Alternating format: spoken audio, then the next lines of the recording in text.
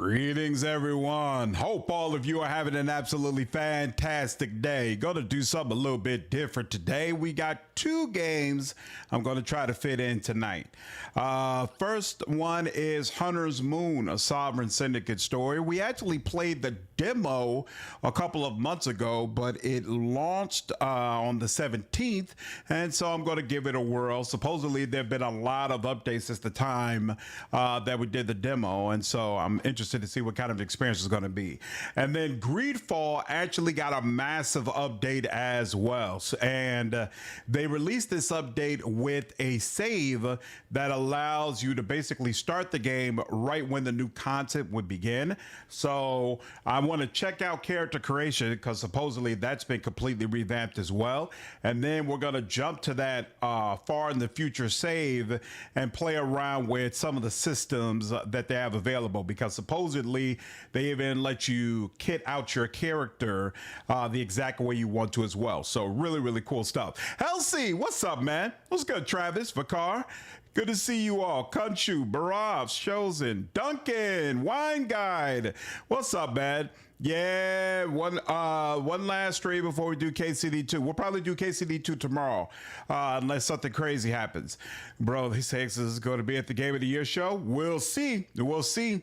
How far have y'all gotten in Blueprints? I think they're still only on like their second run. I think it's going to be more of a weekend game for us, or at least this week. My daughter has a major project she's working on, so there's been no time for games all week.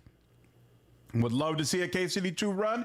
You will, Duncan. You absolutely will. Whether or not it's going to be enough time for us to get it done before the award show, we'll see. But I'm gonna try. I'm gonna give it the old 1-2.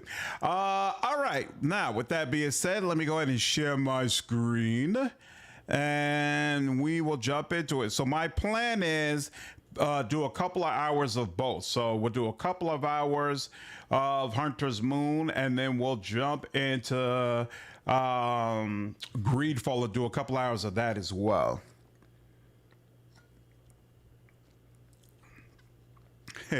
Travis, you think everything but a couple of games are boring. I've learned to ignore you when you say this game is boring, it's terrible. You say that about way too many games. What up, Lennon? How are you, man? Yeah, Doug Barras. Supposedly Half-Life 3 is real. Who is it? Yeah, what's up? Huh?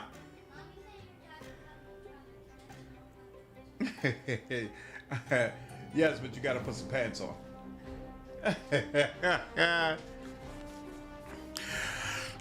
So yeah, I was actually a big Half-Life 2 fan, so I'm definitely excited about it. Definitely excited. What's up, Meriden? How are you? Never heard of this game, but I'm not up to date on most things. Yeah, I'm usually not into deck builder type games, but this is made by the same company that did Sovereign Syndicate, and so I decided to give it a whirl. Why am I not seeing? Nope. That's what I want. Audio. Oh, this is audio. Here we go. Let's bring it down here. I don't know. Is the audio okay for you all? Do you need me to make any changes? Sure, come on in. All right. Well, my daughter heard me talking about her project and she wants to show you all. So here, come on. Come on, darling. She's very proud of it. So they had a project where they had to take a shoebox. Here, hold on. Let me make sure you all can actually see it. Hold on, darling. I know you love to see yourself. Here you go. There we go. Okay. They had to do a project where they take a shoebox and basically show animals in a certain habitat. So she decided to do a rainforest with an anaconda and a jaguar and a macaw in it, and they're all made out of Play-Doh, and then there are trees that have fruit and things in it, and she's very excited. She's supposed to submit the project tomorrow, so her and her mother have worked very hard on it. I helped her with the research for animals, but I didn't do any of this. So this is mango. This is passion fruit. Uh-huh. And this is banana. Yes, it is. Yes, it is, darling. And I'm sure your teacher's gonna love it tomorrow. All right. That's it, darling. It's time for you to go to bed as well. Take it back. I love you, beautiful. I love you. All right. I need to take my script back. Yep. Take that as well. All right. Go to bed, darling. I love you. Yeah, it does look good. I think she did a pretty good job on it. She's very, very happy. Okay. Back to the game. Let's see. What up, JV? What's up, Sierra? How are you all doing?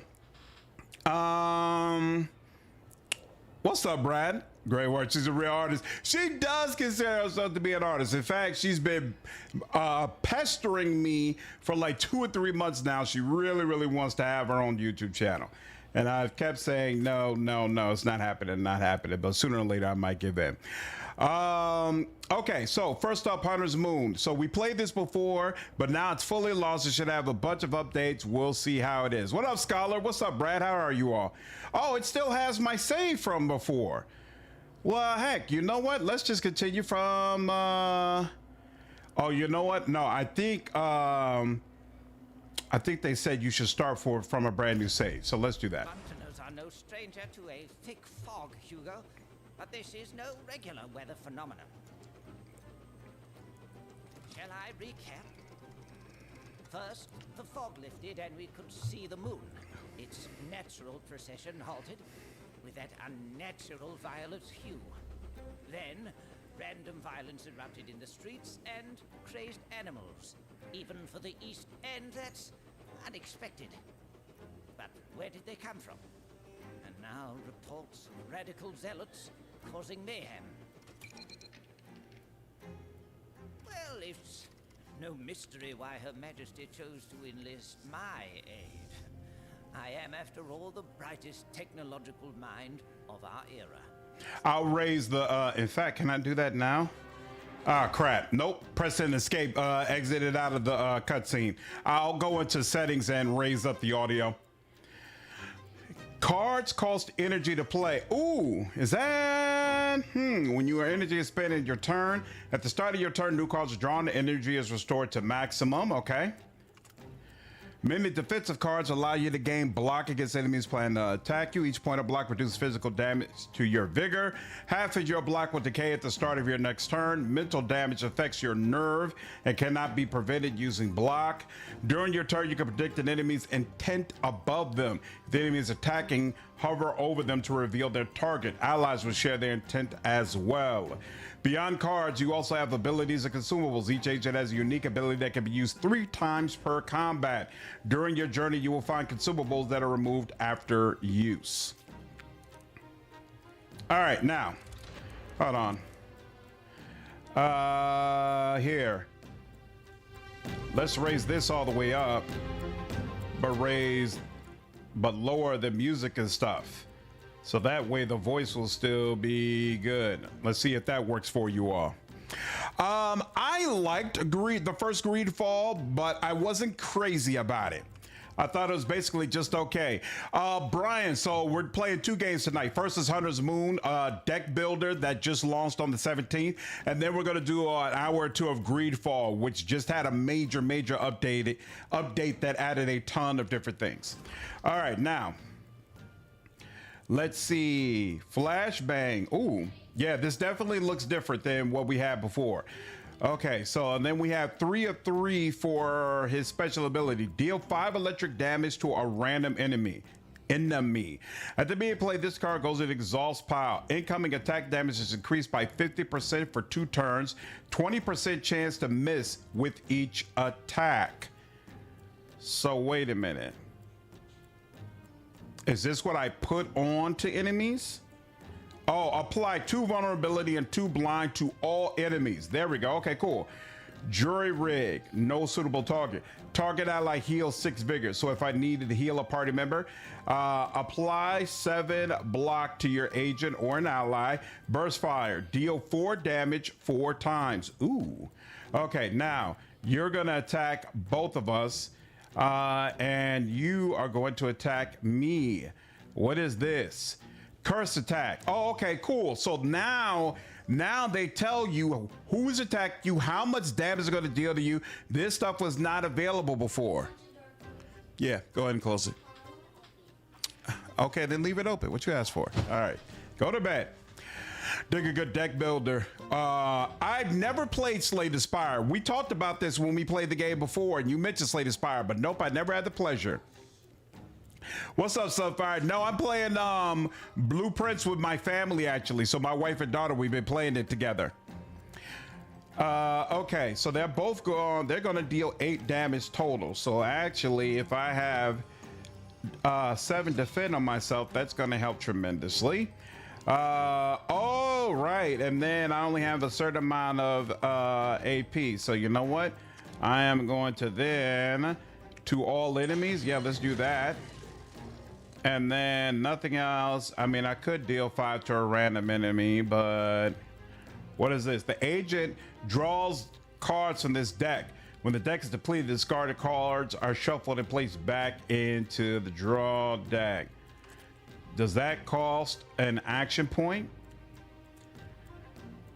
Summon static charge. Deals 1 to X damage at the end of each turn. Huh. Deal 7 damage. Yeah, this is different. What oh, is it? It just allows me to see the pile, but I can't directly draw from it. And then this is the discard pile, and that's the exhaust pile. All right. Now let's see. Interesting. Took away some of my block, but that was it. Cool. Apply 6 static charge to all enemy. Deals 1 to 6 damage at the end of each turn. Deal 10 electric damage, then apply 2 static charge to a random enemy. That works. Looks kind of like Darkest Dungeon. Of all people, no, dude, my Resident. You don't like Resident Evil 9? It's not doing it for you? That's unfortunate. Yeah, let's do that. Woohoo! And then I could just do 5. You know what? Sure, why not? And then why does it deal less? Before it said 5. Now it's only 3. Deal 3 electric damage. Oh wait, my attack damage is reduced by 25% for 3 turns. That's why.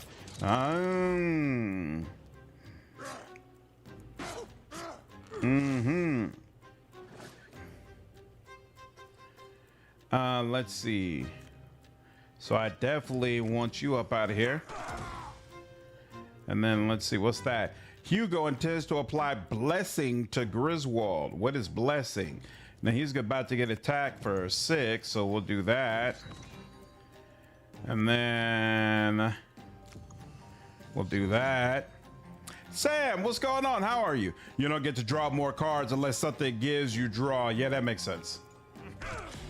I guess I might as well use these up, sure. And then in my turn, blessing. Oh, gives me deal additional damage per stack. Okay. This allows me to deal 8 damage. Oh, right. So I should wait to use these when I have a buff or something that lets me deal more damage. Joy, kick you while you're down. Credit fetal position. It's not like Darkest Dungeon. You're 35 and well, maybe your taste have changed, Travis. So you got to figure out what type of game you enjoy now. Why does that say 12? Tends to deal 12 to you go if the attack breaks through the block. A debuff is applied. He's going to attack for 12 twice. Is that what that's saying? Wow. Well, let's prevent that from happening. Boo-boo! Get up out of here, homie. What up, Ian? It's going well, man. How are you? You have correspondence.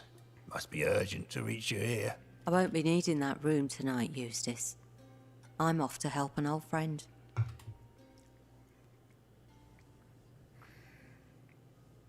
Did the original have voice acting? I feel like it didn't. Battle with corrupted enemies. Let's do it. What up, Jovi? I still haven't finished last week's CR. I don't really like Tyranny, the character. So the newest campaign isn't working for you? Oh, wow. I think they changed some of the art for this. That's interesting. Okay, let's see. What does this do? She can draw a card. Huh. That could be useful. Oh, they're about to attack the crap out of her. And throw all intents to deal 9, 4, and then another 4. So yeah, she really needs some help. That's 17. So yeah, that's about as good as it's gonna get. And I guess we'll go for you, homie. Boo boo. And sure, in turn, what's the dog gotta do? Debuff him some. That might help actually. Good enough. I like it. I like it.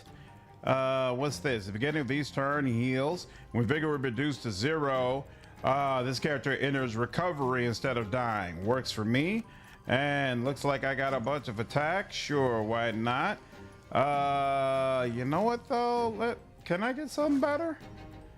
Just deal. I should have checked this. Okay, yeah, nothing in there is better. All right, fine. Let's go.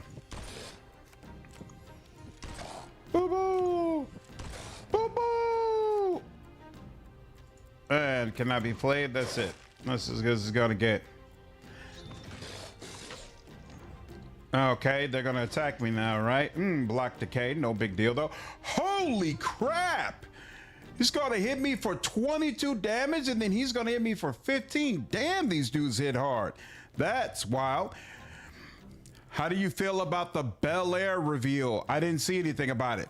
Pick up KCD2 again. I'm a bit rusty on the combat, so I'm now the weakest squire in the land. Yeah, that's the part I'm not looking forward to, if I'm being honest. But I'm gonna do my best. But not looking forward to that aspect of it at all. I would have to deal 19 damage to prevent you from dealing this 15. That's just not happening. So I gotta spend all of it doing that. Even though, yeah, y'all look, good Lord, that's real brutal.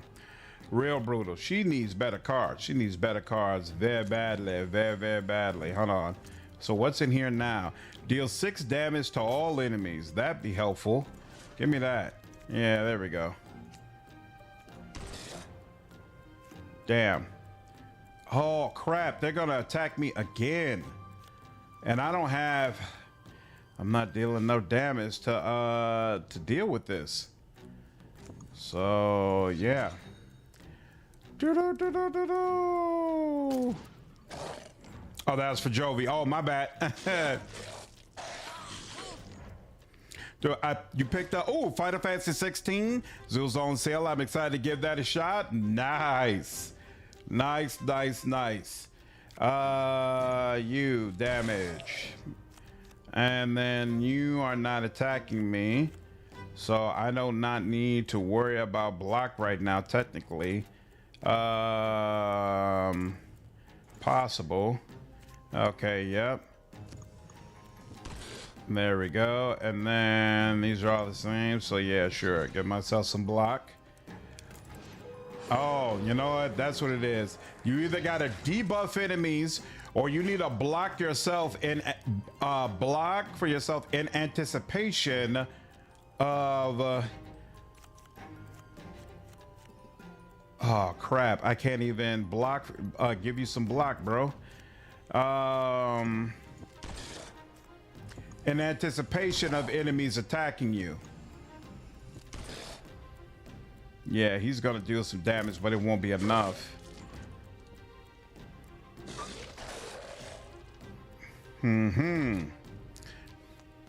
Thought that's it. Summed up that's flawed but fun. Let's see, encounter. Emerging from the wood's darkest recesses, you spy a caravan in a clearing. Close by are a tent and a table, but the site is deserted. A warm campfire suggests that someone was recently here, though you have no desire to wait for them in a forest full of predators. Inspect the tent. Upon the table are a crystal ball, a candle, and several sheets of paper. A gust of wind sends a few sheets flying to the floor, revealing an item you hope no one will miss. You take it and leave the peculiar premises. I don't remember the High Priestess Tarot card. Increase the level of your ability by 1. Reduce your max ability points by 1.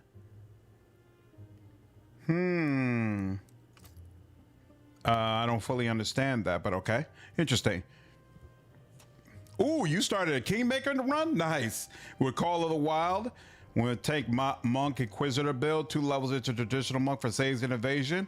Nice. Let me know how that goes. What's up, Quintek? How are you, dude? I really, really want to play Kingmaker on the channel. That's something I'm hoping I'll be able to do sometime next year. You see a I would pillar of love for us to smoke do a and follow it Kingmaker to run a small together. farm where the starling rests in a field. Despite signs of a struggle, it looks like lights are on inside. Search the airship. You climb the gangplank and find Griswold inside, ratcheting a leaking pipe. He looks relieved to see you and invites you to join him at a table covered in maps and scientific charts. She'd make a fine barn, Griswold. The Starling's engines took a beating in the storm, but she'll fly again. I just need the right parts. What's up, Shatterstar? I played Midnight Suns. I reviewed it on the channel. So the only one who hoped are you referring to Dragon Age Veilguard? Had a similar character creation menu like BG3? Yeah, I was kind of hoping for that. I remember feeling like Veilguard's character creator was kind of mediocre. The two of you seem to have your hands full. What exactly does Her Majesty need from me? Our engines need replacement parts. Not something you can pick up in the Haypenny shop, but I'm sure you'll manage. Hugo and I need to stay here and finish repairs. What's up, So Cold? Go for Kingmaker. Sometimes with the constant new releases, it's difficult to do the desired playthroughs. Yeah, exactly. Exactly. I want to fit it into 2026. That and Cyberpunk. Those are 2 games that are like kind of out of the way, but I really, really want to play them because you all keep telling me about how amazing Cyberpunk is now. Is that all? I'm certain the lunatics who accosted us outside were motivated by some external force. If you're able, find out what it is and put a stop to it. All right, so let's see how this has changed. Okay, so it used to be you could just click around on everything, but now it looks like there are 3 options. So hold on. Battles and encounters provide the agent valuable training experience. Aboard the Starling, experience provides talent points for purchasing new agent upgrades. So if these are the points for agent upgrades, why is it 0 out of 125? Why is there a cap on it? Or maybe that's just the maximum that you need to buy things for all of for everything the agent has. Battles and encounters provide the agent valuable training experience. Aboard, talent points for new agent upgrades. I think this is saying the same thing. That's interesting. Oh, maybe this is the talent points you've accumulated, whereas this is how many you've spent towards what you have. Find salvage to help Griswold repair the Starling, unlocking new upgrades and agents. Okay, so you do not get access to all agents right off the bat. So let's see. Agent progression. XP earned from missions will unlock the level of your agents. Each level each level increase provides all unlocked agents with a talent point towards the purchase of unique agent abilities. Interesting. What's up, Keck? Today was a day. Oh, I'm sorry to hear it, man. I'm sorry to hear it. So let's see. This is Molly, thick hide. So Hercules can get more vigor. At the start of battle, you and all allies gain 1 regeneration. Start of battle, Hercules gains 4 strength. And hell can't hold him. Level 1, Hercules takes 1 less turn to recover after being downed. Interesting. Okay, you have to purchase these in order. All right. Slippery target. At the start of battle, you and all allies gain 5 evasion. What is evasion? Does it Is it a chance to avoid damage, or do you automatically avoid it? Negotiator, you get a 10% discount at this merchant. Preemptive strike. At the start of battle, apply 1 vulnerability to all enemies. Ooh. Lucky card. At the beginning of your turn, reduce the cost of a random card in your hand by 1 for the rest of the battle. Okay. Interesting. Interesting. Do you have any word on when Greedfall 2 is going into full release? They said 2026. Or New Arc Line for that matter, they said 2026 as well. Other than that, no, we don't know anything. But 2026 is supposedly where it's at. So these are all the talents. And then these are cards. So I have common cards right now, it appears. Oh, wait. So no, they're common cards and the epic cards. Do I have them already? Or are you just listing the cards that are available for her?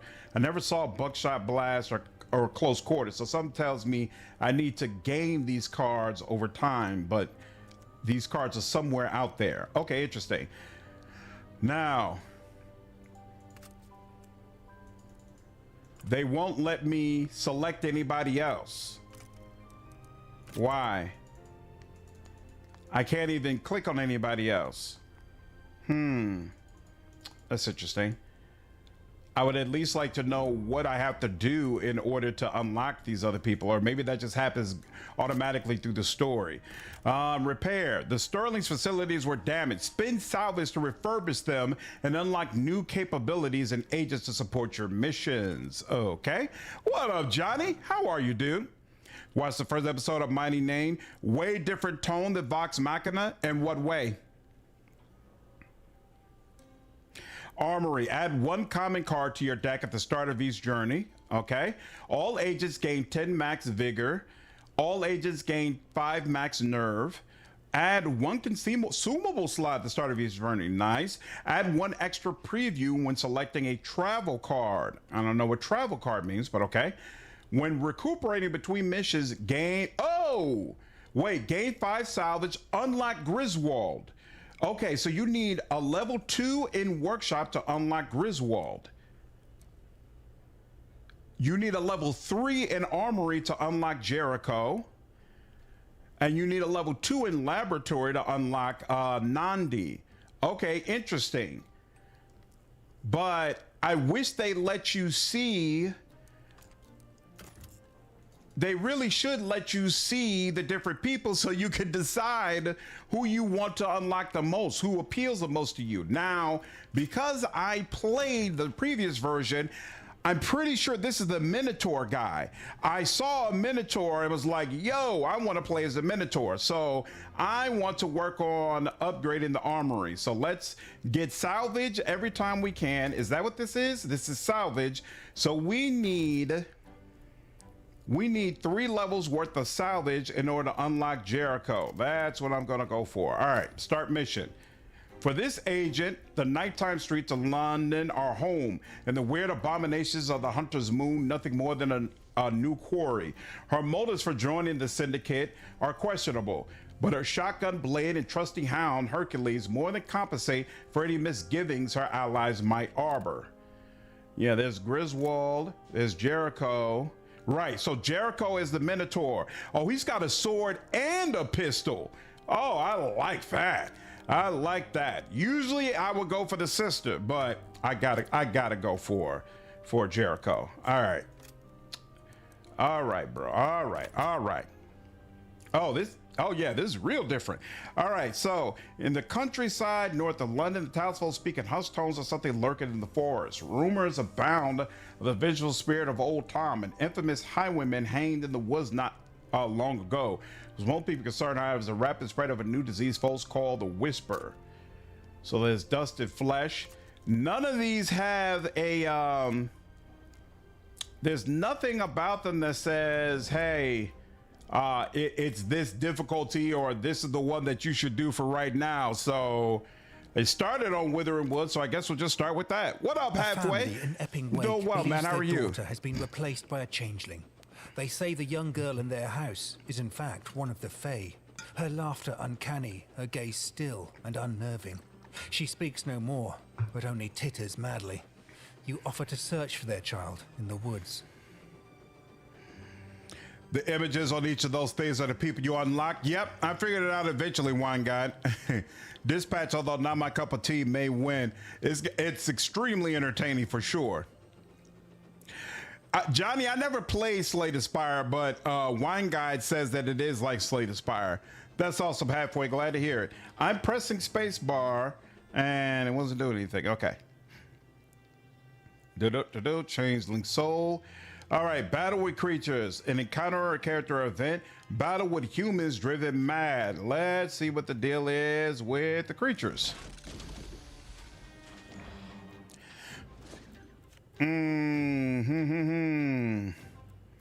And you will not. Do we got scatter? There's a scatter shot option, but there's a bunch of other cards as well. So, wait, what is that? Immune to poison, bleeding, trauma, but vulnerable to burning and cold. If only we could burn you. Each time a skill type card is played, the character gains 2 block. Okay. And let's see. And I will take it. And that's that. I'll take that too. Beautiful. All right, some decay. They're really planning to light you up. That's unfortunate. Let's get something going with you. And unfortunately, that's not going to do very much. I need more block. Yep. And there, we'll take that. And unfortunately, yep, we gotta use it all to try to keep you alive. Interesting. You're gonna do a whole bunch of nothing. Yeah, that was ugly. That was ugly. What is this? Hanged Highwayman intends to apply a debuff to Molly. All right, well, I'm not gonna worry about that for right now. For right now, we're gonna deal with you. And then deal some more damage. And then, no choice, I'll go ahead and do that.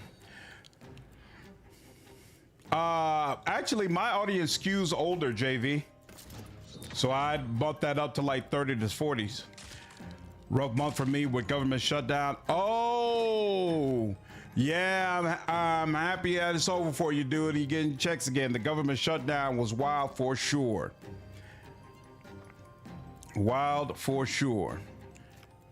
Right. See, Johnny says he's almost 50. Travis is 35. Yeah, exactly. Most of my audience skews older. Can I get you? This is only 14. Is he gonna attack you? He is. So I think we can go ahead and deal with you, homie. What was that? Did I just hit myself? What happened? What is that? Why am I? Oh, the debuff deals 3 damage every time the character attacks. Some of them. Okay. You're attacking you, so that means. Damn. There we go. You're out of here, and you're gonna get blocked for the most part. Okay. Regeneration for you. What about regeneration for me? Oh, I'm still getting. Why are you doing that? Oh. Now is this? There we go. I need to have a shield on. Damn. What up, Milk Dud? 25 here? Nice. Working 40 days without pay is scary. I can't even imagine it halfway. I can't even imagine it. Not knowing when the nightmare is going to be over. Ridiculous. Absolutely ridiculous, man. What'd you say? Absolutely. Other viewers tend to prefer streamers that play the games they like versus the overhyped style of many younger streamers. In my 40s here, that's why I do things the way that I do it, because I prefer having the older folks in my stream. He is about to just destroy me. This is not going well at all. I don't appreciate it, to be honest with you. And I'm gonna just take this damage because I don't want to. There's no point in just ending. But oh, this is brutal. This is a very, very brutal run. How long does this freaking thing last? Status endless. Wow. Freaking endless.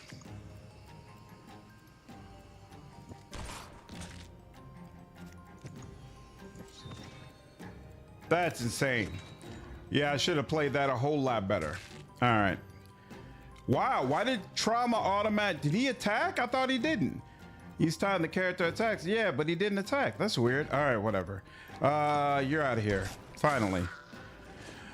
Whoo. What's up, Wiz? How are you, dude? Love that you stream whatever you want. Yeah, man, it's always gonna be that way. Always gonna be that way. Ooh, draw 2 cards. Deal 7 damage. If your vigor is at or below 30%, deal 7 additional damage. No. High stakes. Gain 6 block. Draw 2 cards. You gain 1 vulnerability. I don't think I don't like that. But lucky draw is interesting. So we'll take that. And then what's the other one? Ooh, upgrade. Let's do it. I like that. Okay, now I've got 40 talent points. Okay, cool. Sandlot Kid forever. Oh, best way to do it when streamers have fun and invites good vibes. That I'm all about the good vibes, man. All about the good vibes. You come across a travelling fiddler camping by the roadside. He takes notice as you pass, but continues his song. It whispers of a terrible gang of highwaymen who terrorized the forest long ago. One of the leaders, Old Tom, was a murderous sort and was hanged at the top of the hill. Listen closely. The melody continues as you learn about his dying words. I am the devil's son, and when I return, I'll bring this land to ruin, with naught but a whisper. My. As you play travel cards, as you play travel cards to get closer to your objective, a sense of impending doom grows, increasing the difficulty of enemy encounters. Found a clue, if you say so. Says, let's do it. I remember High on Life. I don't know what that is. For music and games older than you, I definitely understand, Vicar. Battle with humans, battle a powerful foe to obtain a relic. I would love to do that, but I'm at half health, so something tells me that's not a good idea right now. Let's go this way. Oh, I think I could see underneath what was the next thing they were, this is gonna allow me to do. That's actually kind of cool. And I really need to be able to block, and I can't block right now, and I just got damage. There we go. Thank you. All right, now, you know what? Sure, why not?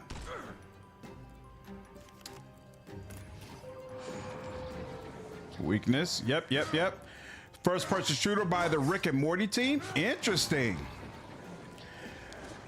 What's up, Book? I love how the narration sounds like a Nat Geo die. Deal 5 damage. Oh yeah, I've got weakness. Okay, no problem. And I'm about to get hit up a whole lot more. So let's go ahead and do that. Let's go ahead and do that. And that's 13. So now we're covered on them.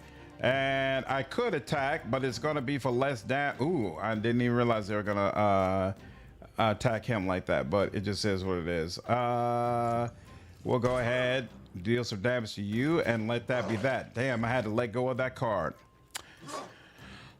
First person adventure shooter. There's a sequel? Interesting. We in the Hills Have Eyes part? Yeah, I'm curious how the different areas of the game look in comparison, because this is the area we played through the first time we did the game, actually. Let's see. Yep, I want all of you. You know what? I shouldn't have went for all of you, because I might have been able to kill you straight up, but you know what? No. It won't let me do that. I don't have enough for that. Here we go. So that I have to do. So you're going to protect against what he does. Oh, whoop. Whoa. Okay, I missed that. Intense a debuff, right? Plot deals 2 damage at the end of the turn, does not decrease per turn, is not removed until the end of battle. Isn't that nice?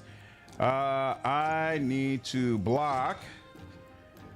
Intends to deal 12 damage to Hercules attack. Oh, so when it's got this star behind it, it's going to add a debuff as well.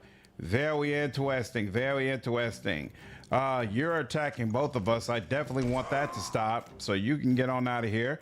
Oh, we're dealing a little bit more damage than usual, huh? So actually, damn, this isn't quite enough though.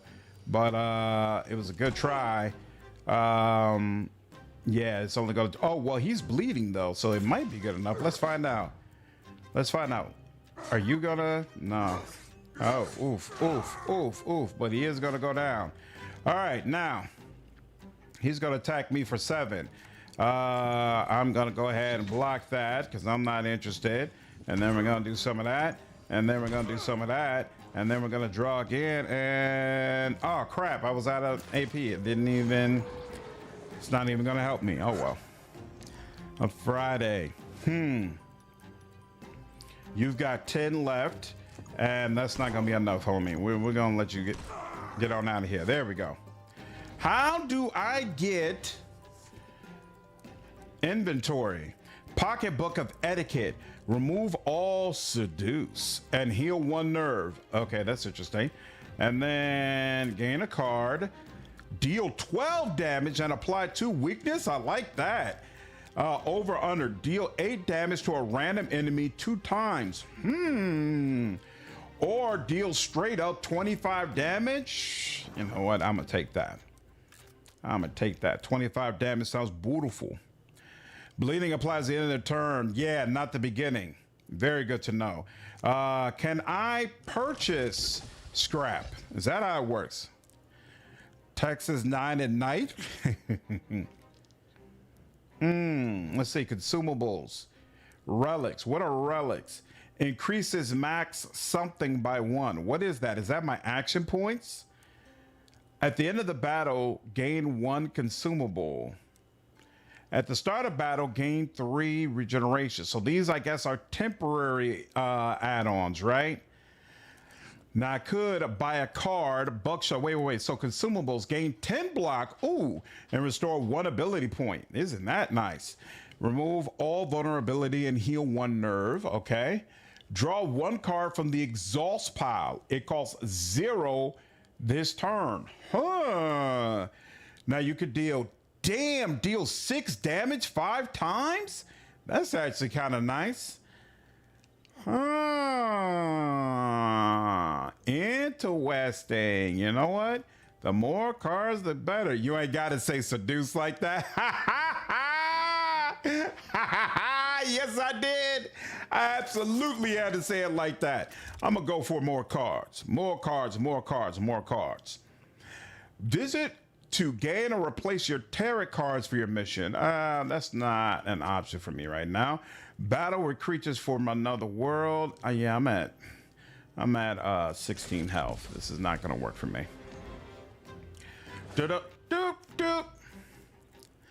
25 damage.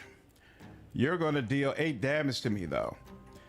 And if it breaks through, unfortunately, I need, you know what? What's this? You just gonna apply a couple of debuffs. You know what? I'm just gonna let it rip and be done with it. What does this do again? Remove all seduce and heal 1 nerve. Okay. Yeah.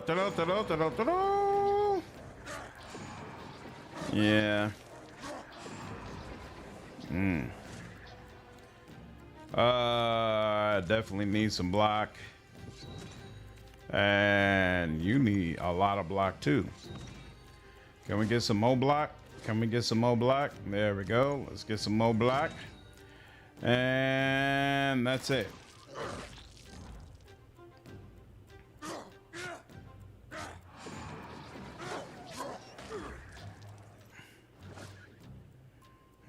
Ooh.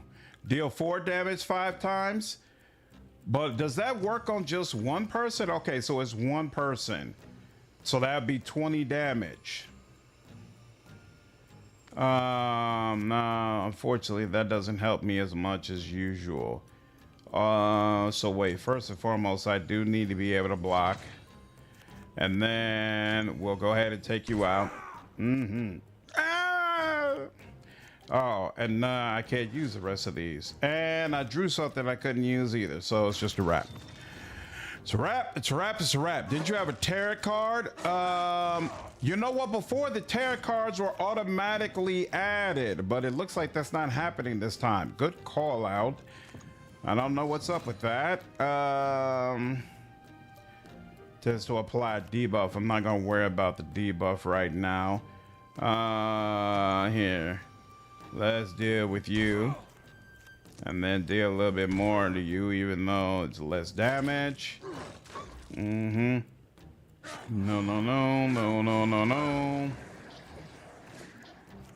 All right, you've only got 4. Ooh, you're about to hit me for 10. Oh, but this works out. Bam. You up out of here, homie. I'm gonna defend. Then I'm gonna defend a little bit more. And then, ooh. Don't like the way that worked out, but it's okay. Oh, this is rough. You're gonna hit me for 8. My shield only blocks 5, but there is nothing I can do about that right now, unfortunately. So just gotta. Damn! I actually like that. Good Lord, it's like my shot is just ricocheting through him. GTA, I couldn't get through GTA 5. I played GTA 3, I played San Andreas, and I played GTA 4. I really enjoyed San Andreas at 4. I played 5 for like 5 hours, and I realized I was forcing myself to play it. And I was like, you know what? Just let it go, bro. Just let it go. This really sucks. When does this trigger? At the end of your turn? Does not decrease per turn, is not removed until the end of battle. So if I kill him, is that here? Let me just put some block on myself just to be sure. There we go. Oh, hanging on. Removes all bleeding and heals 5 vigor. That's actually useful. Hanging on by the skin of my teeth. Gain 15 money. I don't care about that. Deal 12 damage and apply 2 trauma. What's trauma? Deals 2 damage each time the character. Oh, trauma's what they did to me. Yeah, I'm gonna do that to y'all. 6 damage and bleeding. Does not decrease per turn. Is not removed. Yeah, I think I like sickle. Sickle. And let's go. Give me my. Love San Andreas at 4, but 5 was. You didn't like the story. To place tarot cards for your mission. Yeah, so I did get a tarot card. Merchant prices are reduced by 25%. I don't even remember getting that, but okay. So I did get a tarot card, but for whatever reason, it's not letting me do anything with it. So here, hold on. Let's see what happens. Gain a random tarot card. Gain a random consumable. Here, gain a random tarot card. What happens? At the start of battle, gain 3 strength and 3 defensive. You cannot play cards your first turn. I don't want that. Attacks deal additional 3 damage, 1 per stack. Oh, endless. Block gained from cards and abilities is increased by 3, but you can't use a tarot card for your first turn. And hey, now that pops up over here. So I've added that, but the other one never got added. I don't understand. That's weird. We've only got 1 clue about Old Tom, so I wonder, do you have to keep redoing this until you have enough clues to get to Old Tom? Battle with corrupted creatures. Battle a powerful foe. Battle with creatures from another world. Visit to restore vigor. Oh yeah, well that's something we definitely need. And a quick quiet, I'll show you trauma. Hey. San Andreas was great. By the way, the first mods and consoles were hacked. PS2 versions of San Andreas from Brazil. Nice. To discard and remove permanently. Remove all bleeding and heal. Oh, I could heal 5 vigor. Let's do that. What's this? Heal nerve. I don't have a problem with nerve right now, so yep, we'll have to let that go. 95, you say? And now I'm bleeding, and I just let go of all my bandages. It's just keeps getting better. It just never stops. All right, let's go ahead and damn, I need more block. Oh, isn't that nice? All right, I need that block. How much is this gonna do? 2 and then 8, so I have enough block. So yeah, let's punish you for trying to punish me. And bam. And then you're gonna remove my block. Did he take off some of my health? Looked like he took off some of my health. I didn't appreciate that either. Here, let me let you know how much I did not appreciate that. Beautiful. Oh, I forgot about the bleeding. Son of a. GTA isn't your cup of tea? I don't blame you. Honestly, I'm starting to feel like it's not mine either. I'm starting to feel like that part of my life has passed. And 10, if I can't stop him, that's not gonna be enough. So let's go ahead and do that. And end. There we go. Okay, that's what I expected. Cool. He's gonna deal 10 damage to me, and I do not have enough block for that. And I don't have a way to get more blocks. So is this automatically? Yeah, at the end of the turn, no matter what. So yep, this is it. That's a wrap. Oh wait. Oh, he weakened him. Nice. That helps. That helps. Okay, cool.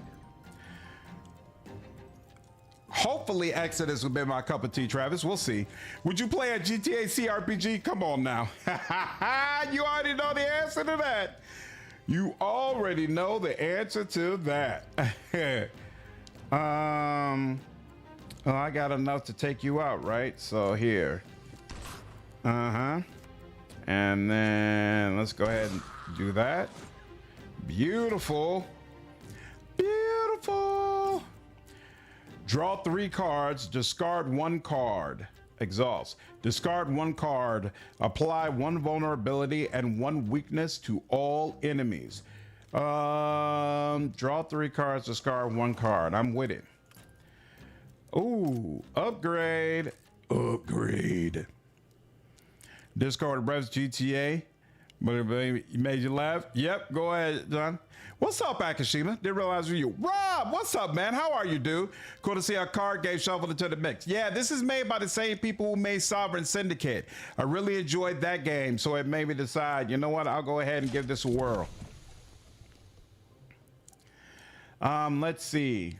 Ooh, you could receive 75. Restore 25 vigor. Let's do that. Okay, so you only get to choose 1. Chance encounter, I'll take it. You stop to rest by an oak tree, and your sleep is disturbed by a vision. You stand before a stone table, upon which rest 3 swaddled infants. One is blanketed in white linen with a lilac pattern. The second is wrapped in muslin with bluebirds. The third is swaddled in green cloth, embroidered with tiny shepherds. Black water is rising at your feet, and you know you must choose one of them to save. Say the one with shepherds. You reach for the bundle with the shepherd pattern, before the rising water swallows everything in sight. Upon waking, you realize there's nothing in your hands. Suddenly, a branch breaks behind you, and a young girl emerges from the woods. Without a word, she hands you a gift, and you offer to help her find her way home. I wonder, do you keep gold? You return the girl to her parents. As you enter the home, the thing masquerading as their daughter confronts you. With a face disfigured and pale, it declares, "You wretched people have only doomed yourselves." The family cowers and awaits your decision.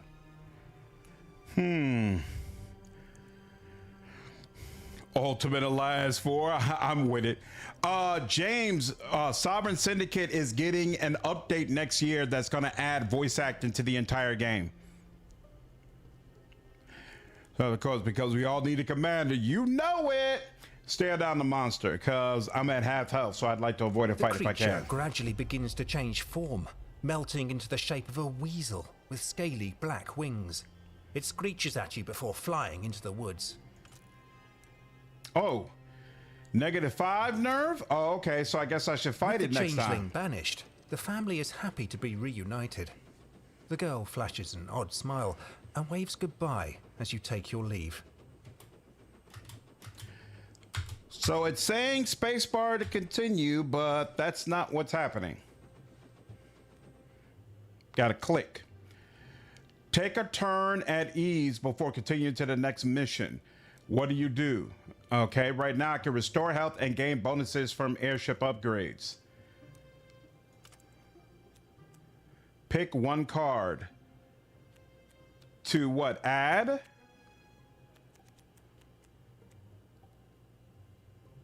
Pick one card to do what?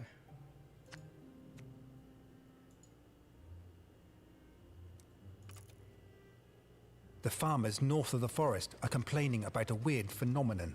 The water from the wells is infused with a ghostly purple glow. These same folks were last seen dancing wildly around a fire, a murderous rage lighting their eyes. Same as Sovereign Syndicate. Interesting. I'm going to add it to my wish list for a future purchase. Yep. Definitely recommend it. I'm having fun with it. Mass Effect 5 is just as resurrecting Shepard again. I'll be disappointed. I doubt it. They've already confirmed that the TV show is going to be after the trilogy and will not be about Commander Shepard. How do I get scrap? I really want to know. Battle with corrupted creatures. You know what?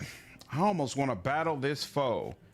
Is any of this going to help me attain a relic or a powerful tarot card? You know, let's do that.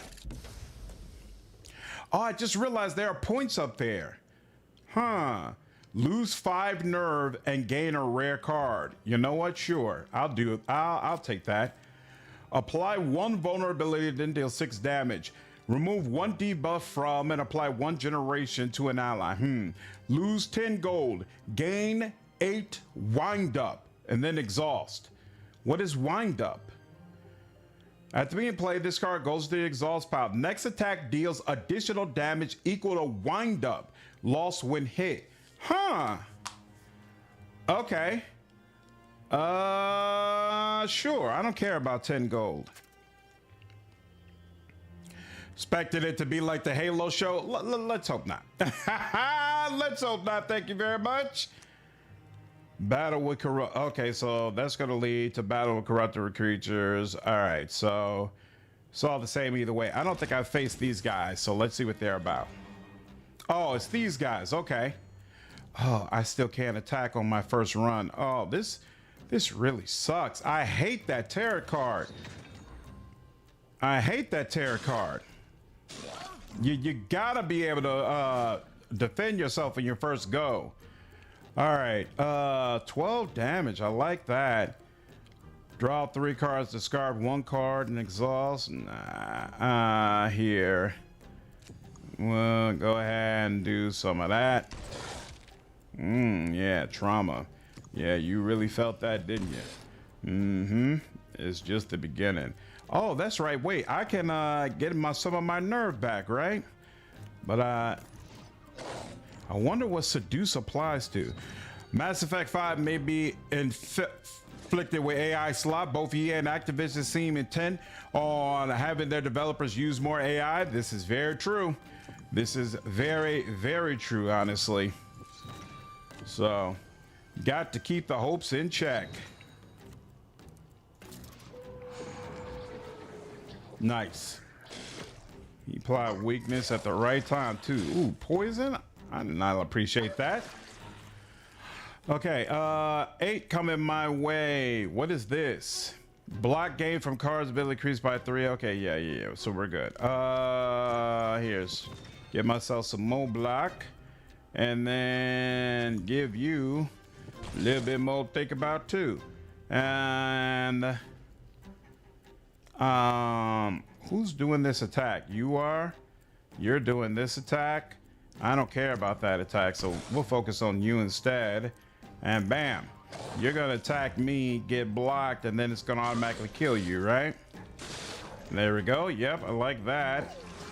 Ooh, my dog is in bad shape. He's gonna get a block for himself. He'll be okay.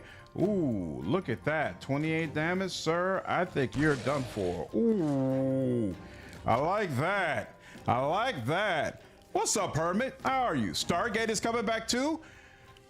Stargate is coming back in what way? The show or a game? Don't know if you're a Stargate fan, but they announced a new show being developed. Really, Rob? Wow. I watched Stargate back in the day. So wait, what was this? After defeating an enemy, heal 3 vigor. See, that's what I want. Something just positive. Even though this is a super powerful card, I don't like not being able to play cards at the beginning. Your team gains 1 strength. You know what? This is actually kind of good. So I'll take that. Yeah, AAA devs doing AI, it doesn't sit right with me at all. Absolutely agree with you there. Absolutely agree. What up, Quintek? Didn't miss anything. We're still getting into it. Oh, dude, am I about to get... Yeah, I'm about to get destroyed. Oh, snap. Why are there skulls above their names? What does that mean? Whoa. Why is there so much blood next to my name right now? What is this? Scratch. At 3 stacks, it's going to deal 6 damage. That's interesting. What does this skull mean? Doom. The power of the Chaos Moon strengthens your enemies. Their attack damage and max vigor is increased by 25%. Well, ain't that about a... All right. What increases the stacks? Endless, not decreasing. But what increases it? I guess they probably manually increase it. Let's see. I can add block to my ally. And I'm probably gonna need your help. So let's go ahead and do that. And then let's go ahead and... What is this? Intends to get wind... Oh, that's the wind up.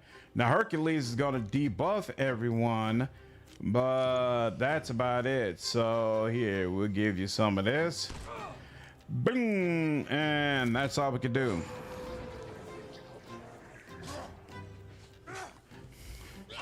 Oh, you're streaming Dispatch? Nice.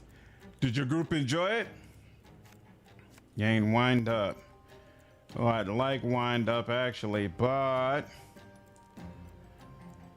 how do I do this? I really want to just obliterate you, but I can't. It's not gonna work. Lose 10. Oh, this costs 0 action points to use. Oh, that's a big deal. I didn't even realize that. That's actually very useful. All right. So what we're gonna get now? So this is gonna deal 20 damage. So, oh my, they're about to just obliterate me. Here. And then you're out of here. And so now it's 20 damage that they're doing to me, which is probably going to be more than what I can take. Yeah, this might do it. Oh, that sucks. I was so close to getting a max run. I was real close. Damn. Wounded and weary, you flee to the Starling. You resolve to continue with renewed vigor.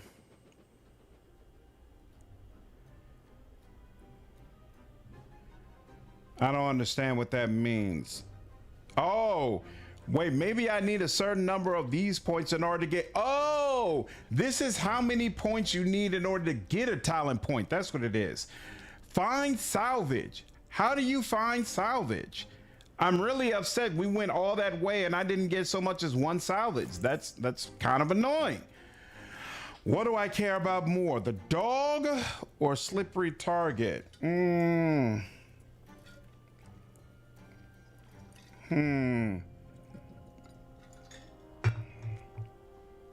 There was actually a Stargate Tactics game last year. It was super big. Interesting. Yep, I know it's a level up wine guide. Saudi Arabia put in a bid to own WB? That's crazy. They want to own all of our companies. Beginning of your turn, reduce the cost of a random card in your hand by 1 for the rest of the battle. I like that. Hercules takes 1 last turn to recover after being downed. Yeah, I think we're gonna go for this actually. I wonder, do you have to have these maxed out to move on to the next one? Let's find out. Level 1. Okay. All right, so no, you don't. Nice. And you could, looks like you can refund and do it differently if you wanted to at any time. That's actually super cool. All right. Continue.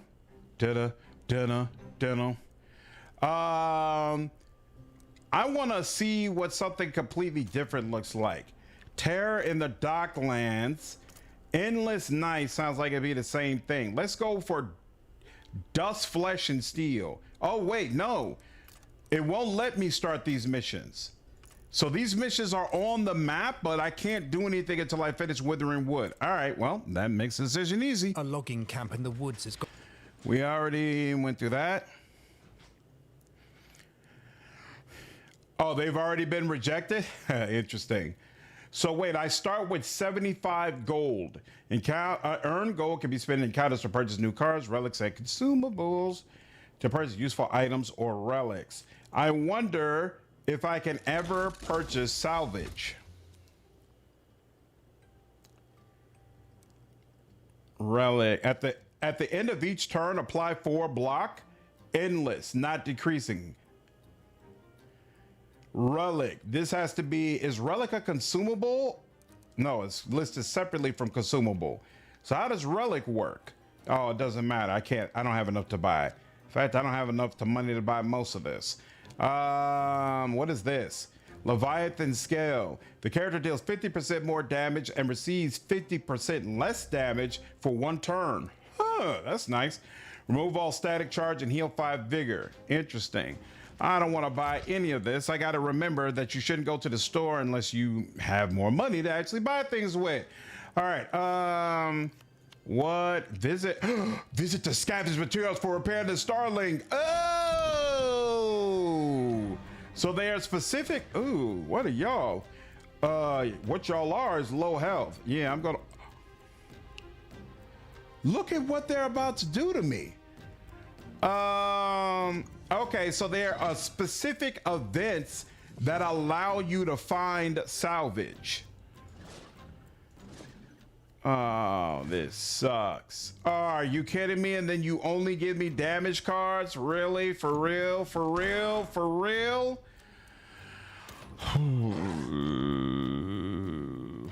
Here we go. They're gonna... My turn. This run just started and I already suck. Can't believe I let these people hit me. Well, you need some help. I got to do a better job of keeping track of what's going on with you and block for you when it makes sense. Damn, he sounded like a damn goat when I hit him. that actually made me feel a little bit bad. Oh, snap. Sounds like I'm picking on a damn goat. 15. You know what? Take back everything I said, because y'all about to hit me again, and I don't appreciate it. And that's it. That's all I could do.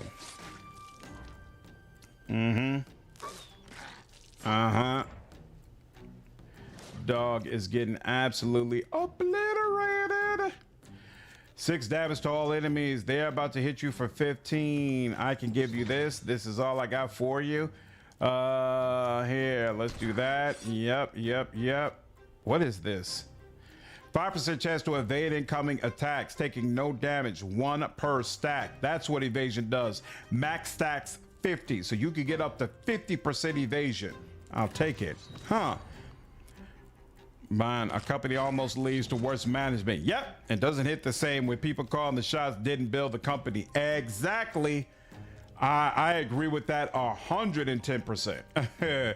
If they didn't build the company, they have no remorse about absolutely shredding it. Absolutely shredding it. Are you serious? All of that was from you? All 15 of this damage was coming from you? I didn't realize that. Black Decay. Good lord. He just obliterated us. Intends on applying a blessing to himself. How dare you? How dare you bless yourself right in front of me? Let's do some of that. And you know what? Yeah, let's do some of that as well. And then we're gonna end our turn.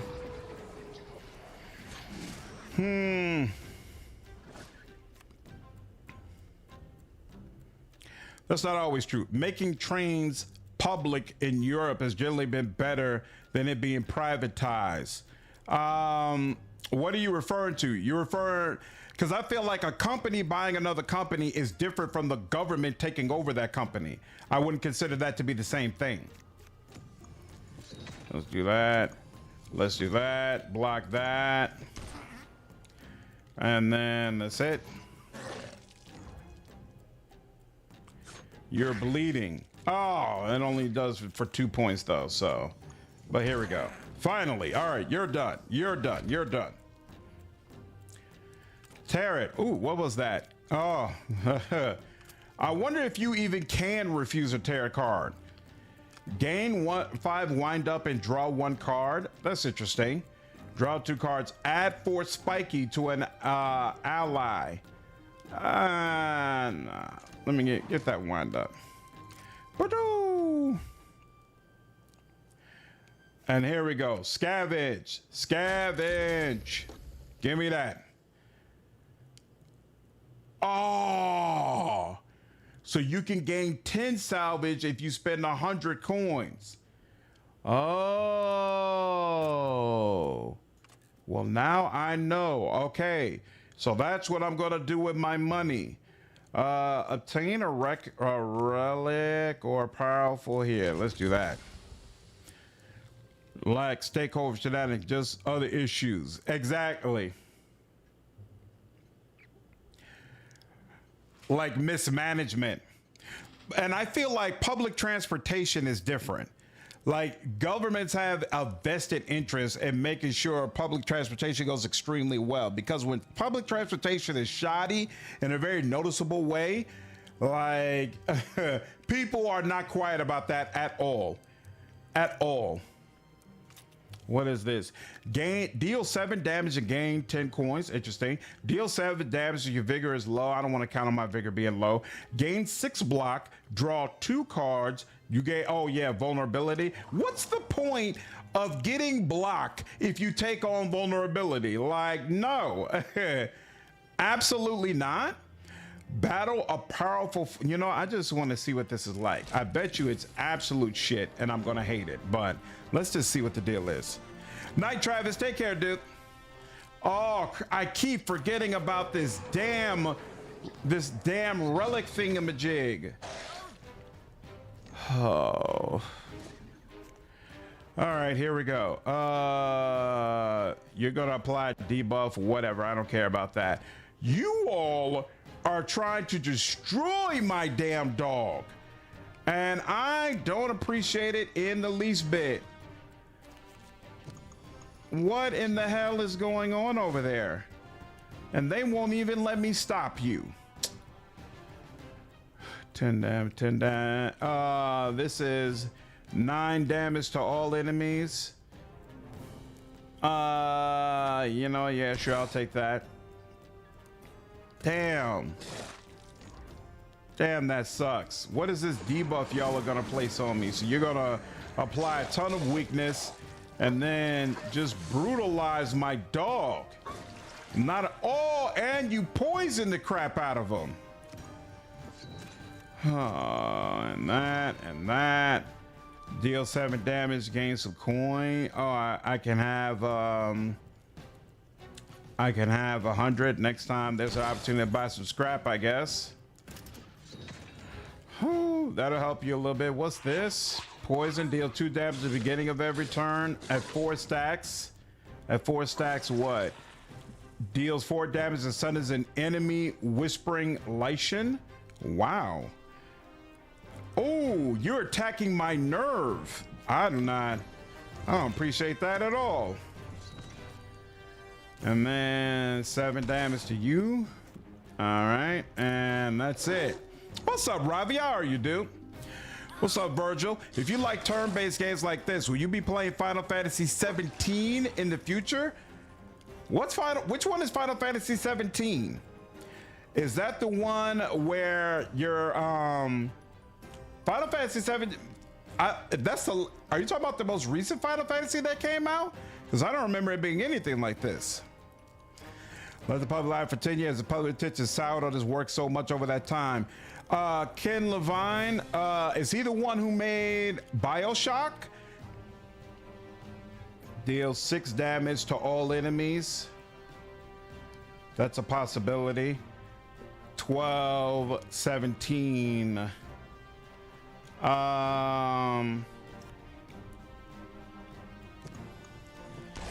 Yeah, let's draw a card and hope that I get a block. And nope, I didn't. Oh, well. Deal 7 damage. Deal 7 damage. Get some coin. Sure. That's what I thought. Okay, 17 has not been released yet. Is there some indication that 17 is going to be a card game? I seriously doubt it. This is gonna block. Hit me for 8.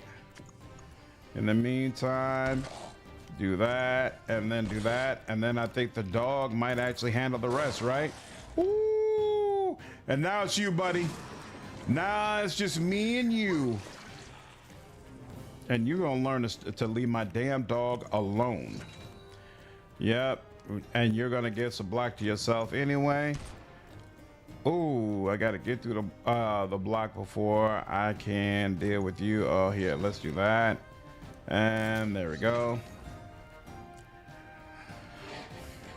No FF game is played like this, right? Yeah, Ken Levine was system, BioShock games. Travis mentioned Judas, who's developing.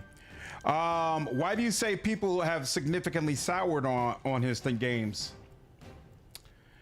Deal 10 damage, deal 10 damage, deal 10 damage.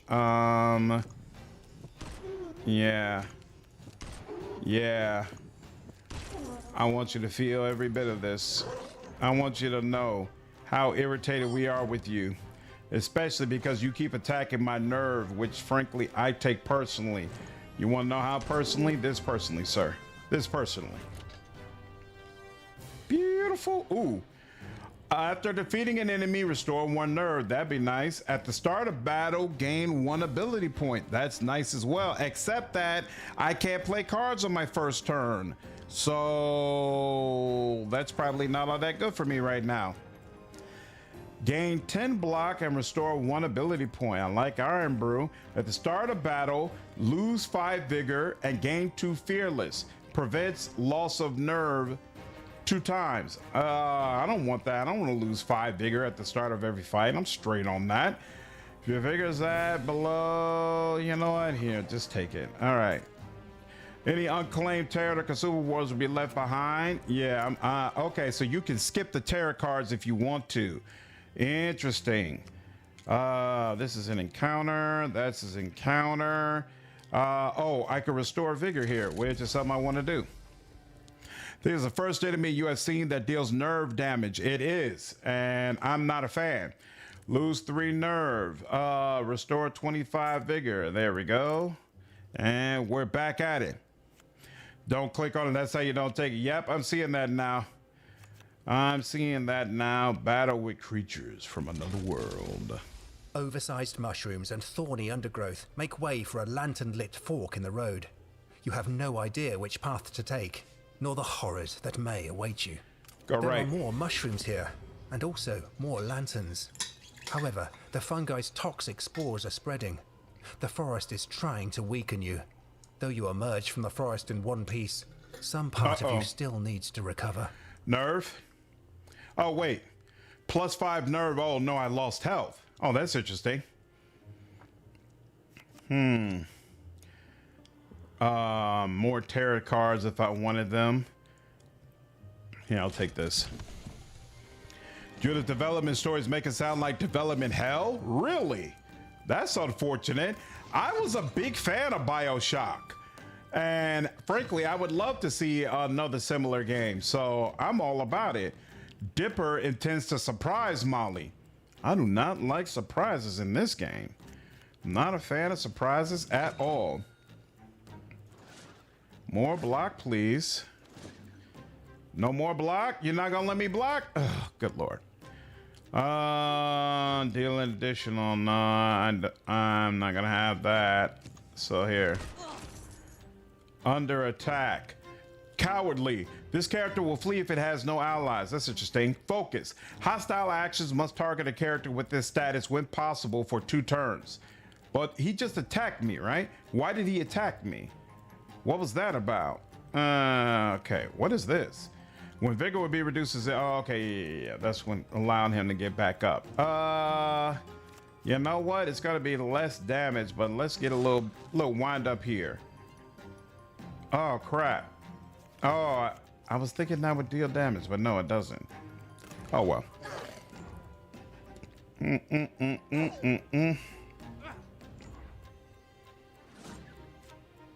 You're gonna do that again? I certainly don't appreciate that. Let me let you know how much little I appreciate that. And he's dealing both of these things directly to me, so I can't just ignore it. So we got 10 block. Oh, and we can still do this. That works. What is this again? Gain 10 block and restore 1 ability point. Huh. That's interesting. Let's see what he's gonna do. Oh, and you're gonna get weakened, so you're not breaking through my block. Not breaking through my block. The surprise is that he's stealing money from me. He stole money from me just now. You bastard. Wow. I am going to beat you to the white meat. To the absolute white meat. Wow. That was beyond not cool. Yeah, my vigor isn't low, but whatever. We're just gonna take it. Love it when forests feel sentient. Yeah, I might be able to steal it back. Dipper intends to flee? You're gonna take my cash and flee? What a...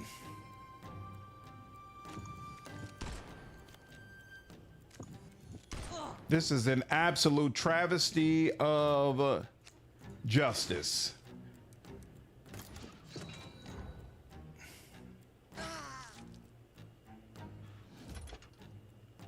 That wasn't no damn victory.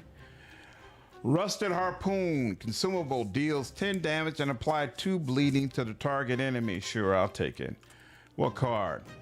Deal 8 damage twice, double barreled.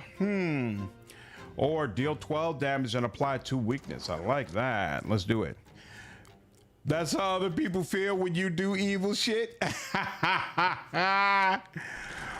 Thanks, Brian. I'll keep it in mind. Old sawmill. Hastily made barriers and spiked palisades slow your approach, suggesting it was used as some sort of redoubt. Multiple enthralled are impaled on the barricades, but the camp is now quiet. The dirt path continues up the hill. That's a copy of an enemy from Slay the Spire? Interesting. You pry the Investigate board the from shack. the door and call out, hoping someone may have taken refuge within. But from the dim light of the shack's interior rise the glowing eyes of more enthralled, who race towards you in a primal rage. That's not cool. Danger, battle. Okay, no problem.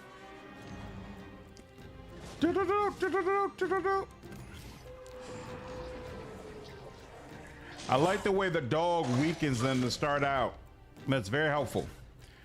Very helpful. All right, now wind up. You know, I'm getting to the point that I don't really like this card, to be honest with you. I don't think I'm a fan of it anymore. I should have went for a draw. You serious? See, technically I should be customizing her deck a little bit more, but I'm not going to use her long term. As soon as I get that Minotaur, I'm going to switch up. So it makes me not want to invest more time in trying to figure her stuff out. Who's hitting me for 15? Yes, I was hoping it would be you. You're not going to be around long enough for that to matter. Boo boo. Now you're going to hit him for 8, but he's got 7 blocks, so I'm not really concerned about that either, which is good because there's nothing I can do about it anyway. So let's just move on. Yep, a little bit. 2 spores. What do spores do? At 4 stacks, deals 4. Oh, this summons the Whispering Lichen. Okay, cool. You're not going to get that far. Ooh, look at that. Apply 2 weakness as well. I like it. And yeah, I'm a fan of that card. I'm a fan of that card. Let's see. Increases max. What is that?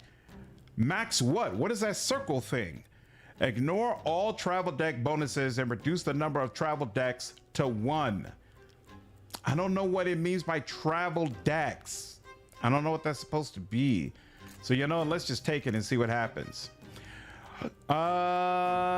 Deal 7 damage gain, I guess. You know, we should take more of these because sooner or later I probably will get desperate.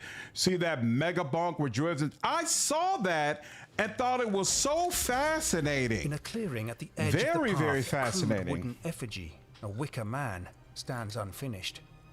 With the approach of the spreading lichen, the workers never had the chance to light it. The corrupted bodies of several workers are caged within. Perhaps they hoped this sacrifice would protect them. Burn it. You set the wretched thing ablaze with a torch, covering your mouth with your sleeve as the flames consume it. Perhaps the deed will bring some measure of comfort to the souls who died here. It was interesting as well that some of the fans were kind of against it, basically saying it doesn't matter that you've done a game previously. Since you're a new studio, you should count. But obviously, the owner didn't feel comfortable with it. And I think it's such a fascinating move. I guarantee you he got a lot of additional sales off of that. Yeah, it wasn't that company's first game. So, well, it was that company's first game, but he's worked for other it's not the first dev studio he's created.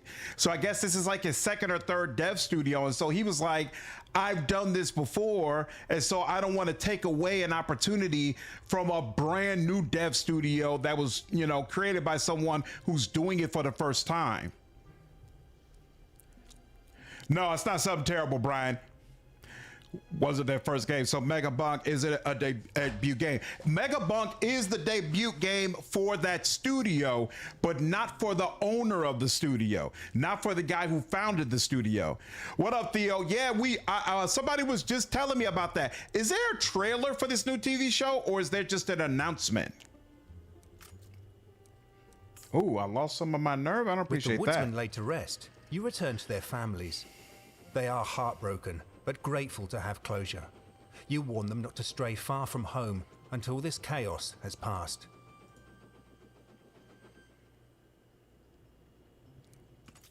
Restore health. Oh, so this lets you remove a card. Oh my God, I think I removed my buckshot card. That sucks. I removed my buckshot card. Damn. I do not like this wind up, draw 1 card. I'm not a fan. I'm not a fan at all. Something evil haunts the trees surrounding Hangman's Hill. The woods are strange here. The shadows somehow darker. and there have been rumors of a weird creature lurking just out of sight. Several people have gone missing. It's time to investigate. Renfell did a video about it. Nice. I'll have to check that out. They're doing an X-Men 97 thing for it. What do you mean, Theo? Jason Momoa is part of it?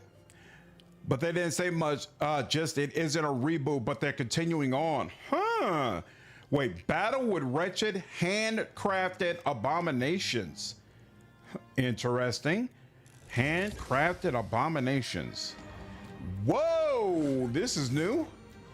And I can't do anything. Oh, okay, so wait. So when it's that increase max by 1, that is my action points. This is draw pile, discard pile. What is the travel deck? Ignore all travel deck bonuses and reduce the number of travel decks by 1. What is the travel deck? I'm confused about that. Huh. What up, Wyvern? How are you, dude? If the rumors are true about his identity, that is a lot of the same people, but he wanted to not ride too much on that identity. Let's see. 15 out of 20 block, and then 15. So that means you're 35 total. But I'm still gonna go ahead and do this. And then, whoa, why didn't that? Oh, immune to poison, bleeding, but vulnerable to electric damage. Block is not lost at the beginning of the turn. Okay, that's not too crazy. What is this? Each time the character is attacked, it gains 1 block. It's vulnerable to burning, cold, and electric damage. So you really want to try to get some electric damage going. Oh crap, I'm bleeding. Just noticed that. So let's get some of this going. Thank you very much. And then, wait, you're about to get attacked anyway, right? So yeah.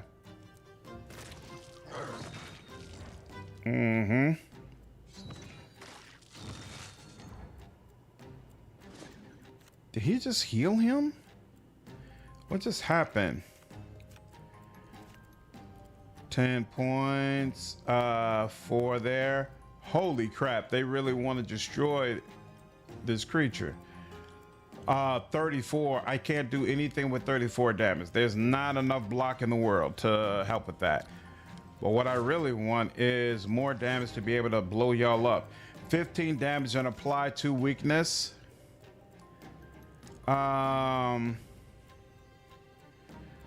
Oh yeah, that's perfect for you. Booyah. Now it's much more manageable. Now you're gonna get 15. So this will make it 14. And then what do I want to do? I guess we'll do another 10 to you, right? And then there we go. Is the travel deck the choices you pick on the map? Maybe. Oh yeah, definitely. I'd be down to play Malice, Wyvern. Mega Bunk is a lot of fun. We did like 4 episodes of it. It was a blast. Nice, Brian. I have to check out those episodes. That's awesome. In BG1, what level should you be when you do the bandit cap? It's been too long since I did that, Theo. I couldn't tell you. Oh crap, I'm bleeding. You know, you gotta remain calm in these situations, Brian. You gotta remain calm. You have 18 health left, and I believe I could do something about this. Hold on. Yeah, this should be enough, right? It should be. Booyah, lovely. And then let's go ahead and get this done. Oh yeah, oh yeah. Oh yeah, oh yeah, oh yeah, oh yeah, oh yeah. Yeah, I think I took some damage there that I didn't have to take, but it's okay. Boo-boo! Go near Stargate universe that is left on a cliffhanger. Ooh, apply 20 block to your agent or an ally. I'll certainly take that. Gain a card. Gain 12. What's piercing? 12 piercing damage. Slug round. What's piercing? Tell me what piercing is. It's not. Oh, wait, here.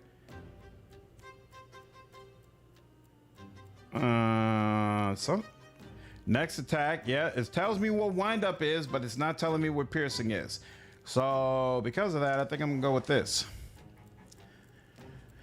Is going to a concert normally $600 in the USA? I mean, if you're going to see someone really, really popular, piercing in Noah's armor, possibly. That's very possible. Win battles against highwaymen? Interesting. Hey, I just used all my points. I wonder what that is going to give me.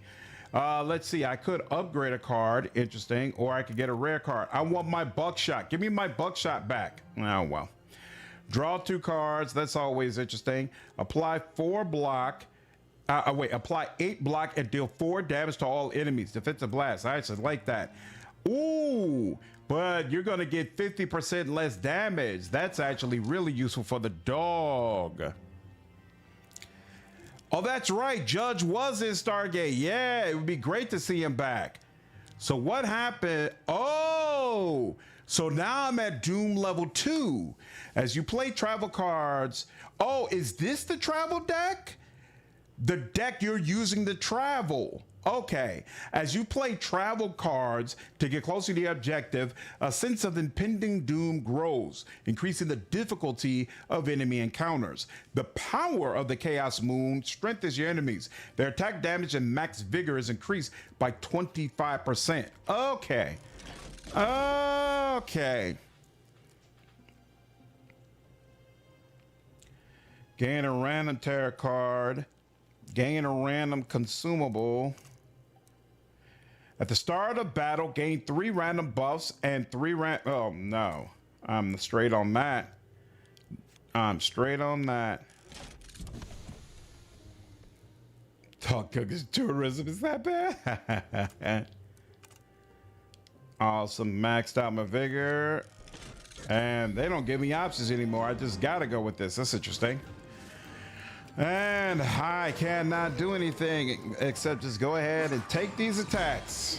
I do not like that.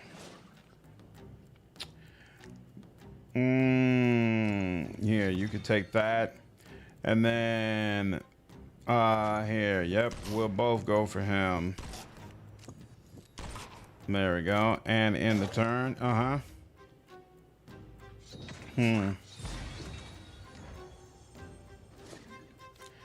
Let's see. Oh, good Lord. 28. This would be 30. So, you know what? Oh, wait, actually. Oh, beautiful. Absolutely beautiful. And then help you out. And that works. Let's do it. Boop, boop. In a way, rather reboot. They were great villains. Rather than powerful, neither one of us can do anything with that. Apply to weakness. Yeah, let's do that. What's this fan? Then if each turn applies 2 block. Okay, I'm not worried about that. Let's go ahead and give you a little bit more. And here, who do we want to block for? I'm going to give you some block because it seems like they've been targeting you a lot. Now what? So it'll take 39. You're attacking me for 6. And of course, I'm not giving away the block. Here we go. And that takes care of that. And then we can attack twice. 17. That is very useful. So we'll go ahead and give you a little bit more. And then he's going to weaken you. Yep, which ensures that my block will be enough. Then it's going to come back over to you. And then this should be all you wrote, correct? And it is. Beautiful. And I got some nerve out of that. Gain a card. Oh, my buckshot. I like that. Upgrade a card. Hey, I really like that. So yes, that works for me. Beautiful. Bar shows are the best shows. Even attended metal concerts in someone's living room at a tiny apartment before. Nice. How much is a flight to New York, from New York to Miami? Yeah, that I'm not sure of. I just want some more salvage. Why are y'all being so stingy with the salvage? You're gonna attack me for 8. Apply some block. Yeah, do that. So, oh, wait. No, I have 10 now, so we're good. And then we could deal damage to somebody, so might as well be you. And then a little bit more to you while I get some moolah. And then I have room for a little bit more damage, so let's do even more. Boop, boop. Boom, boom, boom, boom, boom, boom, boom, boom, boom. Block decay, no problem. Ooh, look at that bulk shot. 27. This is 22. We can actually do both, except I'm about to get hit up. So I need a block. There we go. Now you've got 29 going on. This is 27. Beautiful. And then can I get one more attack, please? Frenzy is nice. I just want another attack. There we go. And then bam, you're up out of there. So now I'm only taking 8 damage, and that's all I can do for now. Beautiful. Yep, you can hit me, but you're not gonna do anything, so that works for me. And there we go. And you're attacking him. Can I don't have any more draw ability, unfortunately. This does 9. Don't need that, so we'll do that and that and then that, and that's just gonna have to do. Oh, you know what? He's not attacking at all. What does this do? Apply. Oh, I could have applied some block to you, homie. My bad about that. And what does this do? Deals 10 damage and apply 2 bleeding to a target. That's nice. And then gain 10 block and restore an ability point. Ooh, that's nice too. Okay. So I did actually have options. My bad. Let's see. 9 times 3, 27. You've only got 9 left. There wasn't one of these deal 10 damage. Yeah. I'm gonna go ahead and do that. There we go. And you're out of there. Excellent. If you got a meal deal in the US, would break your brain. Oh, here we go. Slug rounds available again. Sick 'em. Deal 12 damage and apply 2 trauma. That's nice as well. But we got one of those. We don't have this at all. So do I care about it going through armor though? I really don't. I kind of feel like you gotta go through the block. So, ooh, wait, is that, 5 times? Whoa. See, as soon as I get buckshot, it immediately proves, yo, you should have had me the whole time. Who's on where you are? I hate not being able to play in the first round. I need to not take that tarot card anymore. Hate it. All right, I'm not bleeding and they're not attacking me anymore, so I can let that go. You got 46 out of 51. So let's see. We're gonna go ahead and damage you twice. And then, oh yeah, let's do that. Delicious.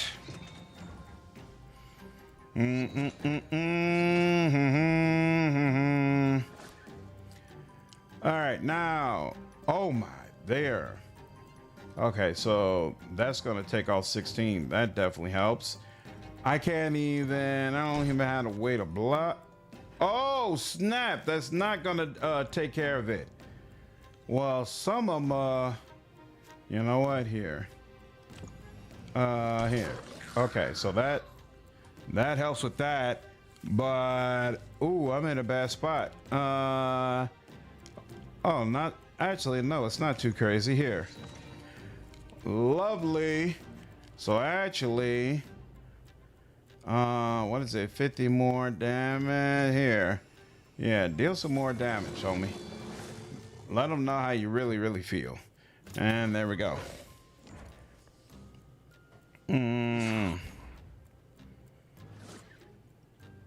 Ooh, 9 times 5, which is 45. That's insane. And I'll take it. And then buckshot is really freaking nice. I like that. Ooh, slug and buck.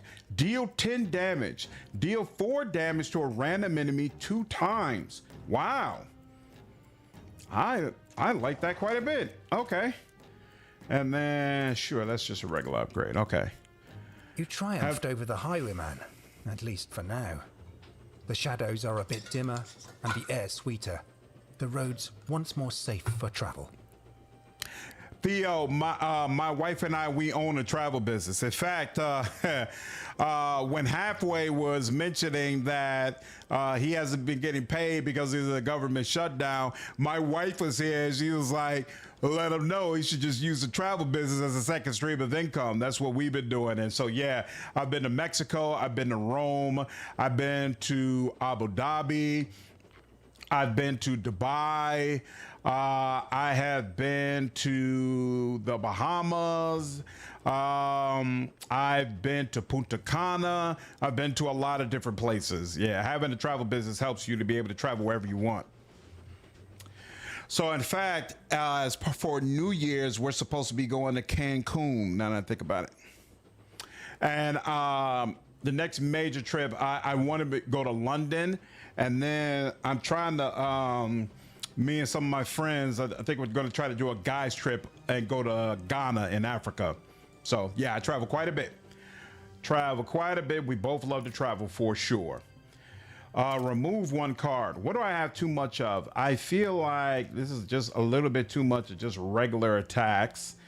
Never know when you need to block, so I'm fine with that. I don't like these cards because I'm usually not at 30% health. But you know what? They're still better than these just regular cards. So yeah, let's remove just the regular damage. Let's not do anything for me. A ghostly figure is stalking the Epping Forest paths. The locals are terrified, evoking ancient tales of Herne the Hunter and the Wild Hunt. Myth or menace, it's your duty to investigate. Cool. I just want more salvage. So what I don't like is it appears at least that as your doom level gets higher, or maybe it's because of how long my run has been going, I get less and less options for what I can pick here. Like, it feels very linear right now. Whereas at the beginning of the trip, I had like 3 different options here, and I could kind of strategize and be like, okay, what do I actually want to do? And I know, or at least I assume, this is supposed to be like part of increasing the difficulty, right? Forcing you into certain things. But it doesn't really feel that way because I'm still, for the most part, stomping through these monsters. So it doesn't feel like a major increase in how much I have to strategize when it comes to the fights. So to take this part away from me, it doesn't feel all that great. A lot of other aspects about this game I love. I'm definitely having a good time with it. Restore 10 vigor and 5 nerve. I should probably, oh wait, no. Gain 5 salvage. Hey, I don't care if I lose. Just give me my salvage. Give me my Minotaur. I want my Minotaur. Awesome. All right, let's go. You mentioned he did. Isn't there the Ghana-Nigeria debate of who has the better jollof? I've never had jollof before. So for those of you who have, how do you feel about it? Do you think it's actually a good dish? I've seen people eat it in videos and whatnot, but I actually don't know if there's even a good jollof place in Chicago for me to go to try something out.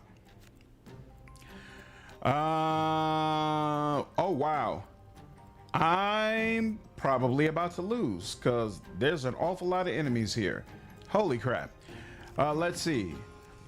As soon as I talked about, man, I'm not feeling the the increase in difficulty, they're like, oh, really? Let's see. Apply a couple of trauma to you. I'm down for that. Oh, crap. He's in bad shape, too. What does this do? 10 block and restore. Yeah, you know, I wanted that for him, though. Not myself. I wanted it for him. Crap, I didn't realize that was only going to be for me. That kind of sucks. Oh, I could draw more cards. That's interesting. Some trauma for you. Here you go, sir. You've caused us plenty of trauma, and it's absolutely our honor and pleasure to do the same. Is Atlanta your best chance for African food? I'm sure it's a great option. We got some top tier Nigerian restaurants here in the South, so Chicago probably has some. You're probably right. You're probably right. I'm probably just not in the know. Oh snap. This has got to help. I'm just going to take a wild guess that this is going to help, and it does. I've got 8 block currently. I guess I'll give myself a little bit more block, and now I can't use my buckshot. Oh, oh, am I actually below 30%? I might be. She might be. Oh, nope, not quite, huh? So 1 more action point and 10 damage. Is probably not going to get much better than that. Well, actually, hold on. I might get a block. Yep, and I do. There we go. We live to fight another day. Gore cuisine is amazing. Yassa African restaurant is another good one. Both in Chicago. Hold on. I'm always down to try something different. Let me make a note for myself.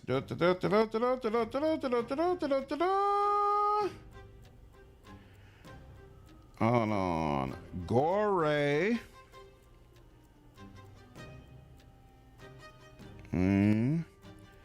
Yassa African restaurant. I have made a note. And at some point, when I get the time, I will try it out. Let's see. Apply 3 weakness. Who's attacking right now? You're attacking? Yeah, I'm not worried about you. Oh, this is 22. Oh, bro. Here you go. There you go. And I guess, because what, that would be 22. But I like the, you know, I like the concept of this, so we'll go ahead and do it.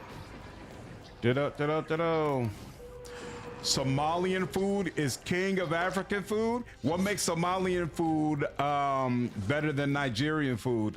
In Chicago, I don't think there's a single type of cuisine that doesn't exist there. Yeah, I figured there was probably a good restaurant in Chicago for it. I just didn't know what it was. Apply to trauma. You know what? We could do that, then put that on here, and then put that on you, and we should be good. Everybody nice and protected. So what I really miss about living there, yeah, Chicago is always a great place for food. Always, always, always. Yep. And you're done. And you're already getting some blocks, so I'll give myself some more block and let that be that. Boston food scene is so sad. What is Boston known for from a culinary standpoint? Oh yeah, you're gonna take all this buckshot, homie. You're taking all this buckshot. Oh crap, I didn't realize it would knock back for every attack that I did. That kind of sucks. Restore 1 nerve, sure, I'll take that. Gain a card, why not? Deal 8 damage to a random enemy 2 times. That could turn out to be 16, so let's do it. What's up, Hex? I'm enjoying Hunter's Moon immensely. Oh, I love jerk chicken, for sure, for sure. Huge fan of jerk. Random consumable. You know, I don't have any consumables. So let's do that. Attacks deal an additional 1 damage, 1 per stack. Interesting. Okay. Boston is mostly clam chowder. Yuck. That doesn't sound appealing at all. Uh-oh. This might be the end, boys. This might be the end.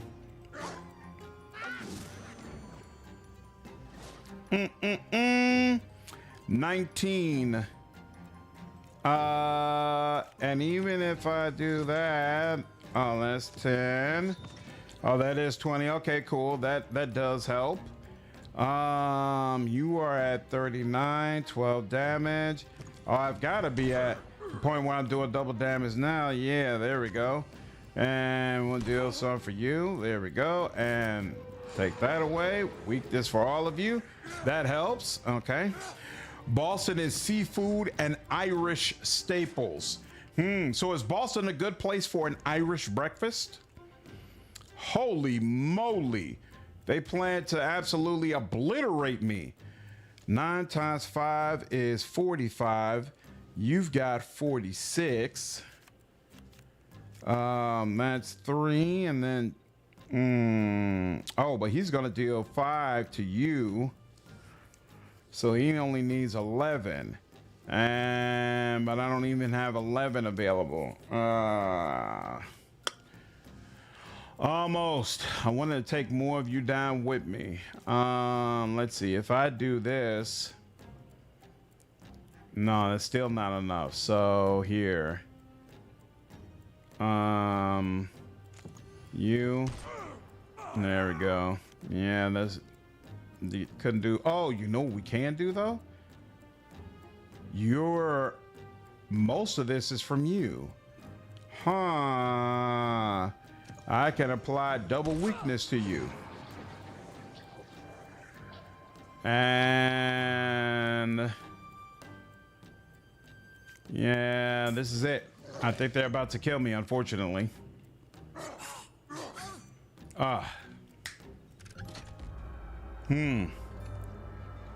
Now there's also an English breakfast. Oh, Mexican food in Chicago is amazing. Ooh, 275, 254. Okay, look at that. Very nice. Very, very nice. So then we could get negotiator. Oh, so these first two cost 1, but then to get this one, it costs 3. Interesting. Now back and let's repair. Okay, so the first one is cost 5. Level 2 costs 20. So who knows what? Level 3 costs 100 in order to unlock Jericho? Yuck. Add 1 common card to your deck at the start of each journey. Interesting, interesting, interesting. When recuperating between missions, gain 1 rare relic. When recuperating between missions, gain 1 epic card. Interesting. Okay. You have Pilsen. That pretty much cheating when it comes to Mexican food. Nice. All right, we played this for 2 hours. You all now have a pretty good idea of what this game is about, and you'll be able to make a decision as to whether or not it's something that interests you. Unfortunately, I can't show you what are the trees for the other characters. I know Griswold is the character we started with who had the mech, and I know he's got a lot of electricity powers, so I think he might be a little bit better if you want to deal elemental damage. Jericho is the Minotaur guy, so he's got a big old sword and a gun. No idea how that works in terms of mechanics. Nandi looks like she should be someone who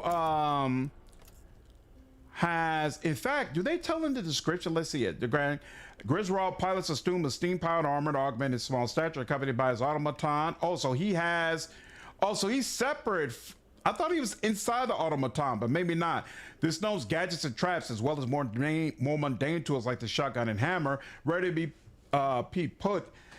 paid to the terrors of the Hunter's Moon. So yeah, it doesn't say here, but I'm pretty sure he deals with like static shock, electricity, things of that nature. Jericho is a former American sailor, sapper and cook.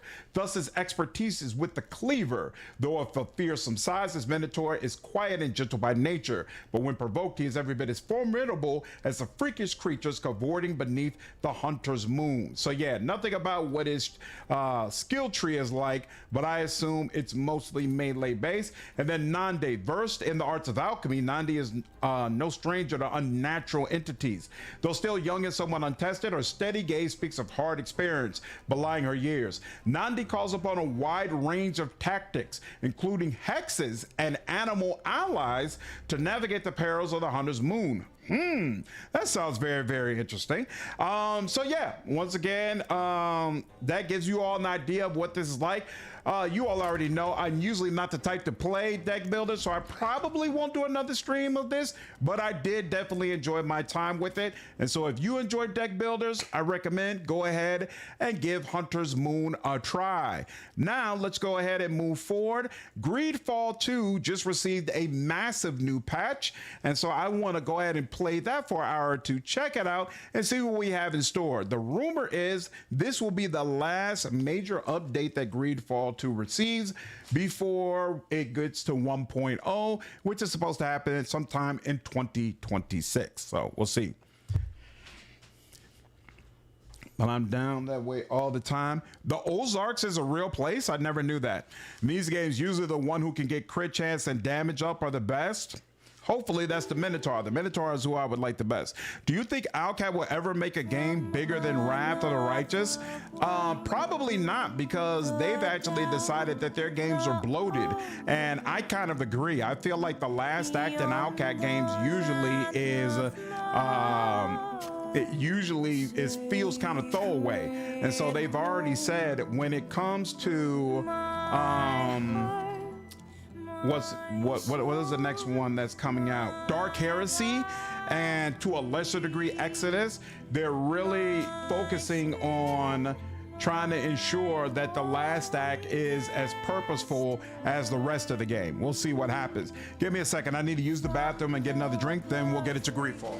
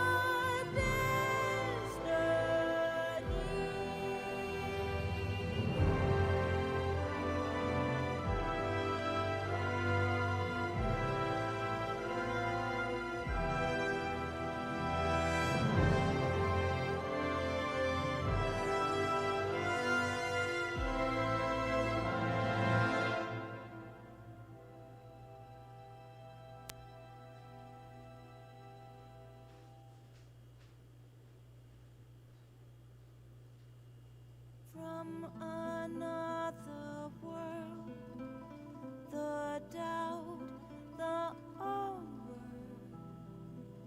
beyond the land of my sacred home. My heart, my soul, my body, my skin, my own destiny. From the perfect land where comes my nature, before the deception, my delusion, forever they come. Supposedly, the workplace problems that were happening at Spider have all been cleared up. I made a video about that. About the problems. I'm not sure if I did a follow-up video confirming that it was all good, but yeah, supposedly it's much better now. All right, so we're gonna do two things. First, let's go to new game because supposedly they've completely changed how character creation works, so I want to see that. You're about to embark on a new adventure. Select the profile that seems to best match the experience you are seeking. Tactical offers the most comprehensive experience in character management and combat. Among the most important options, autonomous team on command, extensive options for camera control, extensive options for the tactical pause. Hybrid offers a balanced experience between tactics and action. Among the most important options, autonomous team on command, basic options for camera control, intermediary options for tactical pause, or focus offers an experience centered on your character. Autonomous team activated by default, basic options for camera controls, basic options for the tactical pause. Okay, interesting. Let's go for tactical. Difficulty. Adventure. This mode provides a balanced challenge. To complete it, you must optimize skill and equipment, use talents, and carefully think out your battles. Okay. Story. Adventure. Tactical. This mode is for players who enjoy the tactical aspects of combat. The player must also control their companions. The use of pause is highly recommended. Also, wait, you don't control your companions here? Interesting. Adjust your experience to your own gaming style. So first, let's start with adventure because I want to understand what it means when it says you must also, the player must also control their companions. What does that mean? You know, let's do tactical. In fact, we're going to change that anyway because we're probably not actually going into the game from here. We're going to load it to the later save.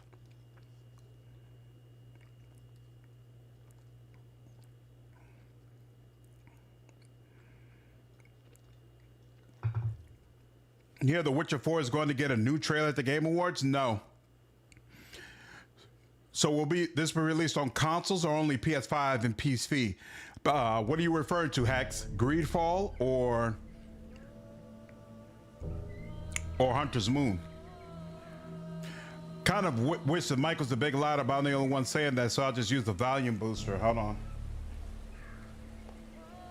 If you want this portrait to bear any resemblance to you, stop fidgeting. Stand up straight. What the hell? And turn your head towards me. There. Hold that pose.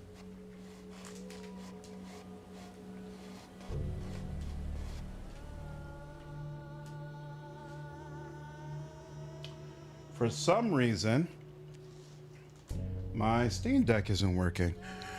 But here, hold on one second. Mic is already way on here.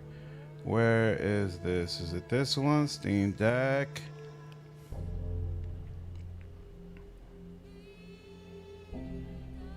There we go. It just flashed again, but nope. Still not doing anything. One moment. Oh, because it's out of date. That's why. Okay. Install update. Here we go. 1 second, you all. I think my Steam Deck is out of date, and that's why it's not allowing me. Elgato, accept the terms. Next. Next. Install. Boop, boop, boop, boop, boop, boop, boop, boop, boop. I probably should have told them to skip this. Ooh, you know what? I didn't even think about this. I wonder if it restarting causes my mic to cut out. That's much better. Yeah, okay. Yeah, it's because my oh yeah, do not close my OBS. It's because my Steam Deck was out of date. That's why. So it wasn't updating my mic properly.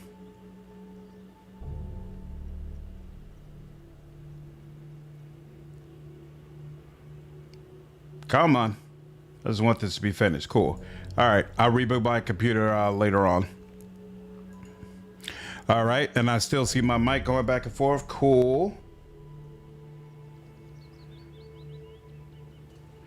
There we go. Okay. Yeah, that's fine. That's cool. All right. Close that out. Close that out. All right. One more mic check. Sound still good. Still better. Okay. Character creation is supposedly much better. Let's see. Non-customizable appearance. Yep, I can already tell some of the canned options are much more diverse than what they were before, for sure. Is there any game you want in 2026 but won't happen? Pathfinder. I want the next Owlcat Pathfinder game, and who knows when that's gonna happen. All right, let's see.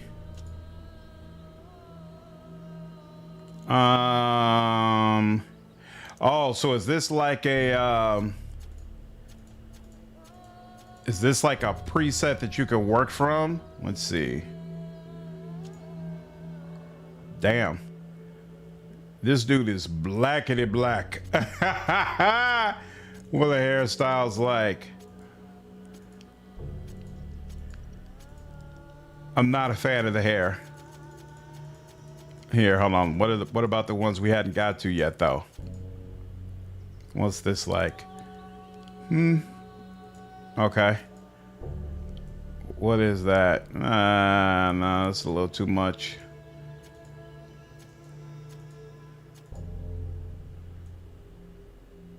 That looks like the previous one.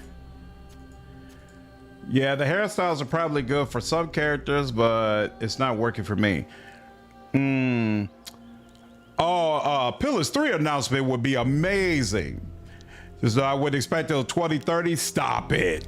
I expect Pillars 3 and I'm gonna go with 2027.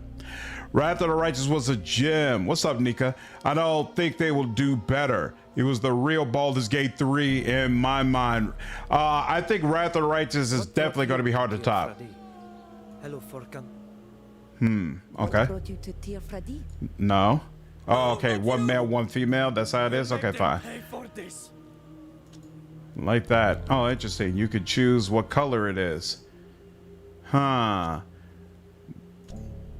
Black is what I usually go for, but I think it's a little boring in this particular instance. Let's go to advanced appearance. Oh, okay. Oh, actually, he looks much better up close. That's cool. Hello, Still Forkan. just two voices, right? Okay, what does type mean? Oh, a male or female? Oh, okay, cool. Corpulence, what is that? What? Oh, how bulky you are? That's what corpulence means? Okay, cool. Oh, and then they give you more hair color options. Yeah, the eyebrows definitely need work. What is the deal? I think the eyebrows don't work with this. Maybe don't work with this hair color.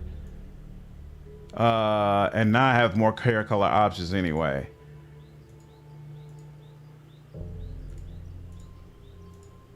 This is, for some reason, I was not impressed with the way this guy looked far away, but up close, he looks much more distinctive. Corpulent equals big boned. Interesting.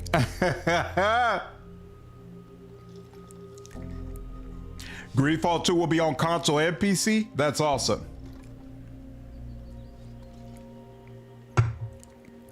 Hanoi, I agree. Owlcat with a new Pathfinder and Lariat with a DOS 3. I'd be all about it. We might have more of a chance now because the ownership has changed. A good Lord of the Rings CRPG would be amazing. It could happen one day, but yeah. I hated how in Greedfall 1 the English dub was terribly lip synced. Yep, I vaguely remember that. I don't like this eye color. Why do the eye colors seem kind of limited? I'll take the brown one. Then again, this is probably not the final version of character creation by any stretch of the imagination. Let's see, size of what? Oh, is this supposed to be size of my eyes? Yeah, sure. Let's make them give them massive eyes. Oh, the height? Yeah, that's fine. Gap, rotation, I don't care about all that. I don't care about his nose either. But the mouth needs work.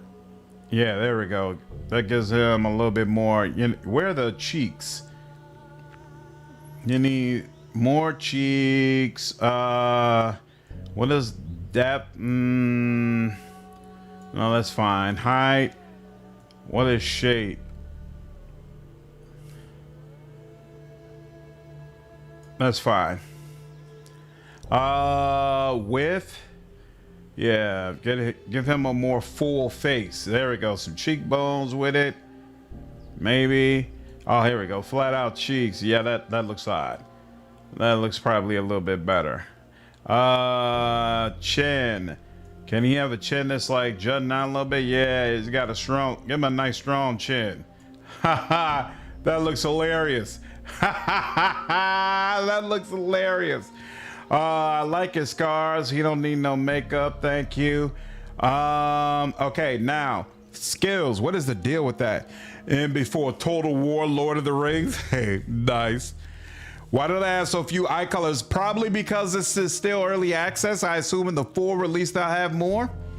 Like to have asymmetry in the nose. Makes it possible to do a broken nose. Oh, I didn't think about that. But yeah, you're right, Wine Guy. That's a good call out.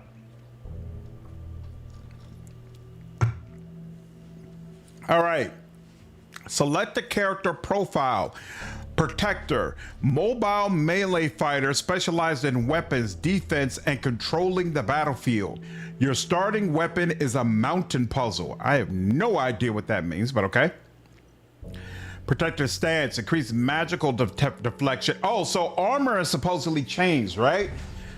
Where like now your regular armor decreases how much damage you take, and then magical armor is like extra health that's placed for you. Whereas I think in the original version of early access, like armor was something you had to damage through first, and then you could hit their regular health. Or maybe it was like armor was one thing, health was something different, kind of like DOS 2. It was something weird like that, and I guess they've went in a completely different direction. Okay, increases magic deflection, armor, and life by 10%, but decreases damage dealt by 15%. Also greatly increases the threat generated when attacking. Only one posture can be active at a time. And then from there, what? Hurtful words applies weakness to an enemy. What is weakness? Does it have something that tells you what weakness is? Doesn't appear so. Reduces the target's action. Wait, upgrade reduces the target's action points to 0, but what weakness is, I'm not sure. Who would you like to make BG4? I don't care. It's very hard for me to see BG4 doing well. Archetype would be someone I believe in. But it's weird because if Archetype made Baldur's Gate 4, it would almost certainly do significantly worse than Baldur's Gate 3 because it would probably be much closer to Baldur's Gate 2. So people like me would be thrilled, but a lot of Baldur's Gate 3 fans would be like, this is not what we want. Tell me my starting weapon is a mountain puzzle is exactly why people call us nerds. Exactly. Taunt, of course, you got to have a taunt. Now you could go the weapons of war route. Mastery of weapons of war unlocks weapon skills for weapons of war: brutal impact, iron breaker, destructive blow, and shockwave. Violent charge charges an enemy target violently, inflicts damage, and applies projection. What is projection? Scourge, projection. I hope in the full version you can mouse over some of this and know what it means before you pick it up, because otherwise it's going to be very difficult to make my builds. Knockdown applies projection to an enemy. Damage, yeah, like I'm looking at this and I have no idea what it means. Iron breaker inflicts damage and breaks an enemy's shield, interrupts the target as well. Shockwaves inflicts damage and applies projection to characters in the area of effect. Brutal impact inflicts heavy damage and applies projection to an enemy. Inflicts moderate damage and breaks the shield of characters in the area of effect, interrupts the characters. Did you hear Jawsaurus wants to make Pillars 3 turn-based only? He talks a lot about how he wants it to be like BG3. I did not see him say he wants to make it turn-based only. That's interesting. Weapon skill improvement, power sweep, looter, restores shields when dealing a fatal blow. Ooh, double fracas inflicts damage twice in the area of effect. Okay, that's protector. Hunter. So looks like Hunter has the same path of protection, but you also have the wait. I just see, so the path is protection, weapons of war. So this is melee weapons, I assume. Then archers specialize in dealing scourges. What is a scourge? Starting weapon, tracker's bow. The lack of tooltip is annoying. Yeah, hopefully they'll change that in the full version. Tooltip design is very important. Gonna have to do it. Everyone copy at Baldur's Gate 3 for a while until they realize they need to do their own thing. Yep, I agree. No choice. I gotta get through my Black Geyser content first. As soon as we finish Black Geyser, I'm gonna make a video about Pillars of Eternity and say, yo, in my opinion, Pillars of Eternity 1 is better turn-based. It just is. Like, I'm not trying to knock real-time with pause, and I understand we're at a point right now where everything is becoming turn-based, and I know that really irritates those of you who strongly prefer real-time with pause. And I know that Pillars of Eternity is considered like a hallmark real-time with pause CRPG, but we just gotta call a spade a spade. It's better turn-based. It's just a better experience turn-based, and that's with the bugs from the patch right now.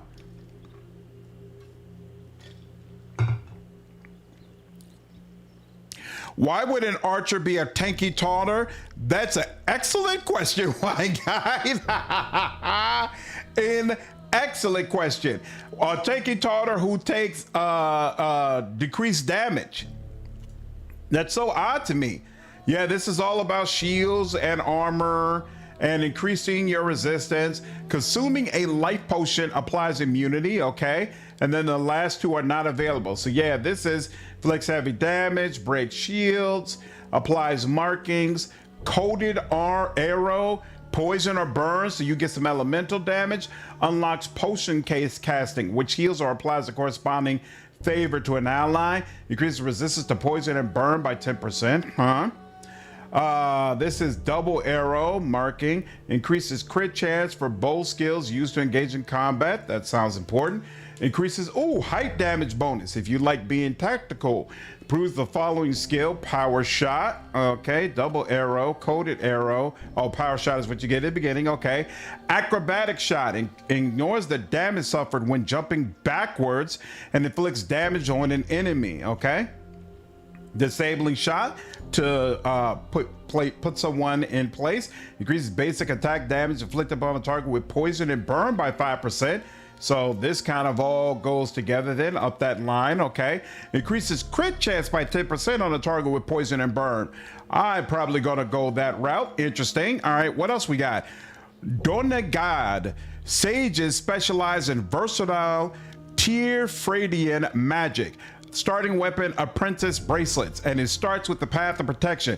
This has got to be something that's going to change in the full release. There's just no way it makes sense for the path of protection to always be available. Barbarian Archer. Turn-based honestly seems like the better choice. It does to me. People spent years calling turn-based archaic, but honestly, Real Time with Pause has aged worse. I don't feel like it's aged worse. I feel like it has its place, but I feel like Dungeons and Dragon mechanics work better turn-based. And even though Pillars of Eternity is its own thing, it's absolutely distinguished itself from what Wizards of the Coast have done. It is still essentially a version of Pillars of Dungeons and Dragons, right? It's still got those bones. It's just better turn-based. It's just better turn-based. As opposed to Pathfinder Wrath of the Righteous. I feel like Wrath of the Righteous is pretty much equal turn-based or real-time with pause. I feel like it's just fantastic either way and works very, very well either way. I feel like Pillars of Eternity, clearly a better game, turn-based. Clearly a better game.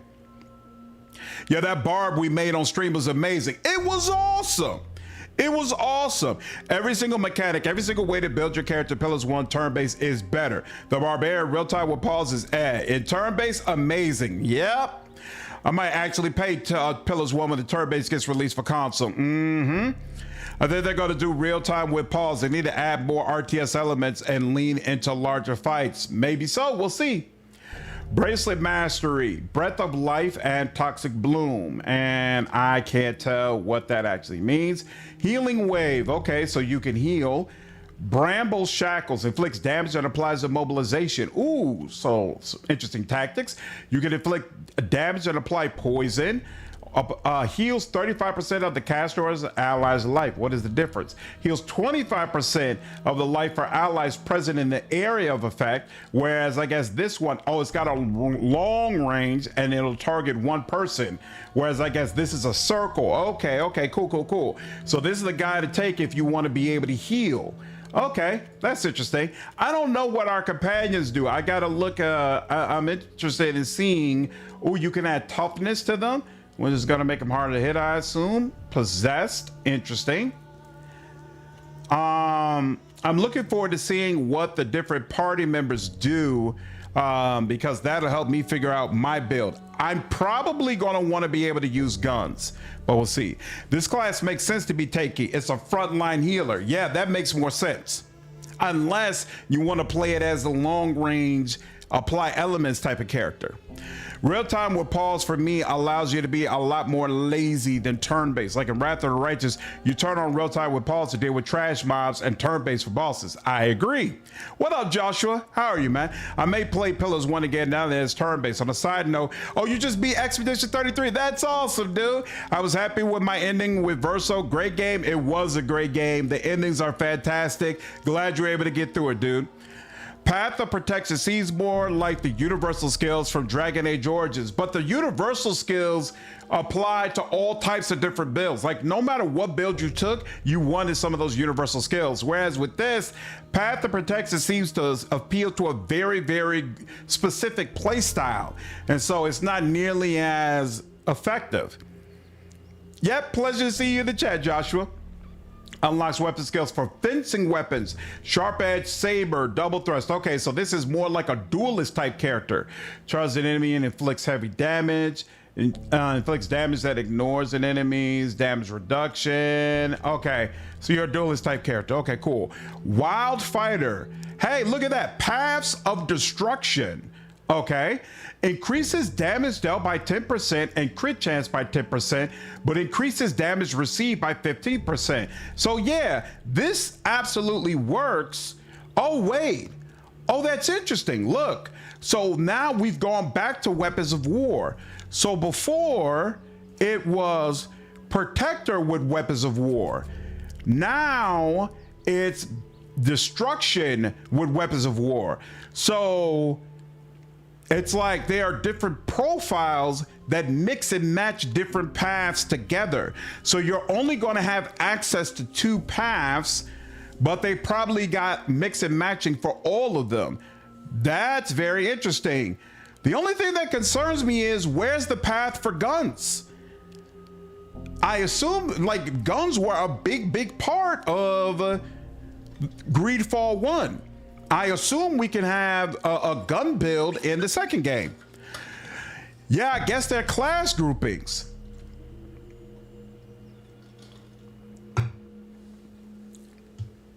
So this is the one you use if you want to focus more on damage. So let's see, more damage here. Applies power. I'm going to take a wild guess to say that power gives you more damage. Inflicts damage on enemies within the area of effect, ignoring their physical damage reduction. Okay, so the only thing about this path of destruction is that it's clearly meant to be in melee range, right? So this two matches very well together. This is all about basically being a berserker. Okay, this is odd. It is a little odd. It is a little odd. Elite shooter, archer special. So wait, I forgot to read the description. So wait. Obsidian warrior, melee fighter specializing in swords, taunts, and dodging. Mobile melee fighter specializing in weapons, rage, and attack. Oh, and this is a different starting weapon. A great condor axe, okay? Elite shooter, archer specializing in dealing heavy damage at a high cost in consumables. Oh, the consumables being arrows, I assume? And you start with a tracker's bow. Whereas if we did here, okay, no, it's still a tracker's bow over there as well. Interesting. Is there one for every combo? Seems like it. Seeing that in some JRPGs, maybe so. Some games just work with real-time pause. Dragon Age Origins wouldn't work as a turn-based game. I agree. Solasta wouldn't be the best real-time with pause. I agree. Just found the channel as a fellow RPG nerd. I dig it. Hey, that's awesome. I appreciate it, dude. Welcome to the channel, man. Welcome to the channel. Glad you've been enjoying the content. Spellcaster. Sages specialize in magic inflicted scourges. That's what they said before. Living blade. Okay. Whoa, this is different. A guide. Melee fighter specialized in weapons, providing party support and controlling the battlefield. Do-gooder stance. Decreases the recovery time of healing, favor, and support skills by 30%, but increases the recovery time of other skills by 20%. Fascinating. You could give power to the caster or an ally. Yep. Heal 50% of the caster or an ally's life. Interesting. Okay, so this is like a master support character. Wait, retaliation. Applies retaliation to caster or an ally. Huh. I like that class idea. Yeah, this is actually kind of cool. This is actually kind of cool. All right, guide, scout, so archer with support, and then healer, sages, specialized support, that makes sense. Warlord, okay, specialized support, and then that's it. I've seen nothing about guns. I haven't seen anything about guns. That's a little off-putting. More cleric than paladin. Mm-hmm.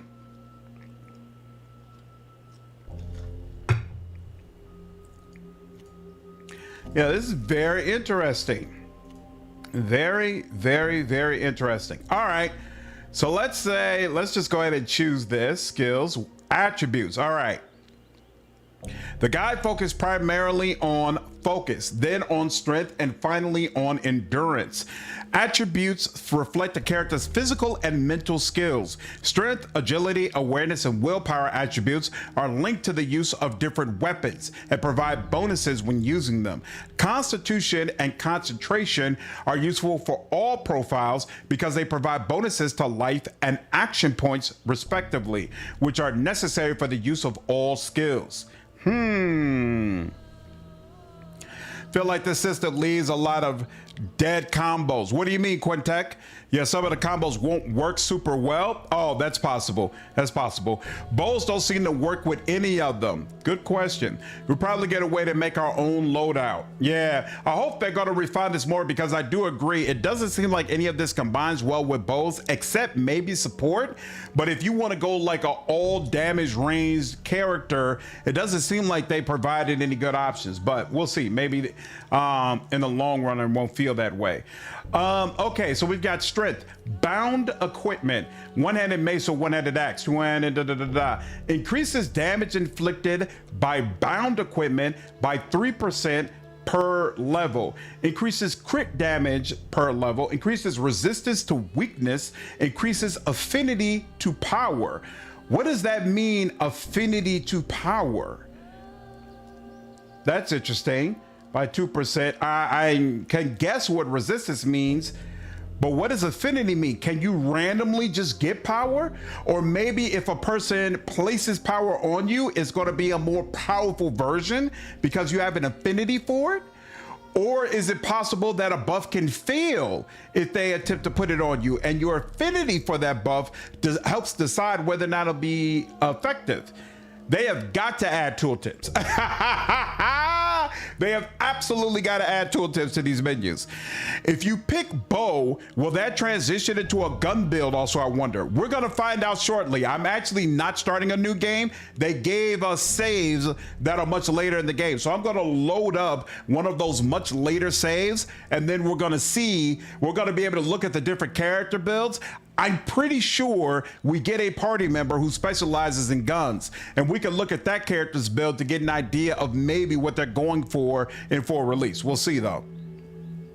That's your thought too?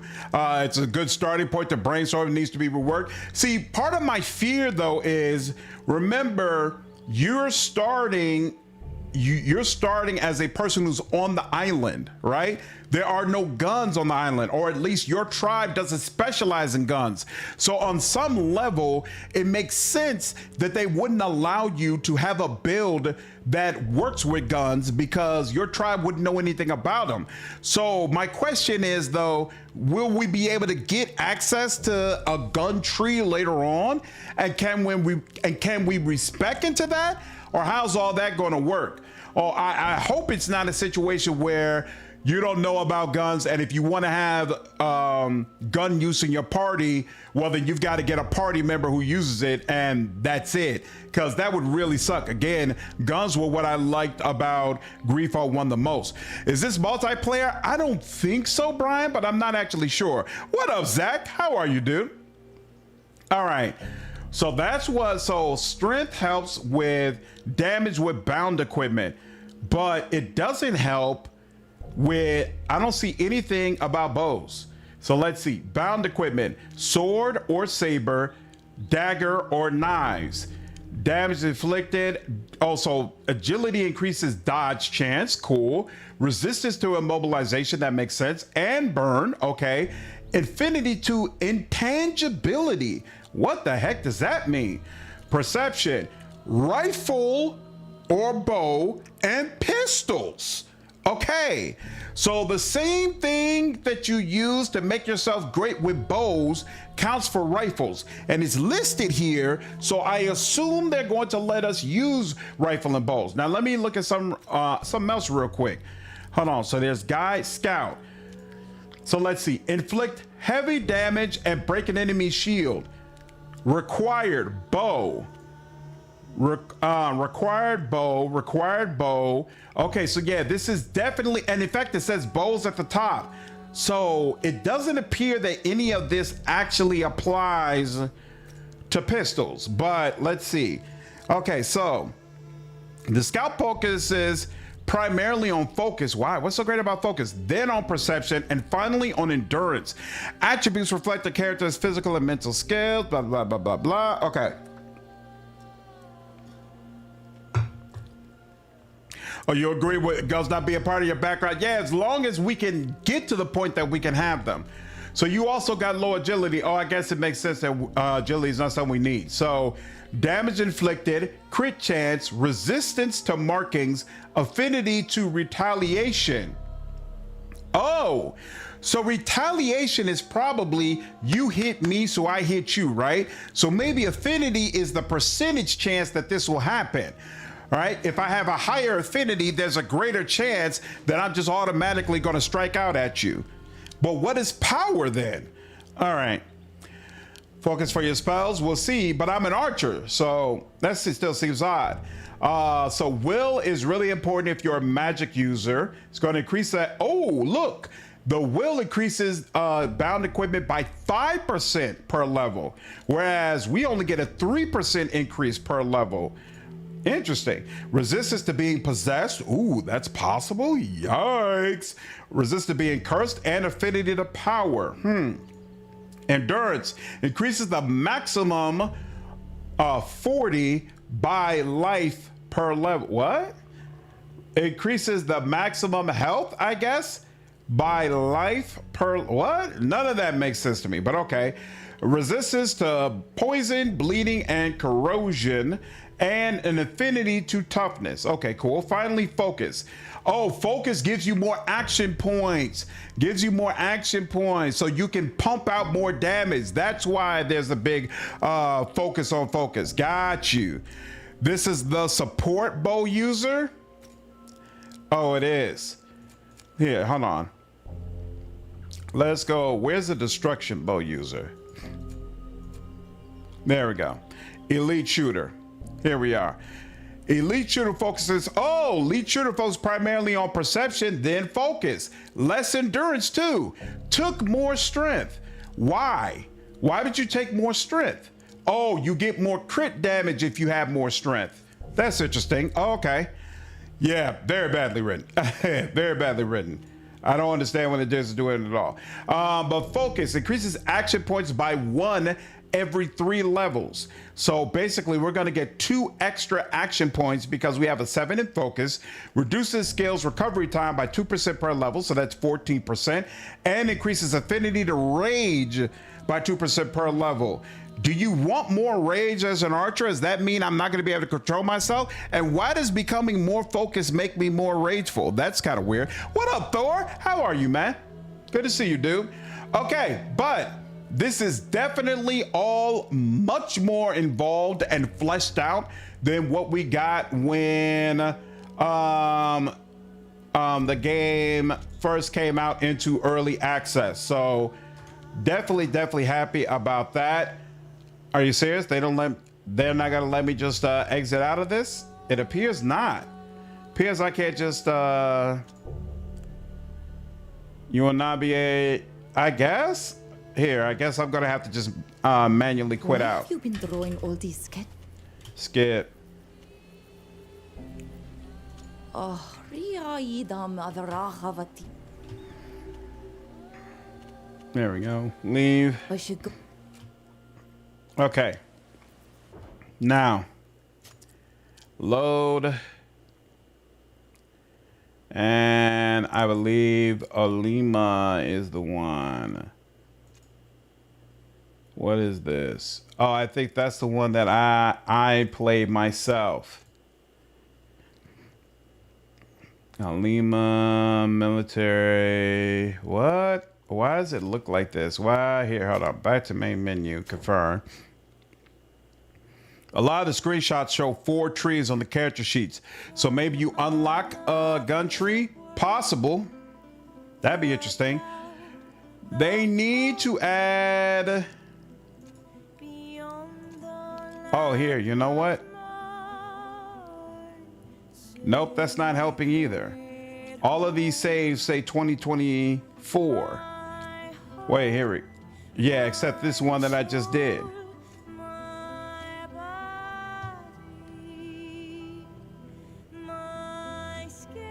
Alima Sewers. These are all the saves that I already had. Hold on 1 second. I think I might have screwed something up. 1 moment, please. Ha ha ha.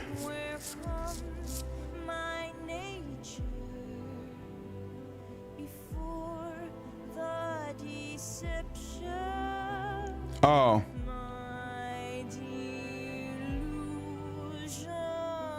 Oh, crap. I did this wrong. 1 moment, please.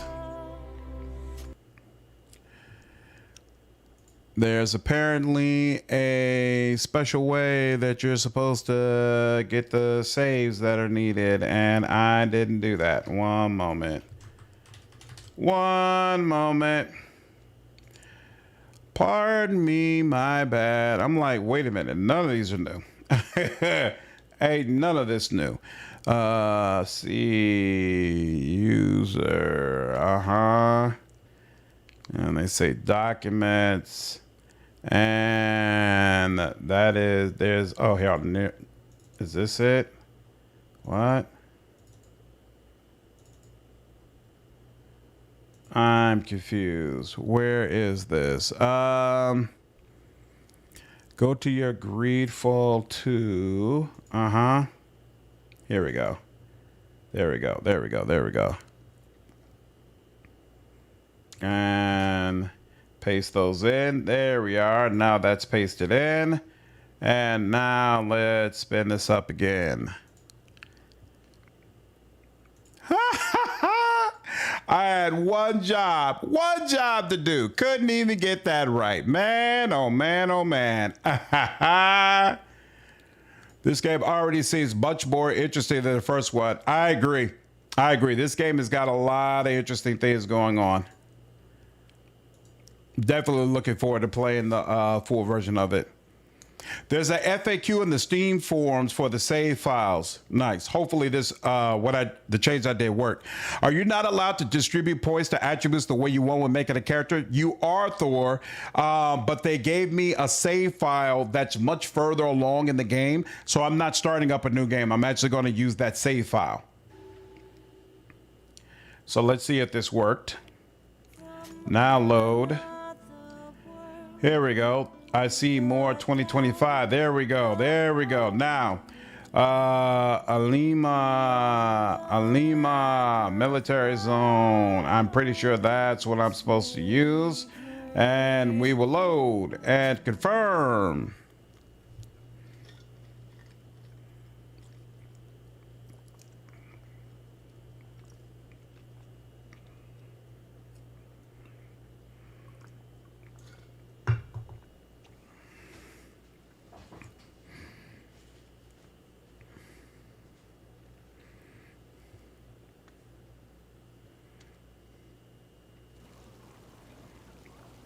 Okay, now. Are these my party members? I remember nothing about this game. I vaguely remember Sybil, Sophia, Alvita. Okay, so let's see, look at party. This is me, but hold on, I want to see my party members first. So this is Sybil. Let's look at her skills. She has 8 available points. Okay, so we can build her up in whatever way we want. I don't like it, but Spider's games have that unique Euro Jake aspect to them. Yeah, absolutely. Oh, you know what? Here, let's go ahead and start with the look. Okay, so since white guy mentioned the hat. So here, hold on. That's our look. Yeah, why does my hat have one one award? What's up with that? Officer's musket. Ooh, you're the one with the guns? All right, we're gonna start looking at you actually. And then you, Lancelot's turban. Okay, you got a captain's cutlass. Yeah, well, I'm seeing it. My hat looks crazy. Absolutely crazy. Okay, now. Okay, so there's a separate rifles path. Cartographer's road. Interesting.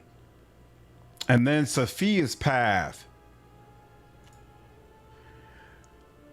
Does this? I still have no idea what toughness is. What do I have? So I have access to Path of Destruction, Path of Protection, Path of Charity, and then it seems like I can go further, right? Hold on. Fencing, magic, bows, and then that's it. I do not have access to rifles. I wonder what decides whether or not rifles is available to you. Very interesting. And I wonder if, again, it's limited to only some characters. A navigator's path. So she's already spent several points here.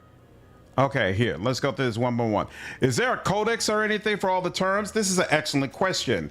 Let's see. This is the journal with the quest. This is a guide, exploration, combat basics, advanced combat, effects. Scourges are negative effects that impact vitality, armor, or the ability to move and act. Favors are bonuses that you apply to yourself or your allies. You can develop resistances to scourges or affinity to favors by focusing on the right attributes. Optimal resistance may confer immunity. Check whether your enemies have immunities to certain afflictions so you can adapt your tactics choices. Consult the codex for more details. Is this considered the codex? It says guide. No, codex is separate. Okay. What does affinity do? Increases. Okay. Affinity increases the duration of a favor.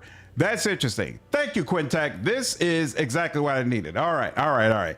We're cooking with gas now. What is power? Power increases the damage inflicted by the character by 25%. The duration of the alteration depends on the percentage of affinity to this benefit. No problem. Rage increases by 50% of the character's crit. What? Increases by 50% of the character. Wait, I think it's saying it increases your crit chance by 50%. But then you suffer the weakness scourge when rage comes to an end. Okay, the duration depends, no problem. What does weakness do? I don't see weakness. Weakness. Looks like, oh, wait. The scourges are not in alphabetical order. That's the problem. Weakness reduces damage dealt by 25% and slows you down. The duration depends on your resistance. Okay, interesting. What's possessed? Character becomes hostile towards allies. What's projection? The character is interrupted and thrown to the ground. Oh, gets up after a few seconds. Markings increase the damage that you suffer. Curse. Character cannot cast skills that cause action points. That's rough. Okay. Okay, now we're back. This needs major editing and it's writing. The game's not coming out till 2026, Wine Guy. They got plenty of time.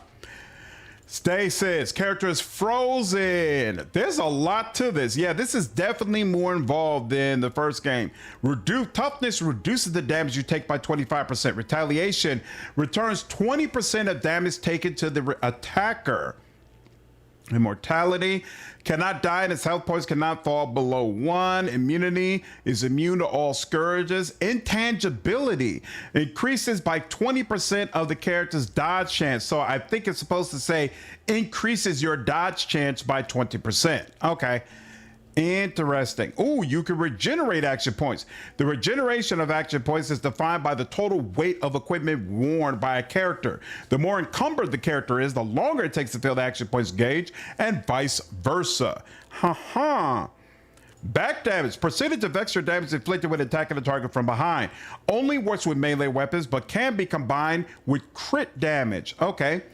Percentage of extra damage inflicted when landing critical hits. The value of additional damage depends on crit damage, magic damage. Okay.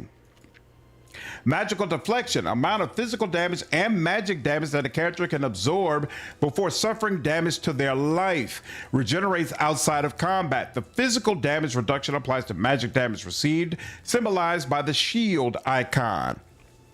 I like that mechanic. It prevents hoarding of items. Yep, it does. Curse, stun, project, repeat, and win. Sounds like a plan to me, Thor.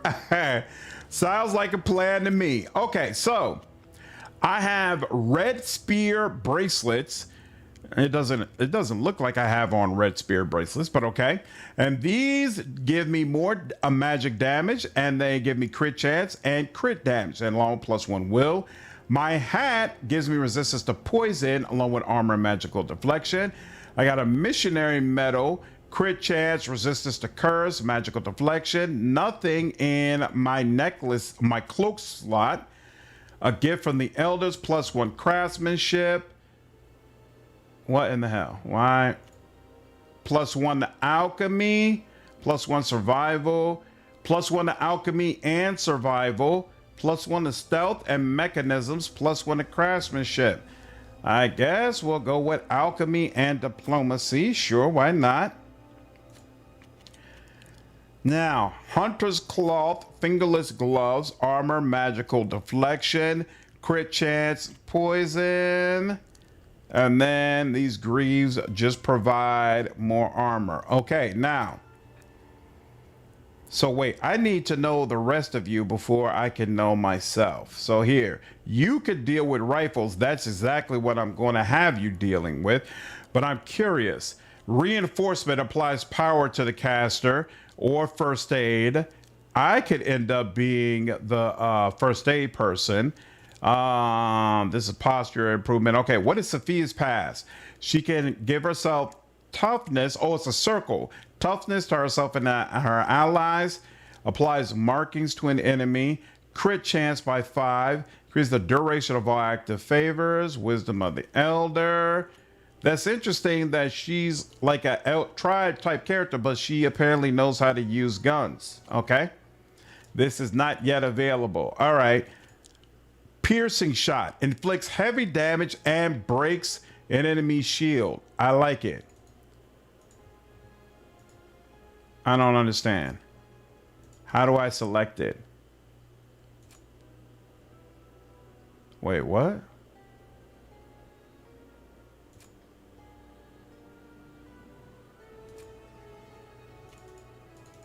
I'm double clicking it and it's not doing anything. Hold on. Party. Sophia. Right. Officer's musket. That's fine. Skills. Oh, wait. She already purchased this. That's why. I'm curious about those multicolored paths. Yeah, it's kind of interesting, right? So it seems like it's giving you a bit of a mix where you can have both some healing and some damage. I wonder if this is unique to her. I think cartographer is what she is. So this might be like a unique type path that only she has access to, which would be interesting because she's already got Sophia's path, which I assume is unique to her as well. So it actually, I guess, would be kind of cool if your party members get 2 unique paths and then one that you have access to as well. I assume somehow you get access to rifles. We know you get access to fencing weapons. You don't get Navigator's Path or Alvida's Path. She does not look like the person I remember being a Navigator, but maybe she is. And then you've got Sibyl's Path and then Double Blades. I don't think what we had before was called Double Blades. So she gets 2 unique trees and then 1 unique tree as well. That's interesting. Encumbrance will be tough for my characters. I have a strong desire to pick up everything. So do I, to be frank. But maybe I'll overload just one character. Maybe my tank will be the one who's bogged down with everything. And then the rest of my party, I keep it light. Okay. So you already have piercing shot, which inflicts heavy damage and breaks the enemy's shield. And then you also have stun shot, inflicts heavy damage and applies stun to an enemy. Now there's one upgrade. Grenadier unlocks the use of grenades, whoa, which inflict damage based on the level of alchemy and apply the corresponding scourge to characters in the area of effect. So how do I see how much alchemy you have? Oh, and you've got a whole bunch of attribute points available too. Where is your alchemy? We have a cordial relationship. You're part of a faction called the Bridge Alliance. So you must not be, you're not from my tribe. You're from someone totally different. Yeah, because I'm a native of Tier 4D. Hostile with the Imperialist. Okay, so there are 6 different factions in the game. Team Girls Night. No, we had Weapons of War. Right. Skills, no, skills is where I was. This is skills. So the skills shows your skill tree. Then attributes is here. What is talents?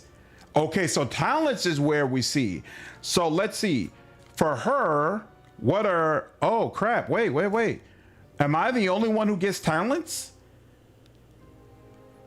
Can't be. How?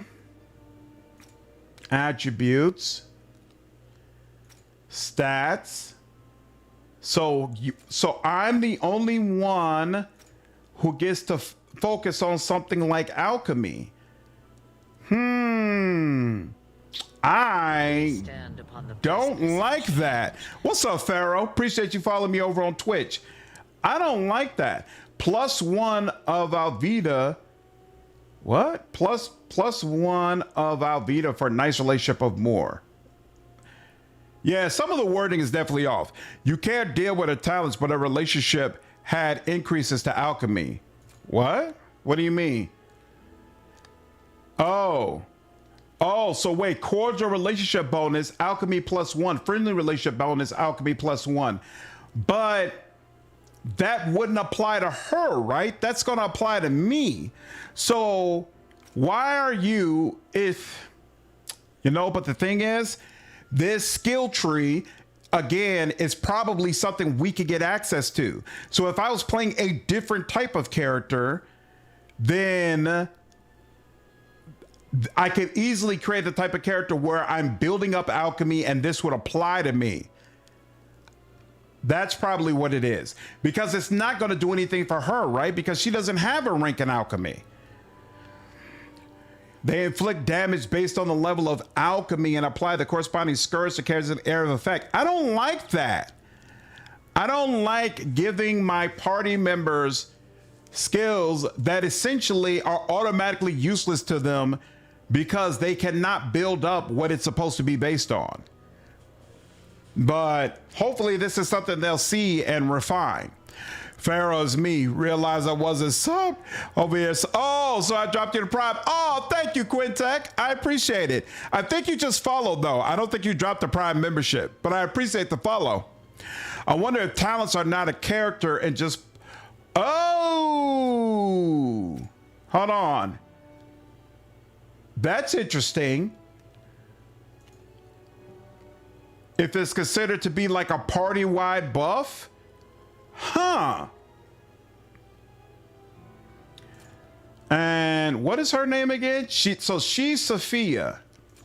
And she loves it when I'm building up alchemy.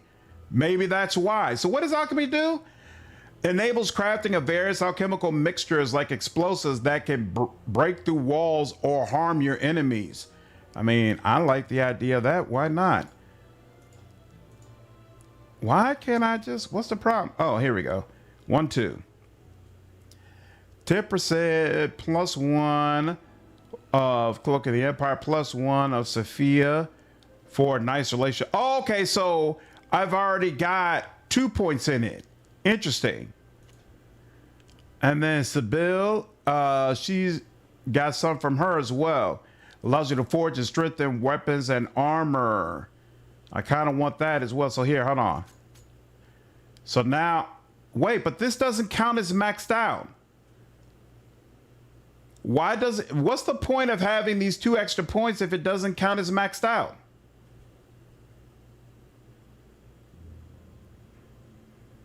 It's kind of whack because, wait a minute.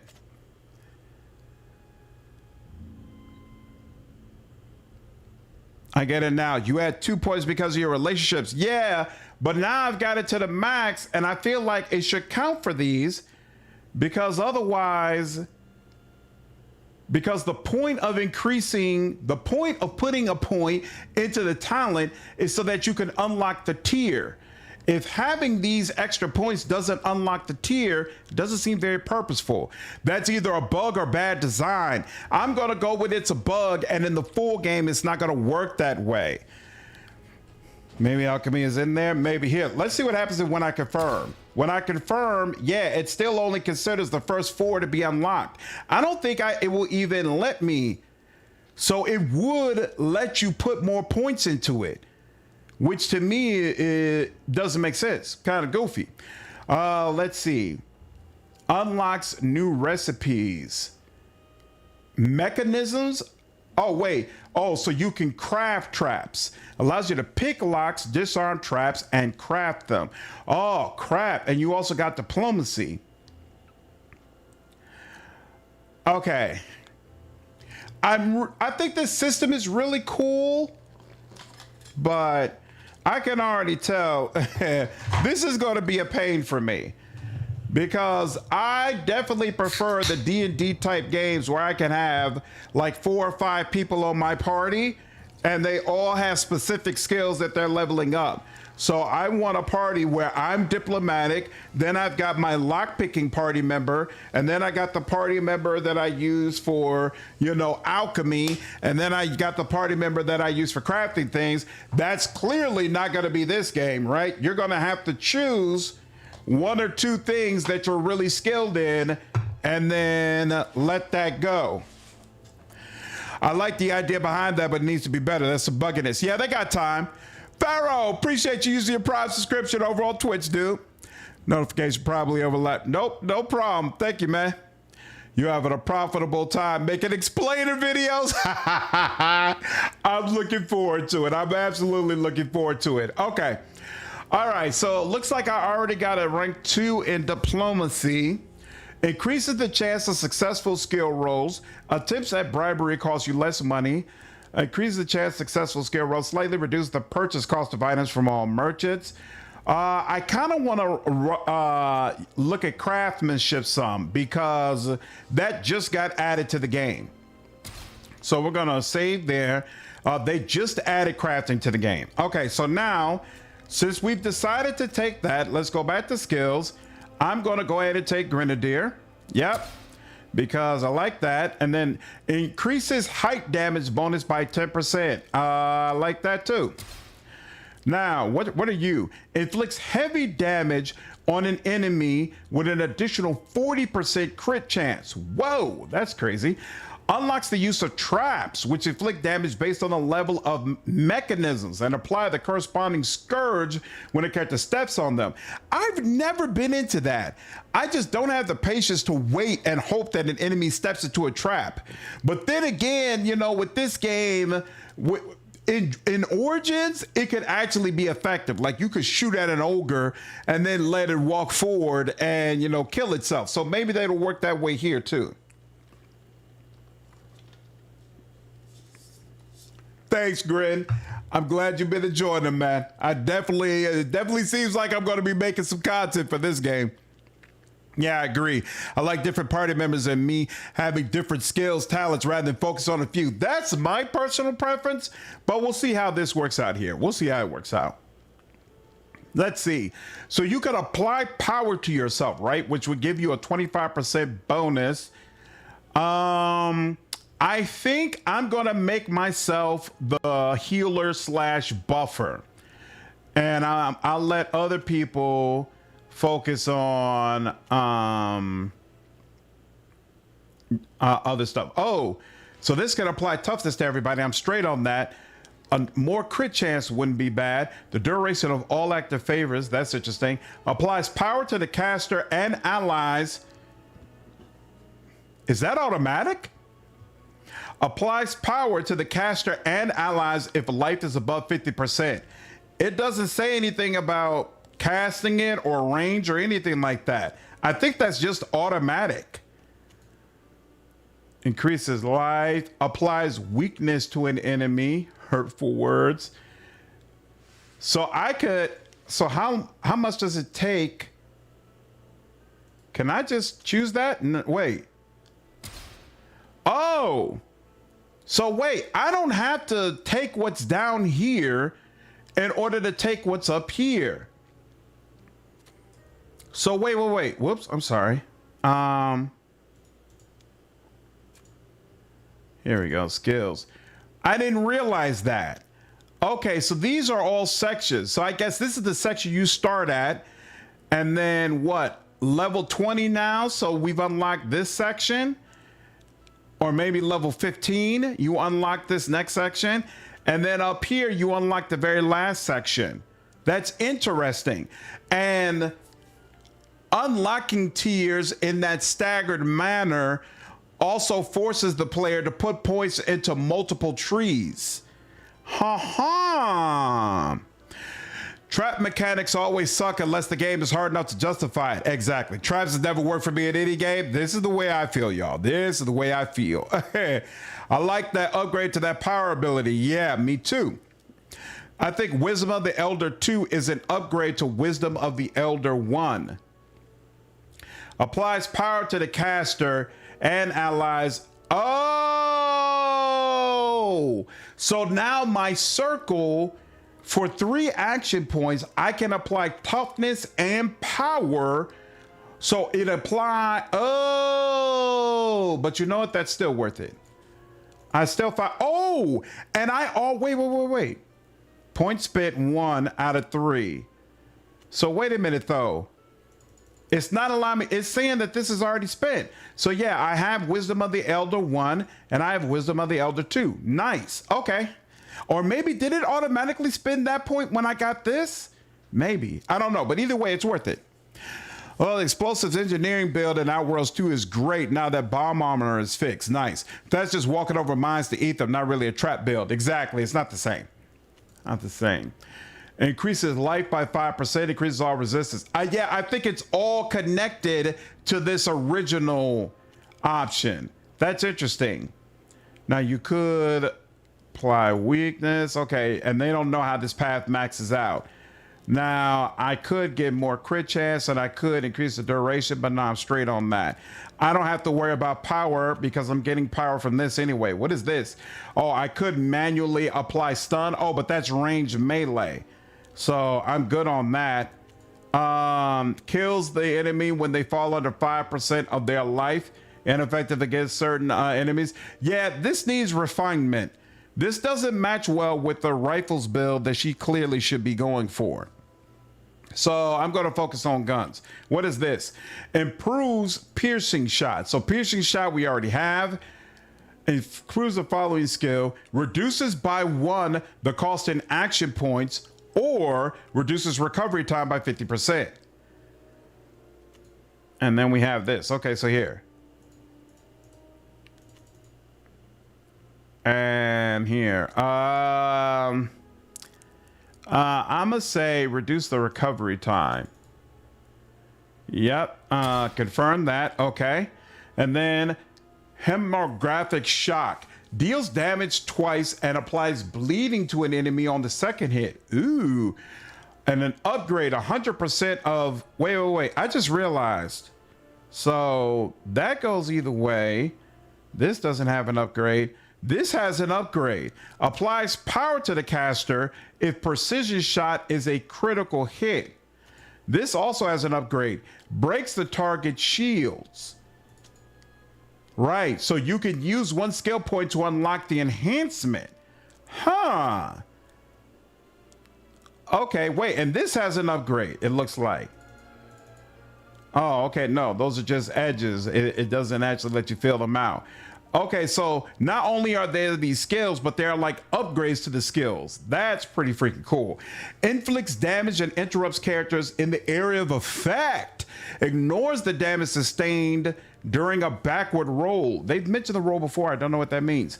And you can upgrade it to apply burn to characters with more than 50% of their life. Applies projection to characters with less than 50% of their life. I like all of that. So I'm gonna confirm and then I'm gonna get that upgrade. I like all of that all the way around. Go for the healer route. 2 healers always strong. Could be.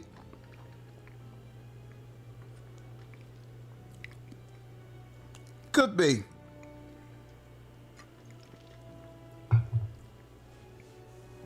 So that improves things should have been written on Wisdom of the Elder 2 to make it clear. Yeah, I agree. I feel like they should let you pick the trees, maybe 1 fixed tree for companions. The question is if there's a separate tree for pistols, though. That's an excellent question because you're right. This is for rifles specifically. What is this? Skills with our rifles area effect inflict 10% additional damage if the caster's life is greater than 75%. That's interesting. This targets one enemy. This targets one enemy. This targets one enemy. That targets one enemy. So I don't care about increasing area of effect because there's only one skill that I have that allows me to do that. Now, deals damage twice and applies bleeding could be interesting, or inflicts heavy damage on an enemy with an additional 40% crit chance and interrupts them. 100% crit chance if the caster is afflicted by power. That's interesting. What about this? Basic shots have a 5% chance of interrupting an enemy's action. Now that's very useful.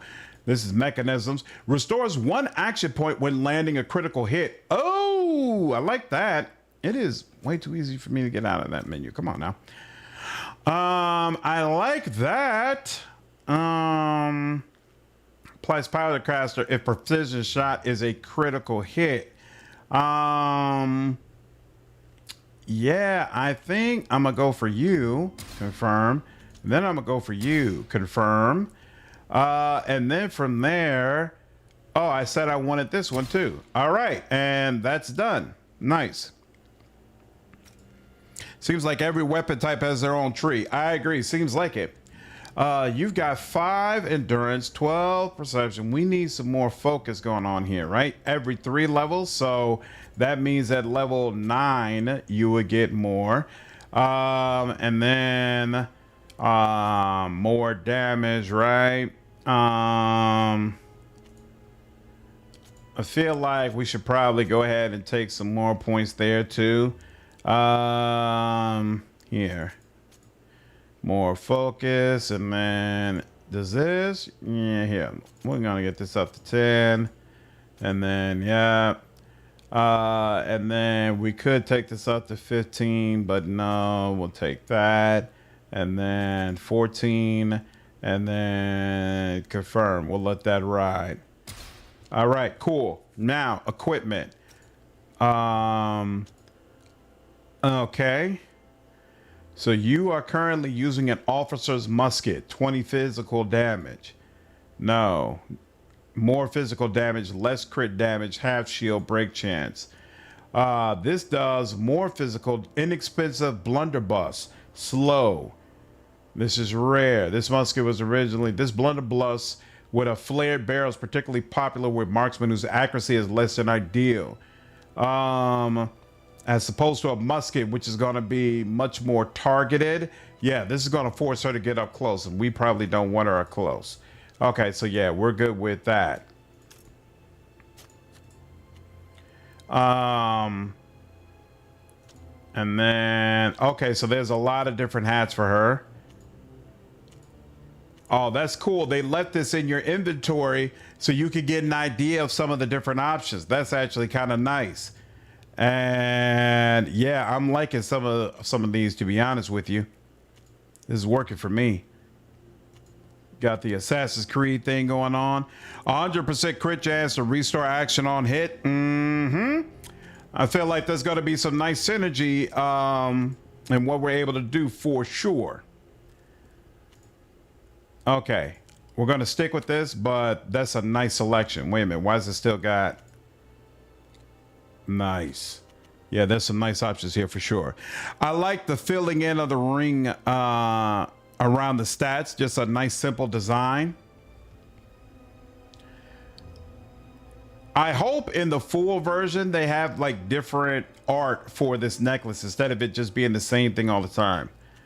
Let's see. 50 magical deflection. Oh, this seems to be much better. Okay, chain necklace. And astronomer's discreet chain necklace, height damage bonus. The rest of these are being held by someone, so we'll take that and then go back there. And okay, she'll take alchemy, and then here we go.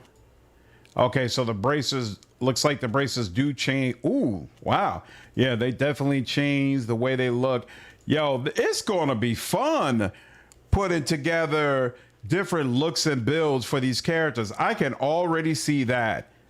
I can already see that. I hope they have something where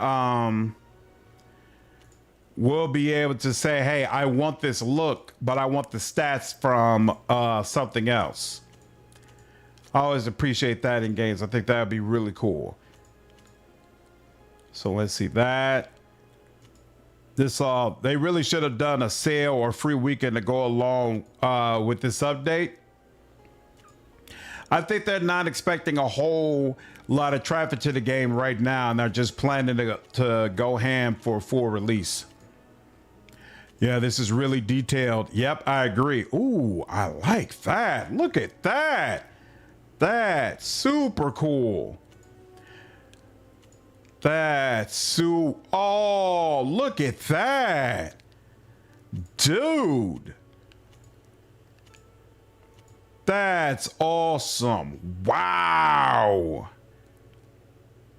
Man, and I've already seen, because Mortizical Gaming did a video about this, I've already seen that when you do the, when you craft like the armor and weapons, it uses a system that's very similar to Dragon Age Inquisition. And I guess Dragon Age took it from them, and they were the Spider were the ones originally doing it, where they'll, you know, if you're looking at this, they'll put that belt onto it, and then that is what allows it to have like additional stats. So, you know, like crafting different versions, make some physical alterations to the equipment. Super, super cool.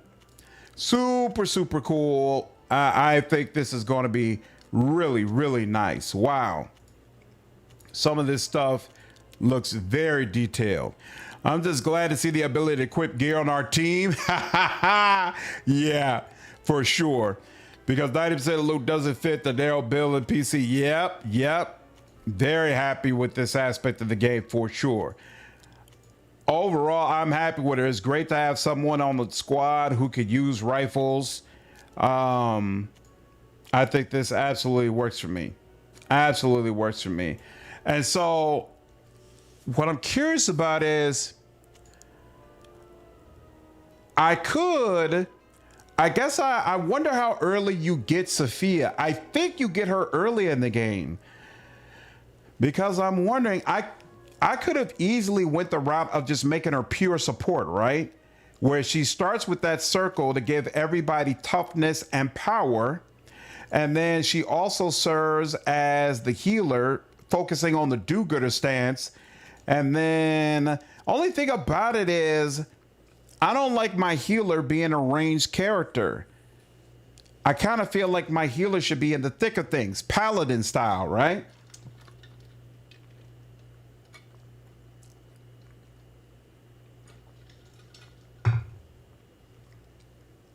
I wonder if having two people who specialize in guns is a crowd.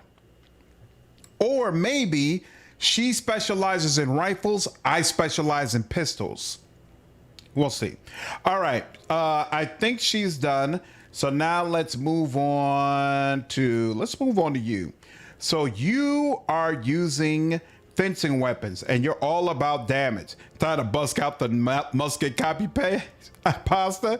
I can go both ways, backline or frontline healers. The best gear, always different looking pieces. Let's see. Ooh, Alvida's challenge. Oh, so she does 280% of whatever the damage of a weapon is and applies taunt to the enemy. But she's got to be in melee range. So she basically demands that the enemy pay attention to her. That's interesting. Now, this has already been purchased. Increases damage dealt by 10% and crit chance by 10%, but increases damage received by 15%. Only one posture can be active at a time. Now, she also has Roar of Death. Inflicts damage on enemies within the area of effect, ignoring their physical damage reduction. That's interesting. So she's got those two. And then she's got you. So she's already purchased you. And she purchased you, it looks like. Kills the enemy when they fall under 5% of their life. Oh. So Alvida's challenge has the possibility of auto killing some enemies. Now let's see. Points spent 2 out of 3. Oh, so you have to spend. That's weird. So you have to spend 3 points here and be level 10 before they'll let you spend points here. But that was not the case here. We hadn't spent 3 points here, but they still let us come up here. Huh. That's interesting. I wonder why. Unless, am I missing it? Points to unlock, yeah. Yeah, I haven't. You not have points enough to unlock. Yeah, so I've got 1 point here, and then it just let me go straight over here. That's odd. But it does have a limitation here. Huh. Historically speaking, guns have been pretty OP. Mm-hmm. 2 healers or 2 tanks? Yeah. I had spent 3? How did I spend 3? So this is purchased. And then how is 3 points purchased down here? Am I missing something? I think this is purchased and then this is purchased, but this is not, right? Because it's saying I don't have enough points and this is not purchased. Yeah, no, it's just, I think it's honestly kind of hard to tell whether or not a talent has actually been purchased, but it looks like this is purchased and maybe this is as well. And the only reason I say that is when I double click, nothing happens. So that would be 2 points.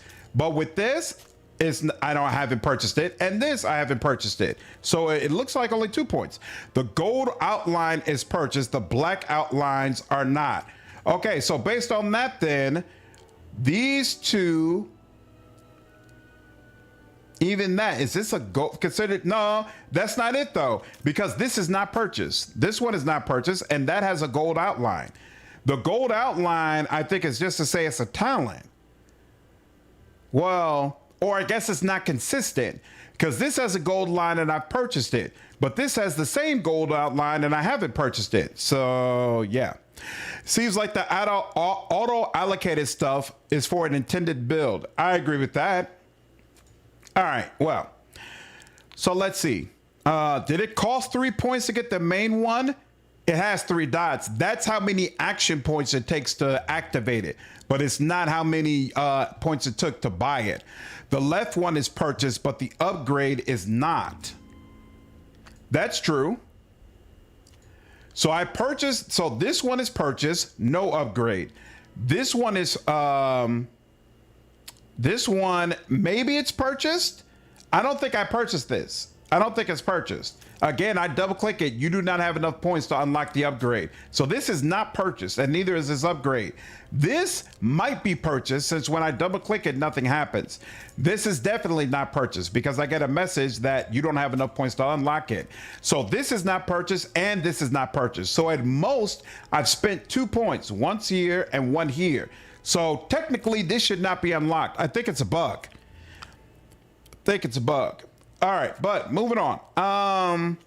So this has been purchased, inflicts damage and applies taunt, and then kills the enemy if they're under 5% health. Now, her challenge as an upgrade, you could immobilize the target. That's interesting. Now let's see. You could apply stun to break an enemy. Increases crit damage of attacks on a target afflicted with stun by 15%. Interesting. So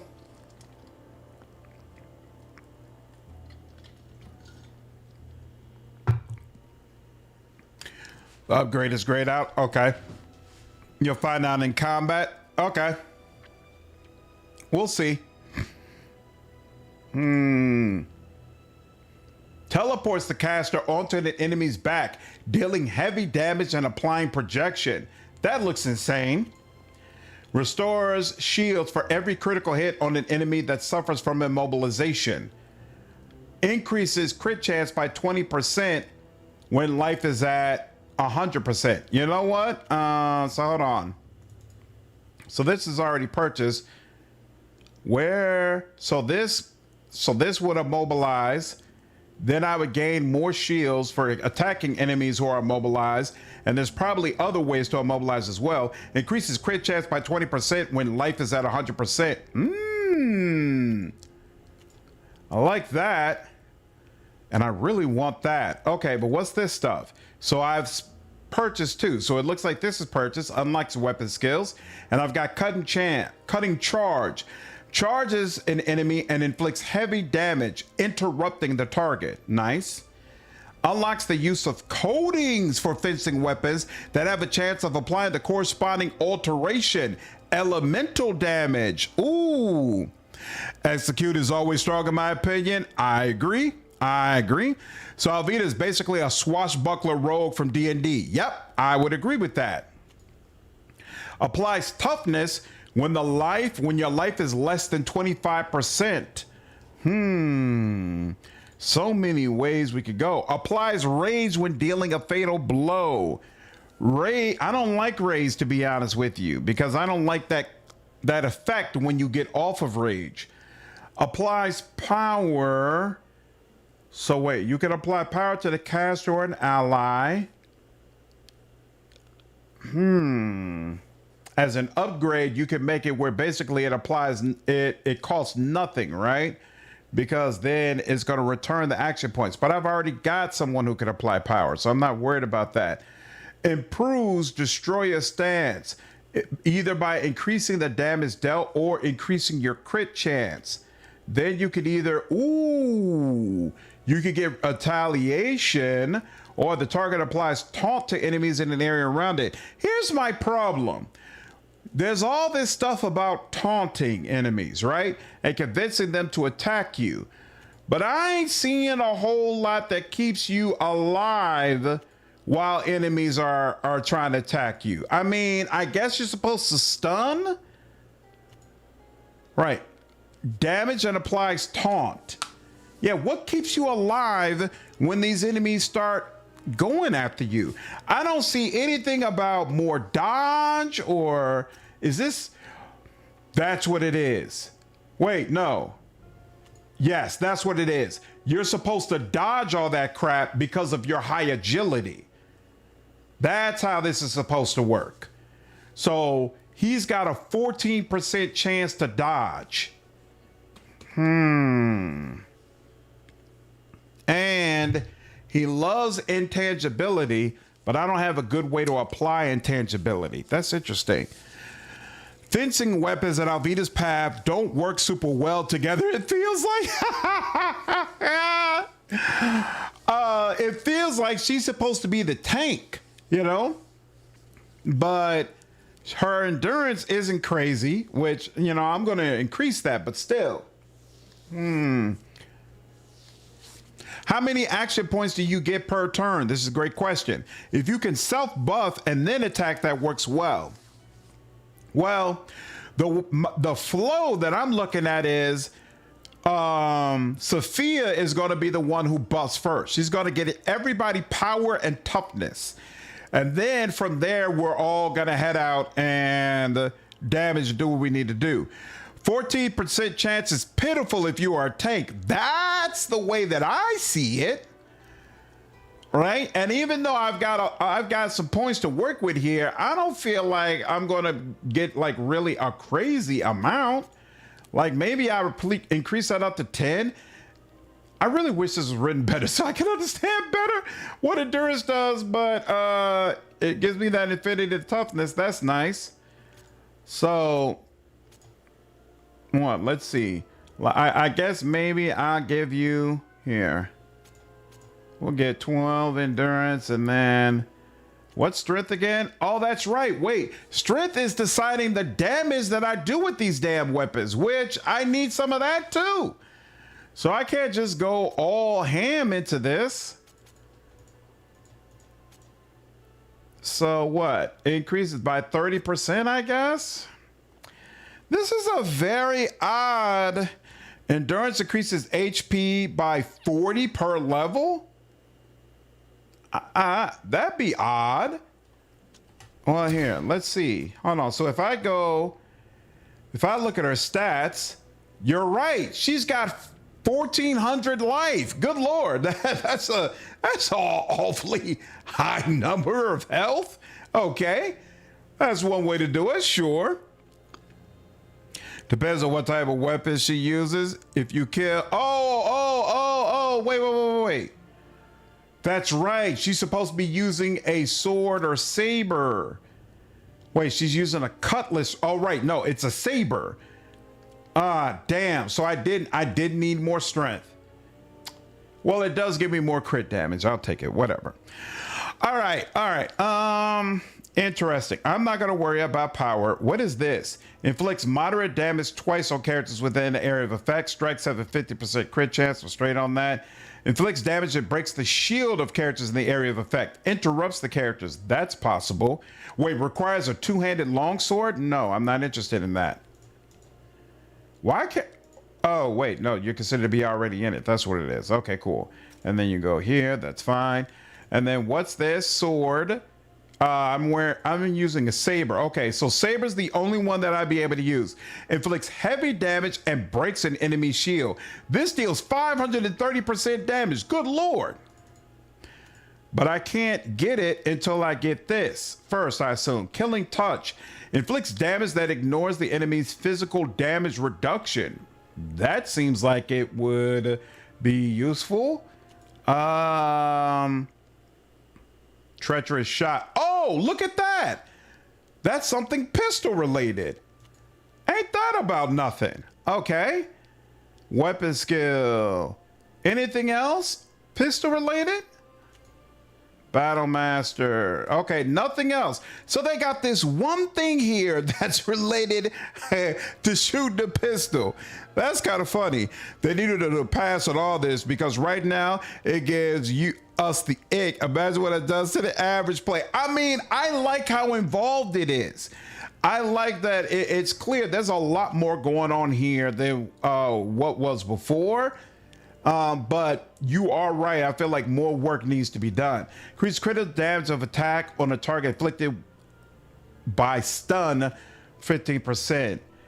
So execution is already done. We could either apply stun to an enemy, which will cost 1 action point, or we could increase the critical damage of attacks on a target that's inflicted with stun.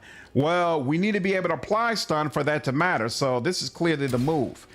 Now, I like this because I like this. Teleports and then projection. Excellent. Now, I could also apply bleeding on that target. Is there an upgrade here? No, there's not. Restore shields for every critical hit on an enemy that suffers from immobilization. That's a thought. Increases crit chance by 20% when life is at 100%.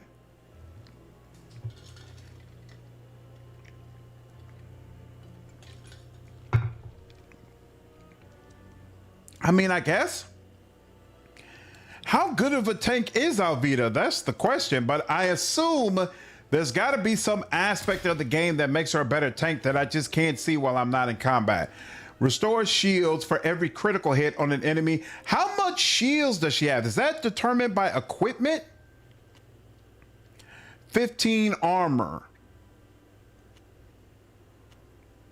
What determines shields? 53 armor. Armor. I just see armor. I don't see anything about shields. Maybe the shields mechanic is what I'm not understanding. The stun upgrade breaks the target's 0.5 shield. So basically, I guess you take half the shield away when you stun them, which could be useful as well, but I'm not sure if it's more useful than some of the other options we have available right now.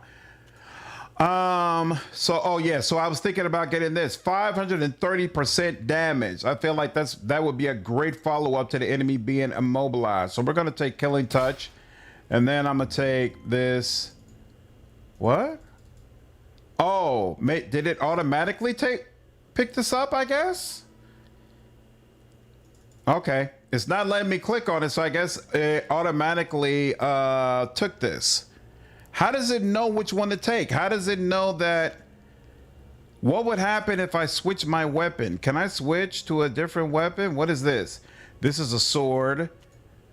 Saber, sword. So let's say, okay, Captain's Cutlass is what this was.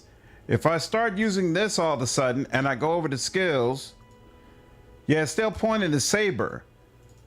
Like, that's kind of weird to me. Magical deflection and shields? Is that the same thing? I didn't think so, but you might be right. Captain's Cutlass. I saw that. That's the only one of his type, right? Okay, yeah, that's Captain's Cutlass. Let me look real quick. Hold on. So the Codex shields. Defined by the armor and broken by certain skills or scourges. The damage reduction provided by armor decreases proportionally to the number of shields remaining. A half shield is obtained for every 50 armor you have, and a shield is obtained every 100 armor. The damage reduction provided by armor increases proportionally to the number of shields.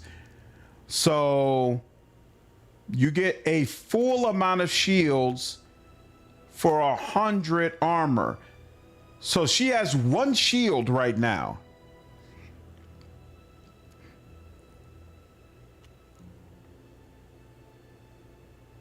And she gets, wait, so she has one shield. She has almost an equal amount of shields. I wonder if she's the true tank and you're the off tank.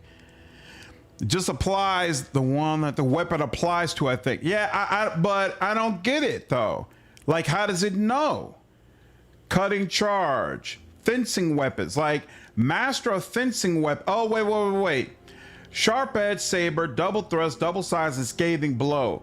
So maybe this is a group that's no. This group is available specifically for the fencing weapons tree. So maybe it's supposed to be available for all of them, and for whatever reason it's just pointing to one of them, I guess. I think they dropped you in with half the points spent to make sure there was semi-valid build. Yeah, I agree with that. I'm just trying to make sure I understand how this works. Shield is probably something around you or enemies you need to go through in order to deal physical damage. True, but I'm trying to understand, how do I make her an effective tank? She can taunt. That's great. She can immobilize and or stun the one enemy that she taunts. Cool. She's meant to operate in melee distance. That's cool. When there are 2 or 3 or 4 or 5 enemies all in melee, how does she survive? I'm not seeing that anywhere. And so it really feels like there's a strong need on her side for there to be another person who's really taking the heat while she goes in. Like, you have to be extremely tactical with this lady or she's going to get shredded, which is odd. Look at the bottom of each banner. That same line is on every one. I don't know what you mean. Like if I look at this one, there are 3 lines going to each one of these. When I look at this, there's 1 line that's going to the saber option. I don't see anything going to longsword, 2-handed longsword, or sword. And that's what's confusing to me. Yeah, there's no arrows. There's no arrows pointing to anything. All right. So I got these 2. I've got 3 points left. I think I got everything in that one here. Applying retaliation to this character would probably be awesome. The target applies taunt to enemies in an area around it. Right, so I give myself retaliation, a bunch of enemies start attacking me, and then I retaliate against all of them. Again, how does she survive that? Like, I'm seeing the vision. She could do some really, really cool stuff. I don't understand how she stays on her feet. I don't at all. Like, this is a character who's clearly meant to be in the middle of the fray with a bunch of enemies attacking her. If she was getting more dodge from her agility, then I would get it. But as Wine Guy was already saying, like, even before it's 14%, even 21% dodge, right? 1 out of every 5 attacks gets dodged. That's not cutting it. That's not cutting it at all. So, and there's nothing defensive in all of this. It's all based around offense. I don't understand how it works. If she functions like a swashbuckler, the intent would be to taunt one enemy away from the group and isolate them. True. But that's not what this does, right? The upgrade says the target applies taunt to enemies in an area around it. There is no line pointed saber option. It's just a background thing. It's not a UI thing. Oh, I see what you're... Oh. Yeah, I don't remember if this line was here before we selected this. You might be right. Gotta have massive health to stay up. But when we started, her health wasn't really all that. I increased it a little bit. And she has at least one thing that is all about her life not going down. So I really feel like this is supposed to be a character that is in the mix, but doesn't get hit somehow, some way. But you have healer or healers to keep her alive, though? Potentially. Exactly, Wine Guy. She's got stuff that is supposed to require her to be at max HP. I don't understand. All right, but anyway, let's see. Weapon skill improvement. So wait, cutting charge, killing charge, sharp edge. Improves the following skills. Okay, improves sharp edge saber. Reduces the cost of action points or reduces the recovery time.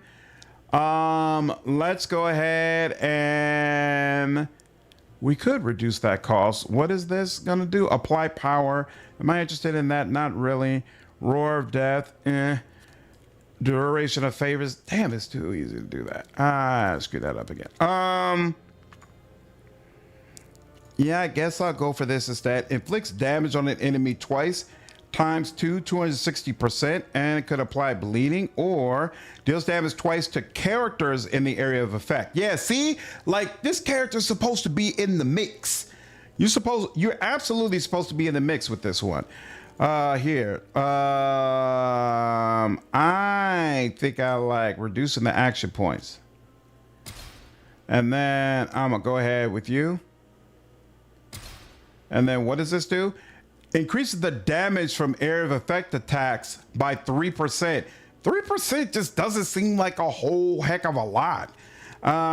Interrupts characters hit by the first strike. Interrupt is always nice. So here, we'll take that. All right. She's good. She's done. Next up is you.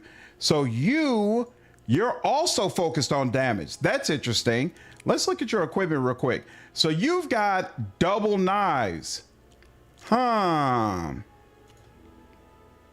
Okay, it looks like these knives are better than in every way from what you have right now.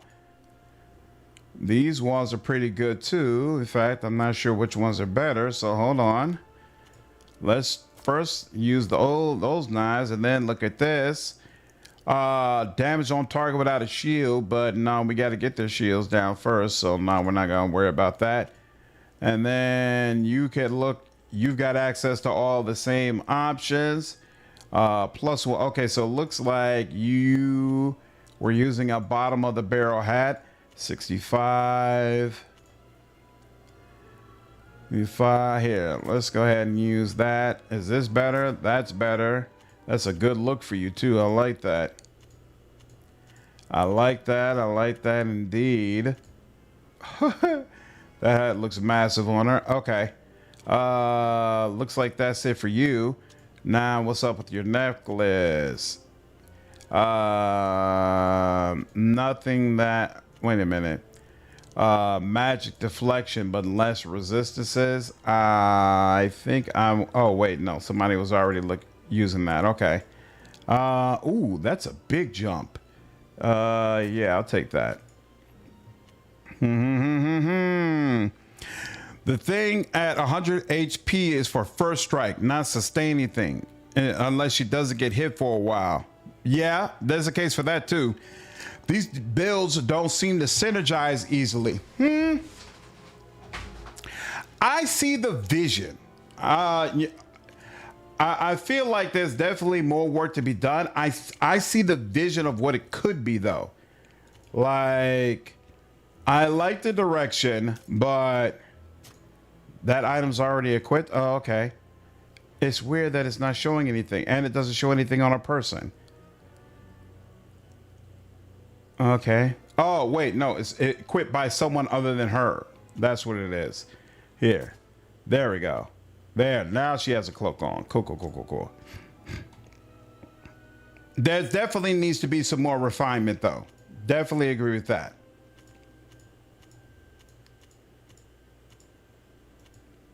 The abilities are too specialized to be generic, but are treated as generic anyways. There's a good vision, but the execution is not there. There's more that needs to be done. But I'm already feeling much better about what they have here compared to what I felt about Greedfall, the first Greedfall. Like, I do feel like this is significantly better than what they have there.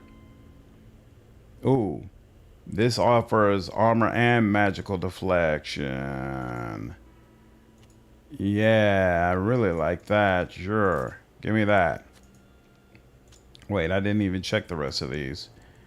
No magical deflection. That can't be good. Here. And there we go. Yeah, I like that. Okay. More weight, but I'll potentially take it. Fitting the toughness, fitting the tangibility. You know, I'll take that too. Is there such a thing as like, okay, light, intermediate? Okay, so some of this is heavy armor. I wonder if that matters.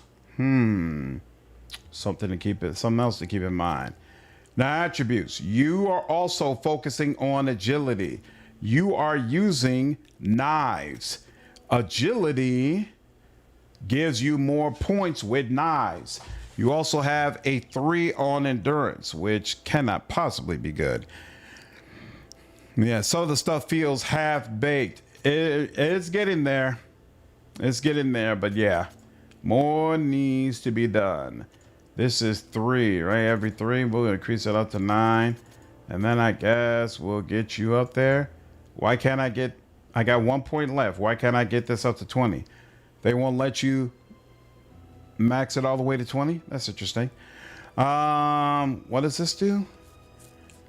Crit chance, affinity retaliation. Interesting. Here, I guess we'll take this to 11. I would be more helpful with the codex info, but I want to spend $40 on this.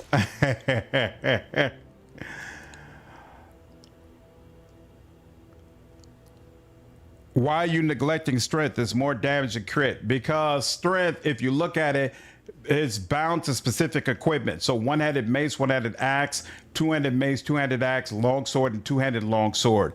Whereas agility is what's actually going to increase my damage with the knives that I'm using. So strength would give me more crit damage, but I'm focusing on crit with other characters. With her, I'm going to focus on just straight up damage. All right. Inflicts heavy damage and applies taunt to enemies in an area around the caster. So you're definitely supposed to be a tank. You are absolutely supposed to be the one drawing attention. Okay, that's interesting. So then, okay, so we already have this. So we purchased this, and attacks that initiate combat have 100% crit chance. So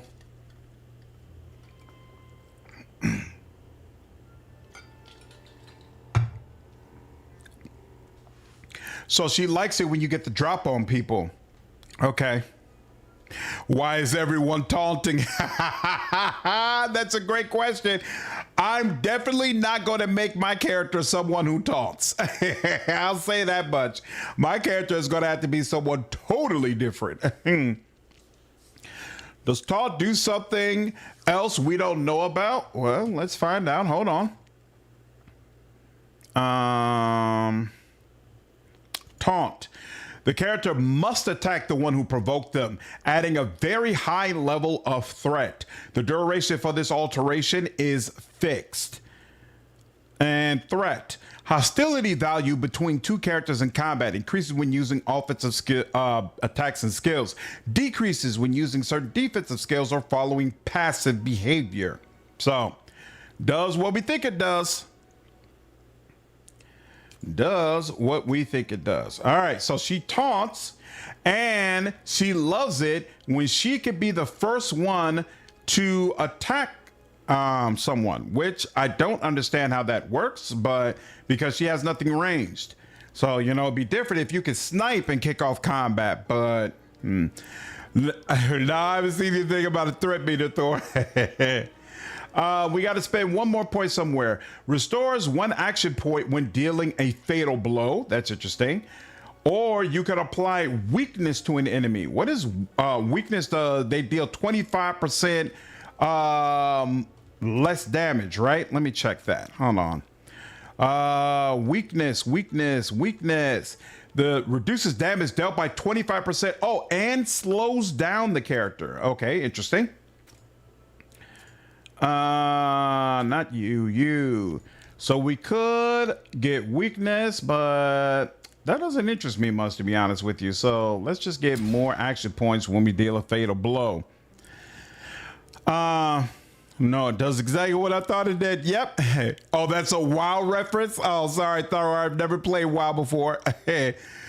So they literally gave every character a taunt. Seems like it. This party is pretty much designed at the PC. Just be a support person. Yep, that's exactly what I'm going to make them. This is such a poorly designed party. Maybe it's going to work out in a way that I can't see right now. Maybe you were supposed to be doing a bunch of 1v1s and having the backline heal and kill. Essentially kill one and roll the free characters to help others. I don't think so. And the only reason I say that, Hermit, is because I remember early access and we had plenty of fights where it was like 5-on-4. Right, so if you got 5-on-4 and I've got two characters in the front line, two characters in the back line, you're not doing a bunch of 1v1ing. So I don't know.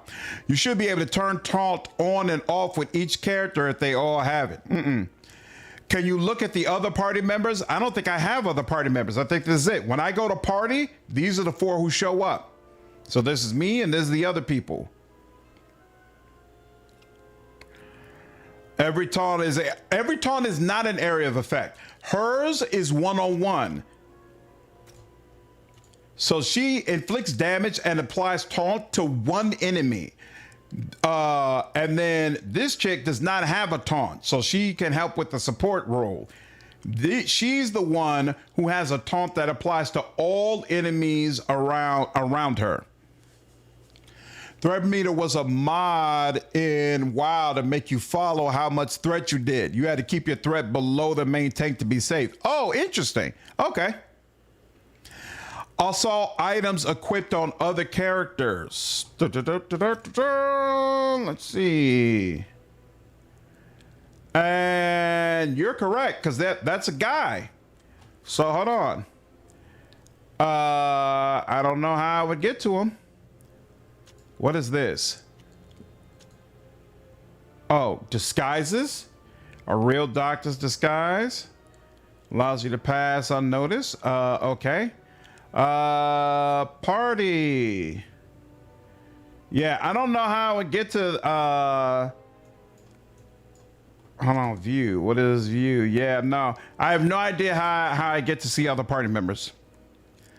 It's on the 4 in your party right now. Yep, I don't remember this game well enough to remember what you have to do to swap characters in and out. Might be when we look at the map, we'll see other characters that we can get to. And if so, I'll pull them in so we can see their setup and maybe everything will make more sense.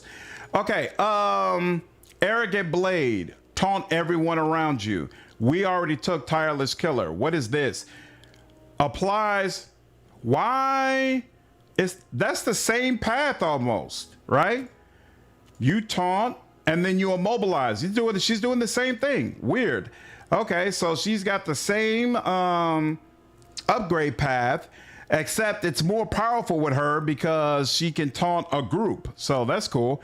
Maybe a camp or something similar. Yeah, it might be. So we'll definitely take a look at this once I've got her filled out. Let's see. Oh, wait. So wait, this is a long range option. So this goes with restoring. What option did we have? She had something where she loves it when she gets the first blow. What was that? Oh, attacks that initiate combat have 100% crit chance. Right. So she's got an unfair shot that requires double blades. I don't understand that. And it's long range and inflicts damage and breaks an enemy's shields. Well, this is a great way to open up combat. So sure, I'll take it. And I'll take that automatic, what is it? 100% crit chance? Sure, I'll take the 100% crit chance. And it applies bleeding. Oh, yeah, this is great all the way around. Now we can upgrade this so that the shot applies an armor-piercing damage bonus. Sure, why not? Why not? It'd be really funny if they just spawned you in with the worst party combo possible. Maybe so. You were thrown out of range, at least it used to be if you didn't have it. Really? Wow. That's crazy. Increase the crit chance of basic attacks on an enemy that is afflicted with the immobilization by 15%. Well, that clearly makes sense for you. Applies power when dealing a fatal blow if the life is less than 50%. I already have a consistent way to apply power, so I'm not really worried about that. Interesting. So she's got the Destroyer stance, and she has the ability to apply power to herself. Increases back damage bonus and height damage bonus. What? Why would I want that for her? You know, she's clearly the tank up close character. Why doesn't she have access to Thirst for Blood? I'm so confused. Roar of Death. Yeah, Roar of Death was on the other side for her. Right, okay, that's on the other side. And then, so she's got a support line. And your Pure Destruction. So when you're Pure Destruction, you get a back damage bonus option. Interesting. Seems like they are treating pistols as context items that are just automatically used on some abilities. I would agree, and that's so odd. That's very odd. So maybe rifles is the only one who gets a true skill tree path. And the only reason I say it's odd is, okay, so wait, is that a pistol on her side? Is that what that's supposed to be? Here, hold on. Which one is the armor? Knives, Desert Turban. Here we go. So is that, I don't think that's a pistol. Yeah. She don't have no pistol on her. So where's this pistol coming from? And she's equipped. Oh, wait. She does have a gun. Oh, she's got a gun that just wasn't equipped. Okay. This is interesting. Back damage. She's not going to be doing back damage as often. Let's just go for the straight up damage. So wait a minute. Who else had a pistol option? Didn't you have a pistol skill as well? Somebody else here had a pistol skill.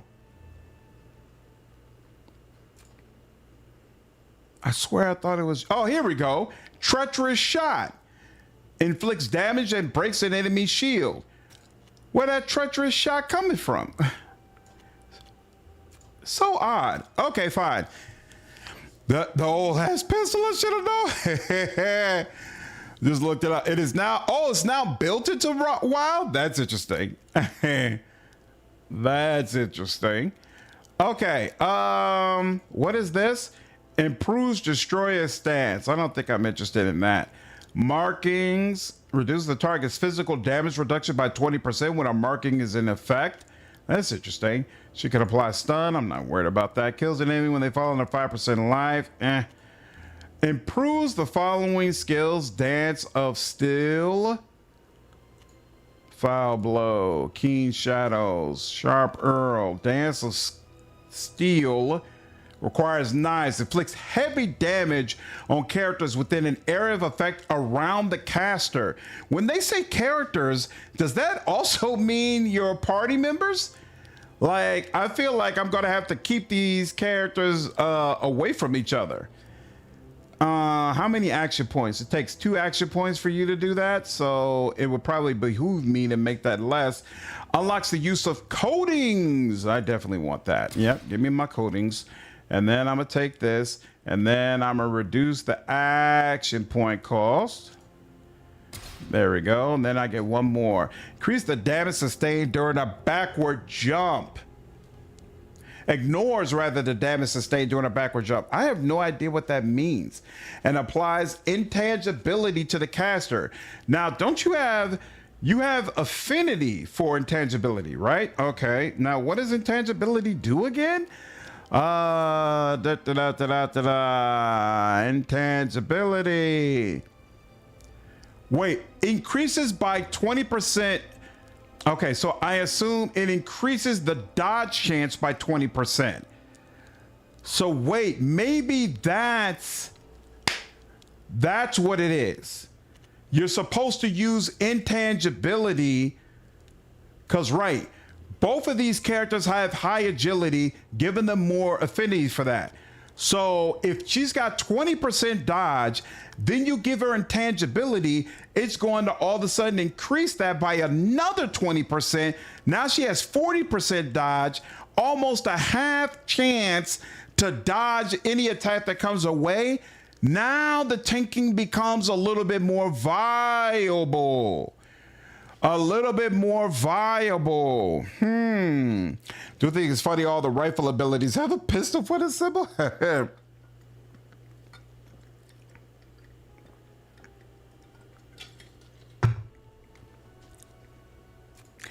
I agree, Wine God. I think I'm seeing the vision a little bit more with this character. Right.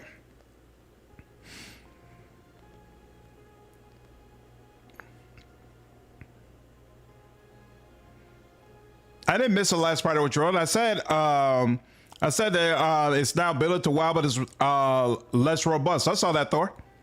How does the first one get intangibility? I don't think I never saw an option for that. Markings. Did I miss that? Nope. You got power. Fencing, yep. Toughness. Yeah, I think this character needs someone to put intangibility onto her, which obviously is whack.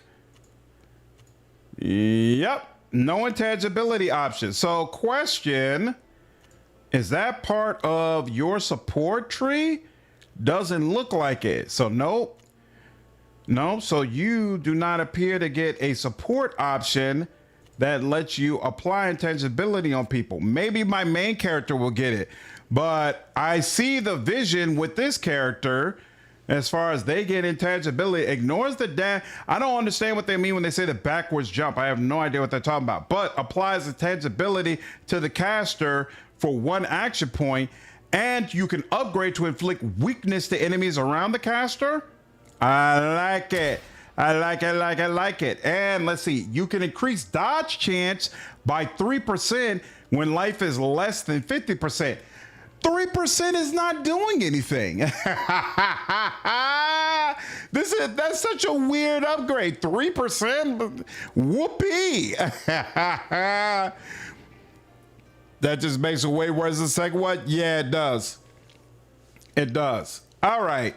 Now we're finally to my character. Okay, so I'm glad I went through the other stuff first, because now I know I'm going straight up the healer route and going for all the way for healing and support. So you could apply power, recovery stats, magical upgrade. life. You can apply retaliation, and that's it. This tree looks boring as all hell to me. This tree looks super boring. I am not big on it at all. Now we could also go this route. Unlocks. Heals 25% of the life for allies present in the area of effect. Yeah, maybe we'll go this route for healing. Poison, bracelets, improves the following skills: breath of life. What's this called? Healing wave. Toxic bloom, breath of life. Heals 35% of the caster's or an ally's life. Yeah. No, the MC does not have every tree. They just have more trees than what party members get, at least for now. You can add toughness. You can heals 5% of life upon application of toughness. Interesting. Immune against weakness. Okay. Ooh.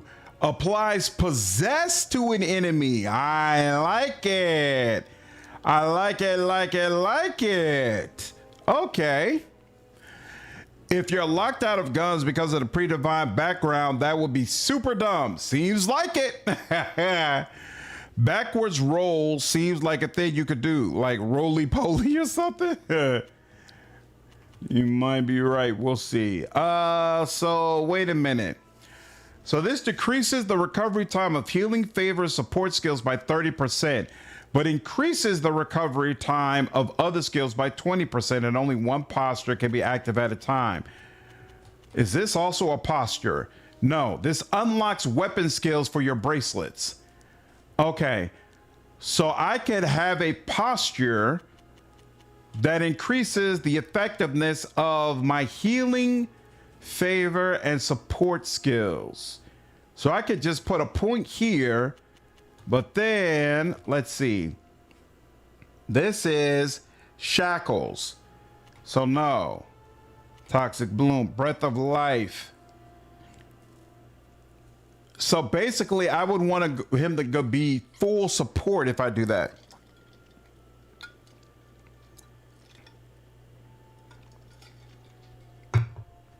Which I think I'm going to do. I think I'm all in on a support character. So here. Confirm you. I don't need power. Heals 50% of the caster's or an ally's life upon contact. This is melee. Removes all scourges from the target receiving first aid. That's interesting. When a single target healing skill is used on an ally, it also heals the caster for 5% of their life. That's interesting. Increases the duration of all active favors by 10%, and you can put on power. Now, there's also this. Reduces the recovery time of healing skills by 5%, or reduces the recovery time of healing and favor skills by 5%. What? Why wouldn't you choose to reduce the recovery time of healing and favor giving skills by 5%? Yeah, that's written improperly. There's got to be something else that they were going for. Restores 50% of the caster's or an ally's shields and magical deflection. That is melee range. This is melee range. What about... So healing wave is long range. And breath of life is long range. So I definitely think that melee aspect appeals more to me. Yeah, this is all about being in melee range while you do what you do. I don't want to do that, because that's a bridge headed nowhere. So considering that, oh, looks like we're already prepared for this. So we've already got breath of life unlocked. Heals 35% of the caster and ally's life, which is less than the 50% for the melee version on the other tree. But we can increase it where, can it be for free? Reduces the cost in action points by 1, which means for free, except, the time taken, we could go ahead and be able to heal one character, or reduce the recovery time by 50%, which means we'd be able to cast another heal within 5 seconds. But you know what? The casting time should already be reduced, right? So decreases the recovery time of healing favorite support skills by 30%. So basically this would take 7 seconds then. And if we reduce that by 50%, then it'd be what, like 4 seconds, maybe? I would say that's not worth it. So I would go probably for making it free. Now let's see. This is healing wave. Circle. I definitely want the circle that'll allow me to heal everyone. Heals 10% extra life to allies who have less than 25% of their life. That's a thought. Heals 90% of the life allies within the area of... Heals 90% of the life allies within the area of effect for a duration of 30 seconds. Oh, so it'll just keep running. Like that. Increases life by 5%. Oh, for me. Let's see. Oh, wait. This is a separate skill. So I've got Healing Wave, which increases 25% of life. But then I've got Totem of Life, which will basically do a slow regeneration over the course of 30 seconds. So basically I should be able to place it down and then it'll keep healing my allies as long as they stay in the circle. The Iltree seems like a Shadow Priest from WoW. Used to be such what I played. Oh, you prefer to be the healer, Thor? I like that. Let's go ahead and take that. Let's see. I still got 8 points left. What applies toughness and applies retaliation to enemies within the area. Wait. Why would I want to apply retaliation to enemies within the area of effect? That doesn't make sense.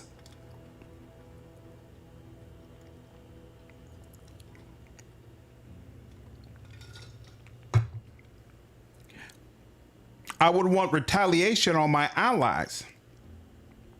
Heals 5% of life upon application of toughness. Okay, that makes sense, even though I probably wouldn't get it. Oh, that's right. I definitely wanted possession. That's what it was. So here, I'll take this. And I definitely want possession.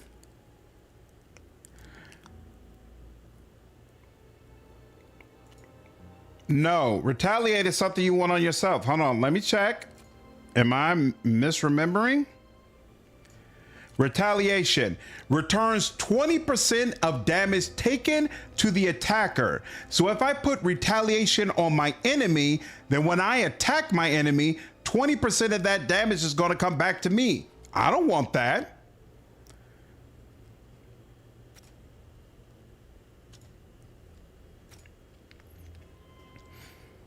Yeah, it seems like Thorn's damage. Yeah, but I wouldn't want it on... I'd want it, you know, to happen in a way that helps me. Oh, so I guess the thinking is you possess an enemy, that enemy attacks other enemies, and then when those enemies in turn attack the enemy you've possessed, they're going to retaliate against it. Maybe that's the thinking. But just because an enemy is possessed doesn't mean the allies are going to attack it, right? So you would have to be strategic about it. Like if I possess an archer that's out of the way, there's nothing that forces enemies to turn around and go head to that archer since they're getting shot in the back. And if this becomes the last enemy in the fight, it's going to be annoying as all hell attacking it and dealing with retaliation. It does make sense on Wild Grab. It doesn't make sense on the other one. What other one are you? Oh, this one applies retaliation to enemies within the area of effect. Yes, exactly. It doesn't make sense here at all. On Wild Grab, I still wouldn't get it, but I see the vision. I understand what they were trying to do. immunizes against weakness. I don't care about weakness because I don't deal damage anyway. So weakness is not a big deal. Unlocks the use of throwing vials that apply the corresponding scourge. Increases by 10% resistance to scourges, corrosion, poison, bleeding, burn, and curse. Whoops. That's just all right to me. Let's see. Path of protection and life, but decreases damage dealt by 50. Oh, wait. You can only have one of these open at a time anyway. I feel like I've gotten just about everything I wanted out of here. Yeah, because I don't care about weakness. 5%. I mean, I could get toughness to all allies. Do I have a way to apply toughness? What is it that you do again? You apply toughness and then you apply power. As long as they're above 50%. Okay, so yeah. That which one is really strong?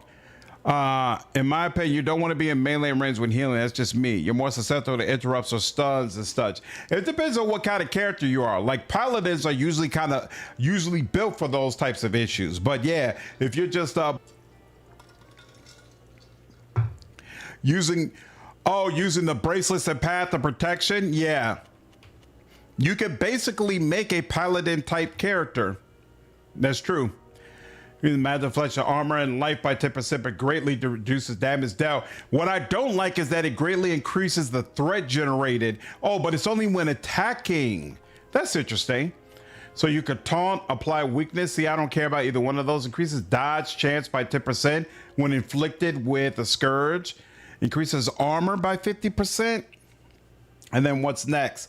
Increases armor or increases magic deflection. Yeah, this is all about staying alive. If I was going to be in melee range, it would make more sense. But as it is, nah. Doesn't make sense for me. Restore 50% of the caster's or an ally's shields and magical deflection. But that's in melee range, though. That's the only thing. Retaliation. But I really like that. And you know what? I don't think I want anything else that's over here. So kind of probably makes the most sense for me to just go up this tree and see what happens. Here, confirm that point. And then what's this? When a single target healing skill is used on an ally, it also heals the caster for 5% of their life. Sure, why not? That might come in handy. Reduce the recovery time of healing skills by 5%. Oh yeah, this is the one where like, what are they doing? That doesn't make any sense. And then there we go. Restores 50% of the caster's or an ally shields and magical deflection. That's cool. Take care, Wine God. Have a good night, dude. Heals 5% of life for allies in contact with the enemy when they take a fatal blow. Yeah, sure. And then we got one more point left. You can apply, the target applies taunt to enemies in an area around it. Yeah, sure, why not? This makes sense. We'll take that. And here we go. Red spear bracelets. Yep, that's what I like. What is that? Oh, they're saying you can use anything you want. More magical damage, more life. Let's see. Requires level 12. This is equipped. It's considered to be legendary. This is considered to be rare.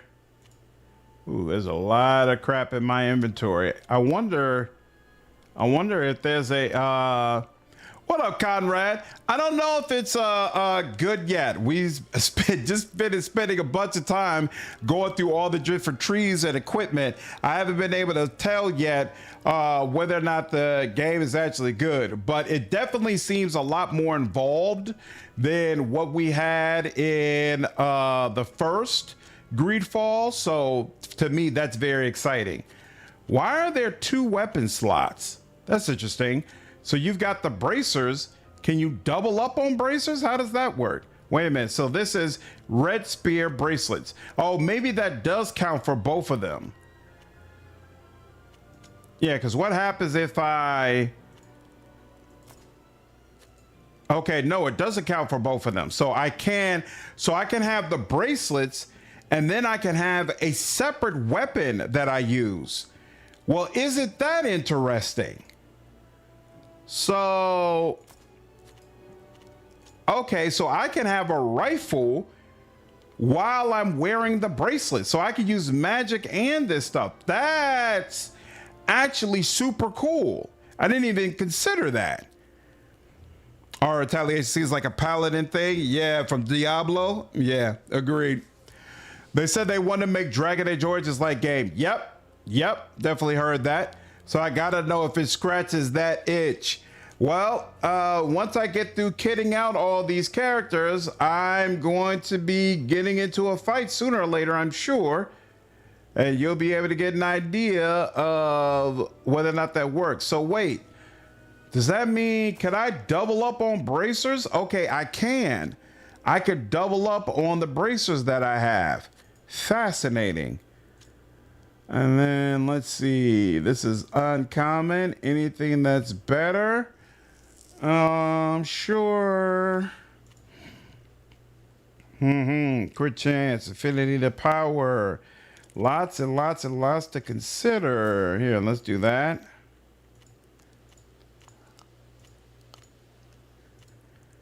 Let's consider heavy.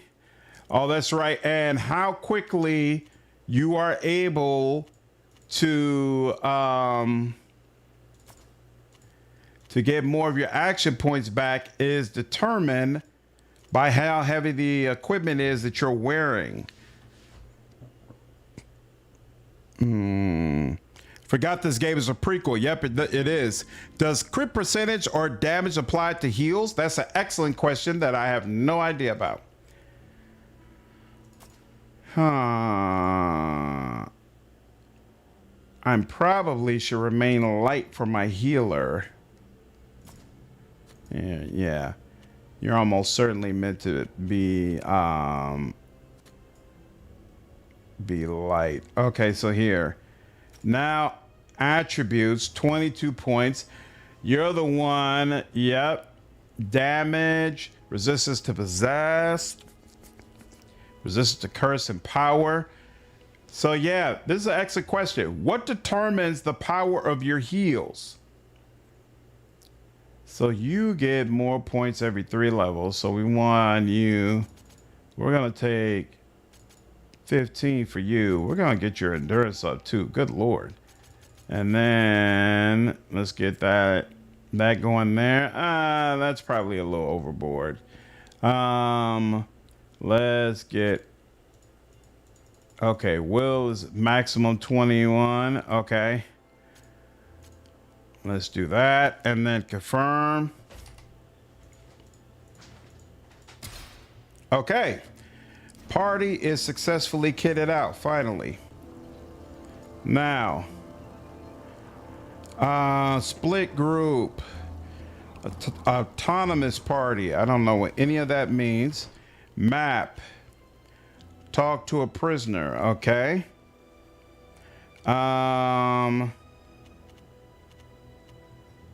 This is the militarized zone. I don't know what's considered to be the new zone. You have the 4-man squad. I do. Did that save? Okay, yes, it did save. Okay, so our control allows me to sneak. Oh my. That was not cool, to say the least. Alvita, watch out, your armor is in shreds. Isn't that nice? Okay. So Sibyl has 4 shields. I have just had my shields completely shredded.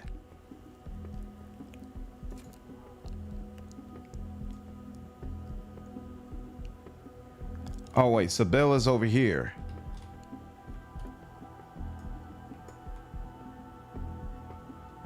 Wait a minute.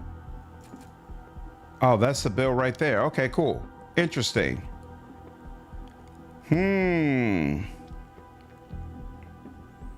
Now she should already Does she automatically get into a destroyer stance? Maybe not.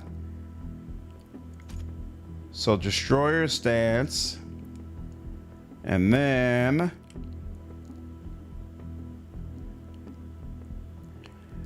she needs intangibility.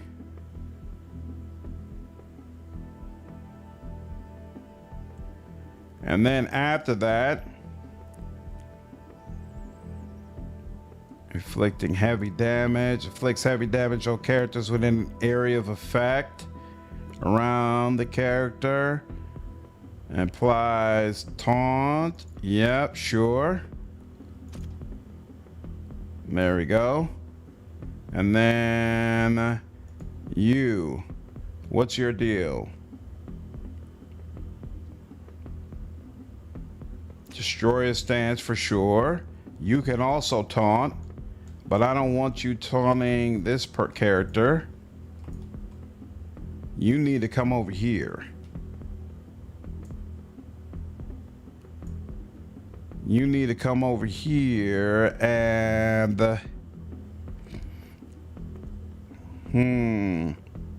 so wait. First you're getting into destroyer stance. And then here, you know what? After destroyer stance, that's when we'll have you deal with this guy. I want you to deal with this guy once you're done. Now you, what are you doing? You're doing just a regular attack? That's not what I want. He's got shields on him. So let's go ahead and break that up. Get those shields down.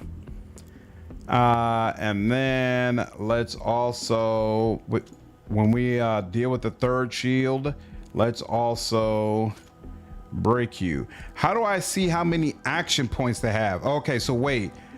Sophia has 7. Sabil has 6.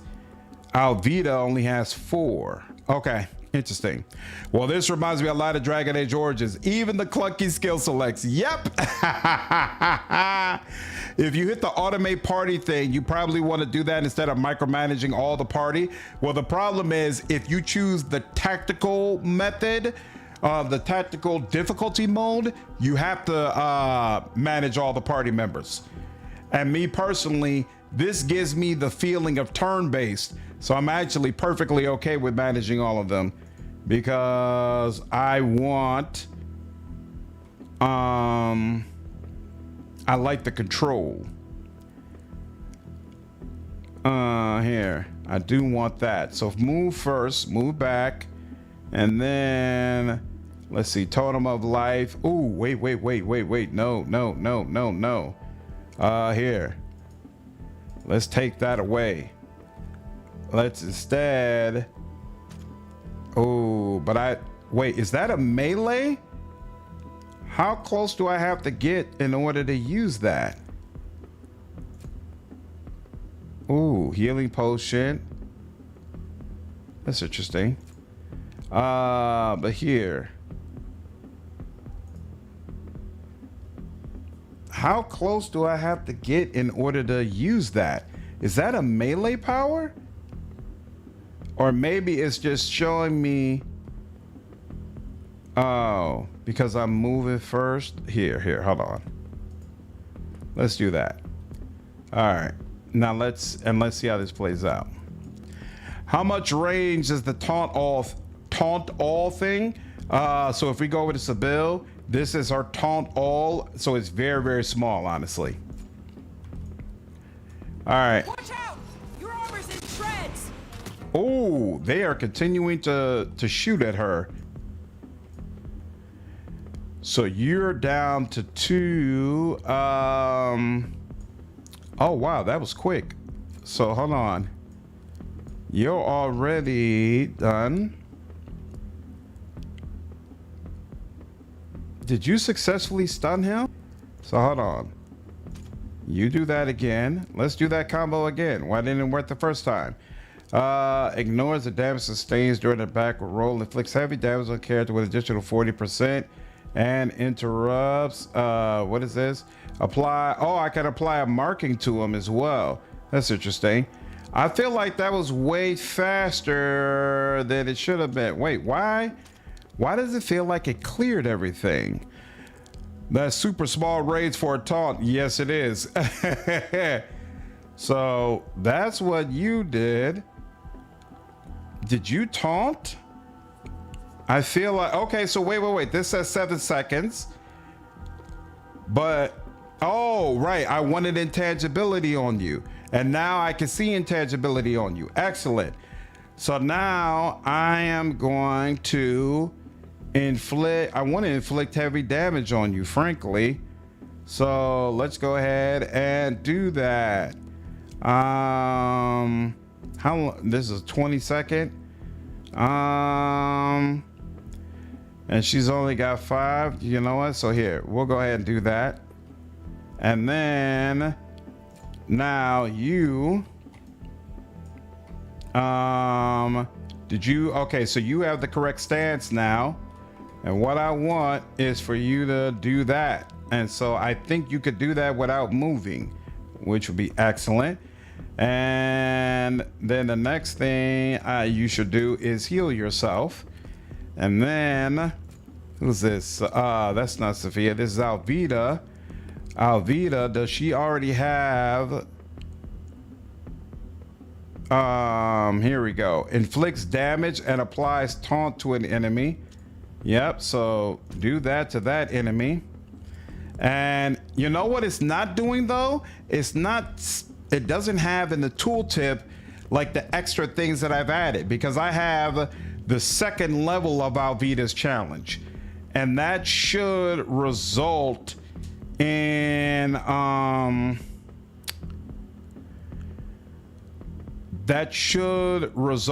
believe, immobilization. But we're not getting that. Probably should apply stun. So 1, 2, she only has 4 action points she can use. So 1, 2, and then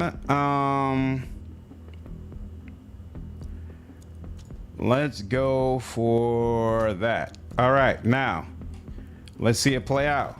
Only a fool dares to attack a vest. Yep. This armor is... Whoa. How do I get it where I just want to watch what I've done play out? So she's got shields that are helping this. He's still got 3 shields. So let's go ahead. Why does it look like that? This armor is useless now. Why do you say that? Who said that? Sophia. Sophia's still got half a armor thing. That's weird. In this difficulty, does the game pause after a round, or do you have to pause yourself? It's completely real time, so you got to pause yourself. Okay, so this is the blade. Oh, wait. Sophia is the one with guns. She needs to move out the way. Inflict heavy damage and break an enemy shield. Why do I feel like this dude's shields are not being broken? So wait, no, I don't need you to move. Do that, and then that's gonna have a cooldown. And then how do I know that this enemy, what is this? Oh, this enemy's possessed. Okay, so since you are possessed, I don't have to worry about you right now. Well, that's useful. Okay, so wait a minute. Screw everything I was saying before. Now, shields. Actually, no, not shields, because we haven't had to deal with you before. So now we need to taunt.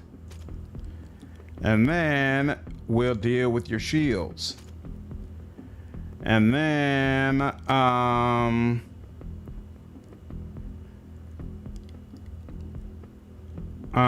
we'll deal with that. And there we go. That's that. Now, how's this guy? Okay, so this guy is finally taking some more damage. I like that. And your shields are all jacked up. I like that as well. You've got you're immobilized and you're taunted. Excellent. But you still got 1 shield left. In 0.2 seconds, hold on, there we go. In 0.2 seconds, we're gonna get another skill that is gonna help me break the last of your shields. That's beautiful. And then we can really, truly shred you. So let's break the last of your shields, and then let's go ahead and stun you to make sure you don't do any additional damage. And then that should be enough to go ahead and tear you up. Now, Sybil is here, and Sybil can, I guess, just do regular attacks, except, you know what, let's give her some more power. Wait a minute, what is this? Teleporting, so she's probably still dealing with this. I don't need you to move. Give yourself power, and then,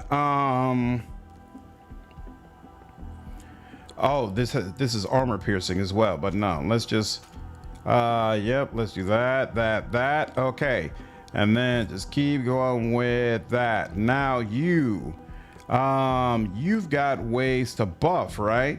You could poison, inflicts damage that applies immobilization. Yeah, you're barely doing any of that. Heals allies, heals. Oh, here we go. This is the one that'll heal over a period of time. I just possessed. I thought I got something that allowed me to buff targets, but apparently not. So here, let's go ahead and just get, ooh, the totem of life. Actually, that's a nice little area of effect. So now that goes there. And then, I mean, technically you could start damaging. Wait. I also got something that allowed me to, how do I, oh, here we go. I swear I picked up something that allowed me to, here we go, yeah. Makeshift armor, retaliation. Why is none of this in my skill bar? I feel like I just replaced something. Oh, hey, here we go, here. Q, U, bind, Q, bind. There we go, Q. I'm like, where's my stuff? I know I have more than this. Possess, Bramshackle. I don't care about Bramshackle actually, so we can replace that. Do good at stats. I don't remember what was sitting here, so I have to put something else there. So yeah, we don't need toxic. We can put something else there. There we go. We don't need this. We can put this other thing there. And what is this? Lantern. Improves visibility at night and in dark locations. Interesting. Retreat, get back up, move. Oh, okay, cool. Rally, hold your position. Everyone attack my target. Change weapon. Okay, interesting. All right, so let's see. We have that. Healing wave. Okay, so we can give somebody back their shields. So let's put this on Sophia after we've done the healing wave. And then retaliation, we can put that on you, because apparently why is that an area of effect when it says that it's only going to apply to the caster or one ally? That's kind of odd, but we've got everybody. Okay. Okay, so this guy ran past and went for my healer. Man, they are blowing through their abilities awfully fast. It doesn't feel like the amount of time the game says is being taken is actually being taken. And the fact that this guy is still up is kind of concerning me. All right, let's see. You've been taken care of. You have no action points, so you got no choice but to take care of it. This definitely, so one of you mentioned that this reminds you of Dragon Age Inquisition, that they've succeeded in that. I would agree strongly. Why is it that I'm not being allowed to do a basic attack? What's the problem? I don't understand. I'm energized. What are these buffs going on with me? I've got power and I'm intangible and I've got destroyer stance. Okay. But when I press for basic attack, it's not letting me do it. That's weird. I don't know what the problem is. Let's see. Right now, I am being marked. Isn't that nice? Probably by you. Is somebody still possessed? You're still possessed, and you should be going after someone who is an enemy to me. So let's go to Alvita. Alvita is currently out of anything else that she can do, so she can't really help. And I assume if I try to leave, old boy is going to get an opportunity to do something terrible. So let's go ahead and do this. Interrupts the target with a crit chance. The quicker I kill you, the quicker we can. Yeah, he can't. Why is it that I can't do a basic shot? Wait. Fires a basic shot at the target, gradually regenerates 1 action point. So it shouldn't matter whether or not I'm even out of points. Like, it should just let me do that. So I don't know what the problem is. It's also weird how, oh, here, hold on. Is this how? Okay, so I was pressing spacebar, which has the camera go back to a person. If you just hold down shift, it will let things advance in real time. Dodge. Inflicts heavy damage. Your shields are absolutely broken through. Inflicts damage and interrupts characters in the area of effect. Ignores the damage sustained during a backwards roll. But there's no way for me to do this with both of you.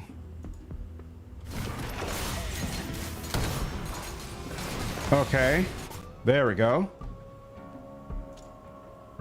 Oh, so you could do an explosive, it's called explosive retreat. So basically you fire this off and then circle back. That's interesting. Here, let's do that. Then you, still nothing crazy you could do, right? Intangibility is about to run out, as is power to a lesser degree. Heavy damage within an area effect around the caster. 70. Right now it's only showing 71 damage, but I feel like when we were choosing some of these abilities, it was showing much higher damage. Many enemies have high focus, more AP than your guys. Totally possible. Absolutely possible. Let's see, my main character. Do you have retaliation? You do. That's excellent, because that's definitely going to help. I don't have enough action points to do anything here. What is this? Launches a simple projectile to revive that. No problem. I could put retaliation on somebody else. Heck, it might make sense to put it on myself, but actually I'm just gonna wait for you. I don't have to move, right? Yep, because as soon as Alvita, oh, actually, there we go. Alvita now has, there we go. Taunt her away. Okay, don't use space. Use, there we go. And now you should turn away from it. Sybil, my deflection is gone. It's not. You've got 4 shields on there. Why would you say your deflection is gone? You should just be using regular attacks against this guy. He should go down relatively soon. I'm not gonna bother with AP. Alvida is doing all she can, and to her credit, I said I wasn't sure how she was gonna hold up as a tank, and I'm still confused about why she's not getting shredded. But the fact of the matter is she's not getting shredded, which certainly works for me.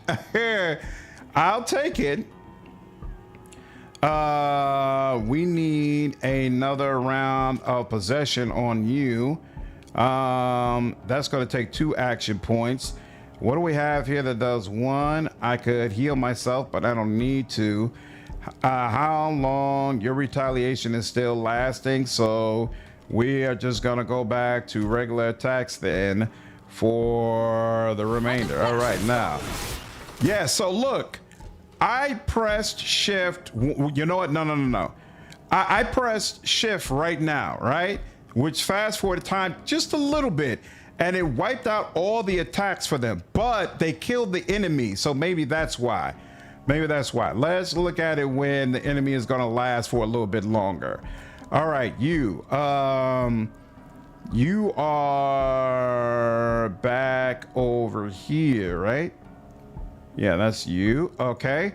And you can, you need to get intangibility for sure.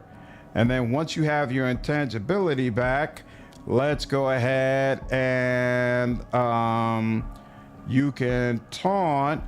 Wait a minute. Why don't I see anybody as possessed? Somebody should be possessed. And looks like that. Oh, you haven't done that yet. Skippos, what's up, dude? Yeah, slowly but surely we're getting there. All right, let's go ahead and target you, and then that is the 2 action points you have available to use. So we'll just keep using basic attacks against him until he dies, and then you, your shields are all taken care of. So let's go ahead and break your shields. And then let's go ahead and let's see. You have 3 action points left. So actually, you know what? Let's go ahead and put a marking on you and get you down as quickly as possible. And then yeah, we'll deal directly with you, and then we'll deal with the rest later. Alvida, you have 1 action point. And I'll wait until you have 2. Let's go ahead and just deal with you.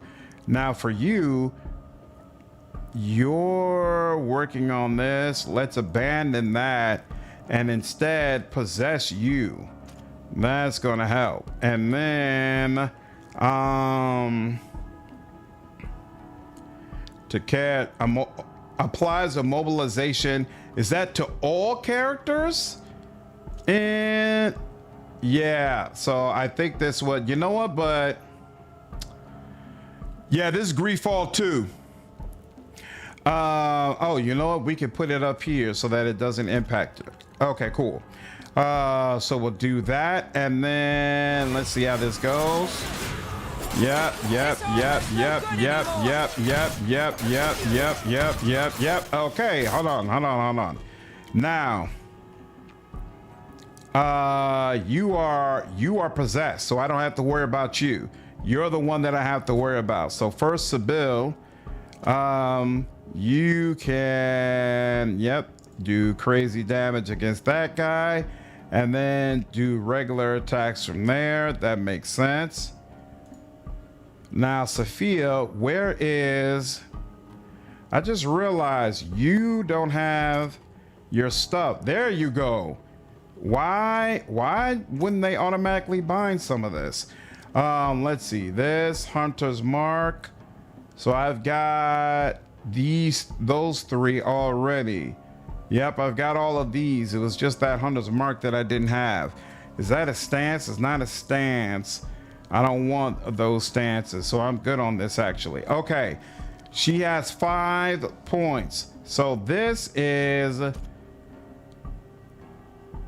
going to apply Wait. I'm confused. Applies toughness.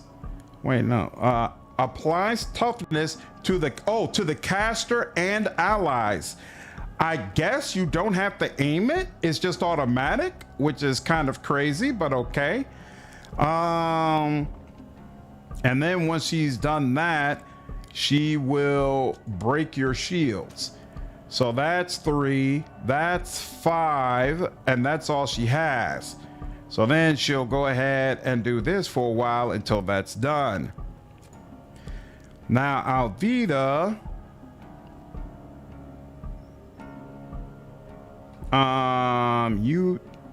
that character has already been taunted. So, and you've got 2 points. Let's go ahead and stun them. And then let's go ahead and break their shields even further. And then let's go ahead and give them some more of what they don't want. And then, is there anybody having problems with healing? No. So we can, oh, you know what? We could definitely repair your shields though. That's going to take 2 points, and that's all that I have for right now. So then we'll help just dealing with more of these attacks. Okay, so hold on. What's weird is, so I press spacebar to pause, and I can press shift to let the action play out. But if I let go of shift, maybe I have to press shift again. Maybe that's the difference. Interesting. But if you grow a beard of your choice with a huge beard like dwarves, no, because I have a wife and a daughter who both hate hair on my face. So the more beard I have, the more my wife and daughter can't stand it. If left to my own devices, I'd have like a Rick Ross type beard. Probably not like a dwarf build, but definitely something more full, because I like having hair on my face. But my daughter and my wife, they cannot stand it. My daughter, she's like, every time she wants to kiss my cheek, the hair scratches up her face and she does not like it. And my wife just finds more hair to be unattractive. So I keep my beard very low on account of them. All right, so let's see. We're actually all good from a defensive standpoint. Are you still possessed? You're still possessed, but not for much longer. I don't understand why my caster got so close. So this launches a simple projectile. Right, so I don't feel like that should have resulted in him getting so close, but he did. So, okay, wait, no. You. Okay, wait. Oh, so that's... Okay, so that's as soon as it's gonna, the quickest it's gonna get, rather. Dude, okay, fine. Here we go. Now that, and then, okay, yeah, it shouldn't require him to move anywhere. So yeah, do that. And now you have no AP, so you can't do anything. And so yeah, you've got toughness and power. That's crazy. So she's got a power that automatically gives these buffs to the entire team. That's super cool. That's super, super cool. Shout out to all the pair. Yep, no problem, X. All right, yeah, so just keep using regular attacks, I guess. Yeah, keep focus firing on you all. Yep.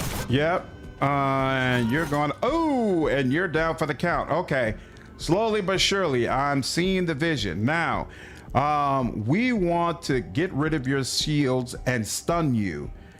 Do we have a stun available? We do have a taunt, power, and intangibility, which she still has some. So she's gonna go ahead and taunt you. And then Alvida should have a stun option, right?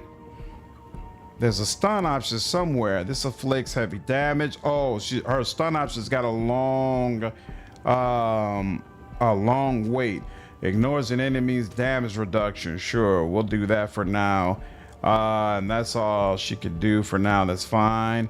You're gonna focus on her, and then you are going to break the enemy shield. You've got one after that. Oh wait, so actually let's do this in the right direction. First put a marking on you, and then break your shield, and then we're gonna go ahead and put more damage on, and then we're gonna put more damage on as well. And with that,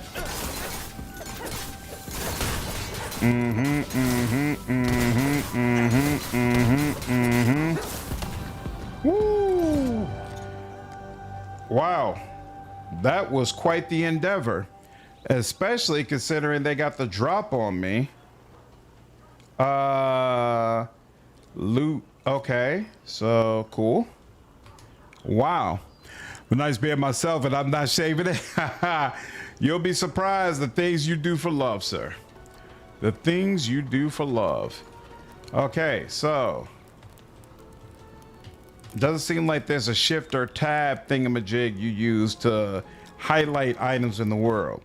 I am headed towards fast travel, and in fact, yeah, I do want to do the fast travel thing real quick because I want to see how do I. A new fast travel point is discovered. So first of all, I'm here, map. So I'm at the Constantia. So what is this? The military zone, coastal region, Perrin town center. This is the new area that just got added with the update. Countryside. Okay, and meet Father Cardinal. So let's take a look at the new city that they just added to the game. Like a damn baby. So do I. I look crazy without my game. Easy skip yells. Yeah, systematic. This game is heavy Dragon Age Origins vibe. It sure does. And I'm a fan. I like it. Replenish supplies. Let's see. Open. This potion instantaneously restores all the drinker's action points. Huh. Here we are, off the coast of the proud cities of the congregation.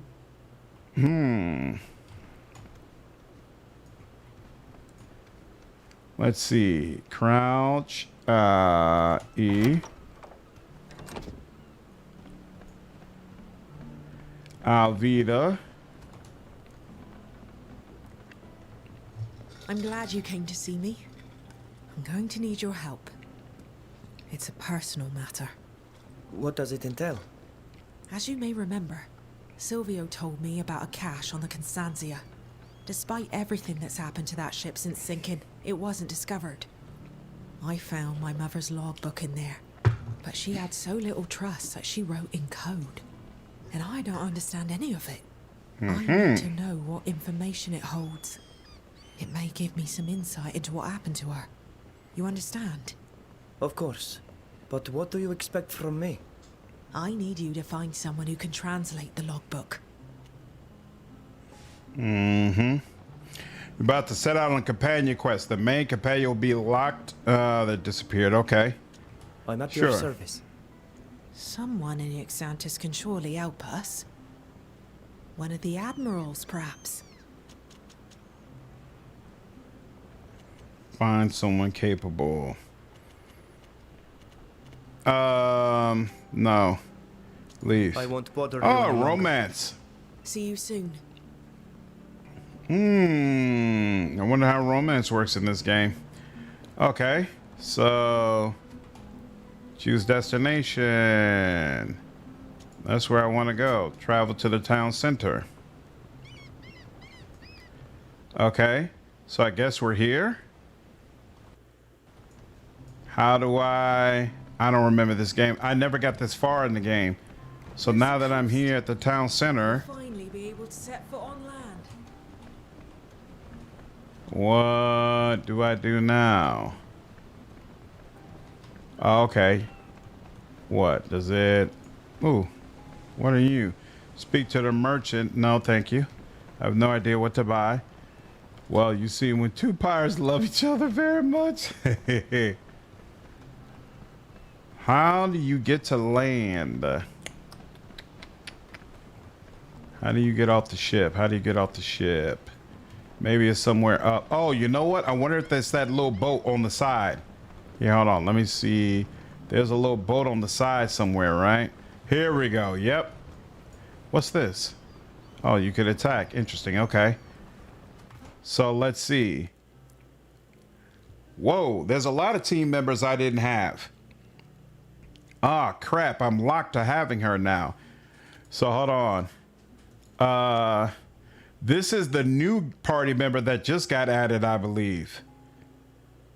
And then what is she? I wonder. Oh, you can view them before you add them. So here, hold on. She uses what? Why does she just have a Silver Sun ring? Magical damage. What does she have? Exiles rolled. What type of in real life vibe does this game give off? It looks Middle Eastern. No, well, the first one was very European. This one does give off more Middle Eastern vibes. Can't tell you though. Let's see. Party, hold on. Here, you. Thank you. Skills. Okay, so you've got fencing weapons, which we've already seen, and you've also got path of protection, which we've already seen. Interesting. The other characters had 2 unique paths. Looks like he only has 1, which is kind of odd. Officer's Aura applies weakness to enemies within the area of effect. Applies retaliation to the caster and ally. See, this makes sense. Wait, actually, no, it doesn't make sense. Well, it makes sense if he could talk. Okay, here we go. He taunts all the enemies in the area of effect, and then he can weaken them, and he can put retaliation on himself. That is a path that makes complete sense. And he can increase his armor by 50. Okay, yeah, he is the tank. He's the premier tank. Applies taunt to enemies with it. Oh, snap. So you can upgrade the officer's aura to automatically taunt and weaken all nearby enemies, and you'll automatically have 50 more armor. Bam. This is a true tank. This is a path that makes sense. Finally. Now, increases his affinity to toughness, makes complete sense. We want this guy to stay tough. So yeah, he's going to do this back to back. Taunt everybody, weaken them, and retaliate. And it only requires 2 clicks of a button. And it only requires 3 AP because retaliation only costs 1 AP. Beautiful. Very, very beautiful. Triple blow. Deals damage 3 times and breaks an enemy's shield. Times 3 breaks shield each time, maybe. Heals 1% of life every 1 second when it's below 20%, maybe. Increases affinity to retaliation. That's a absolute. That's absolutely what we want. Why does it say 0 points, 0 out of 3 for this one? Is that what it is? Okay, so hold on. Definitely want retaliation. The target applies taunt to enemies in an area around it. That's OD. We don't need that. Yeah, we need that. We already have that, I guess. And we already have that. Beautiful. So then applies taunt to everybody who's there. And then shields, 1 lie. Yep. Much retaliation as possible. That's awesome. Oh, we can increase more armor. Applies weakness to an enemy. Scourge, weakness. I don't need that. Crap. Sorry, 1 second. We don't need that. Increases dodge chance, but his dodge is most likely terrible. Increases armor by 3% or magic defense by 10%. Restore, oh yeah, and then we can restore 50% of the caster's shields and magical. Heals an additional 1 shield. Consuming a life potion applies immunity. That's all possible. Increases all resistances to scourges by 10%. That's interesting as well.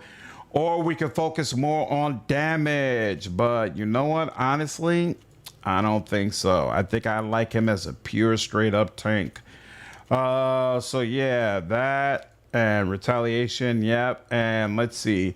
Triple below deals damage 3 times and breaks an enemy shield. So 3 times breaks half a shield. So does that mean it actually breaks 1.5 shields, or does it just break half a shield? And let's get in and find out. And applies retaliation to the caster. That's interesting, but no. Actually, you know what? This has a 30-second cooldown. So actually, putting the taunt on retaliation makes sense. You use Officer's Aura, and then you use retaliation. And then this is going to take 30 seconds. This will be right back in 10 seconds, so you can reapply taunt and retaliation when you need it. Ha ha ha. With him, I see the vision. I see it, and it's nice. This works. Let's increase magical deflection by 10% just because that sounds much more considerate. Okay, and then equipment. Oh, he goes with the two-handed route. Makes sense. And then he's probably going all heavy armor. Yep. Okay. Okay, I see it. Now, what are you, Nilan? I think you start the game with him. Oh, actually, attributes. Yeah, strength, one-handed mace, one-handed axe. Does this game have shields? I don't remember. Yeah, so he's going the strength and endurance route. Makes sense. So resistant to weakness and an affinity for power. Okay. Yeah, this makes sense to me. Now what's your route? You've got Path of Charity. So you're pure charity and you're pure bows. So you're another one who does not get your multiple unique trees, which is interesting. But you've got Nilan's Path, initiates healing, heals 35%, heals 25%, applies power to the character when Vrindanger lands a fatal blow. Interesting. Restores 25% of the caster's or an ally's magical deflection when they are affected by a healing skill. Huh. Removes all scourges from the target receiving first aid. Okay. Toughness. Increases damage dealt by 5% if the character is afflicted with retaliation. Increases magical deflection by 10%. This is interesting. I'm not crazy about him, but okay. Ludwig. There's a guy named Ludwig, and he seems to have another unique path, or 2 unique paths rather. So he's got protection and healing. Taunt, armor, mutual advantage. Shadow impact inflicts heavy damage. 50% of physical damage is inflicted as magical damage. Huh.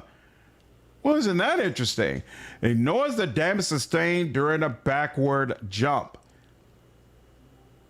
I just don't understand what that's supposed to mean. Is this game a save carryover type of thing? What's up, Davey? They gave out saves that could be used with the new update, so you'd be able to just jump right in. So wow, there's a spec called Guardian, and it's tank spec. Is there anything in Wrath of the Righteous or Pillars of Eternity where I could take the form of a bear and tank? You can wild shape as a druid. I would say I didn't feel like it was great as a primary tank, but it could be a secondary tank. Why increase something by 3%? That doesn't make any sense. Applies toughness at the start of combat. That's interesting. Inflicts 50% additional damage if the target is afflicted with a curse. Well, that's weird because you don't get anything that allows you to afflict him with a curse. So backward jump is disengaged from D&D. Yeah, somebody mentioned that. I might have to check that. I might have to check if maybe that's what it's supposed to be referencing. Inflicts heavy damage on characters within an area of effect around the caster. 50% of the physical damage is inflicted as magical damage. Ludwig's path skills break shields when he's enraged.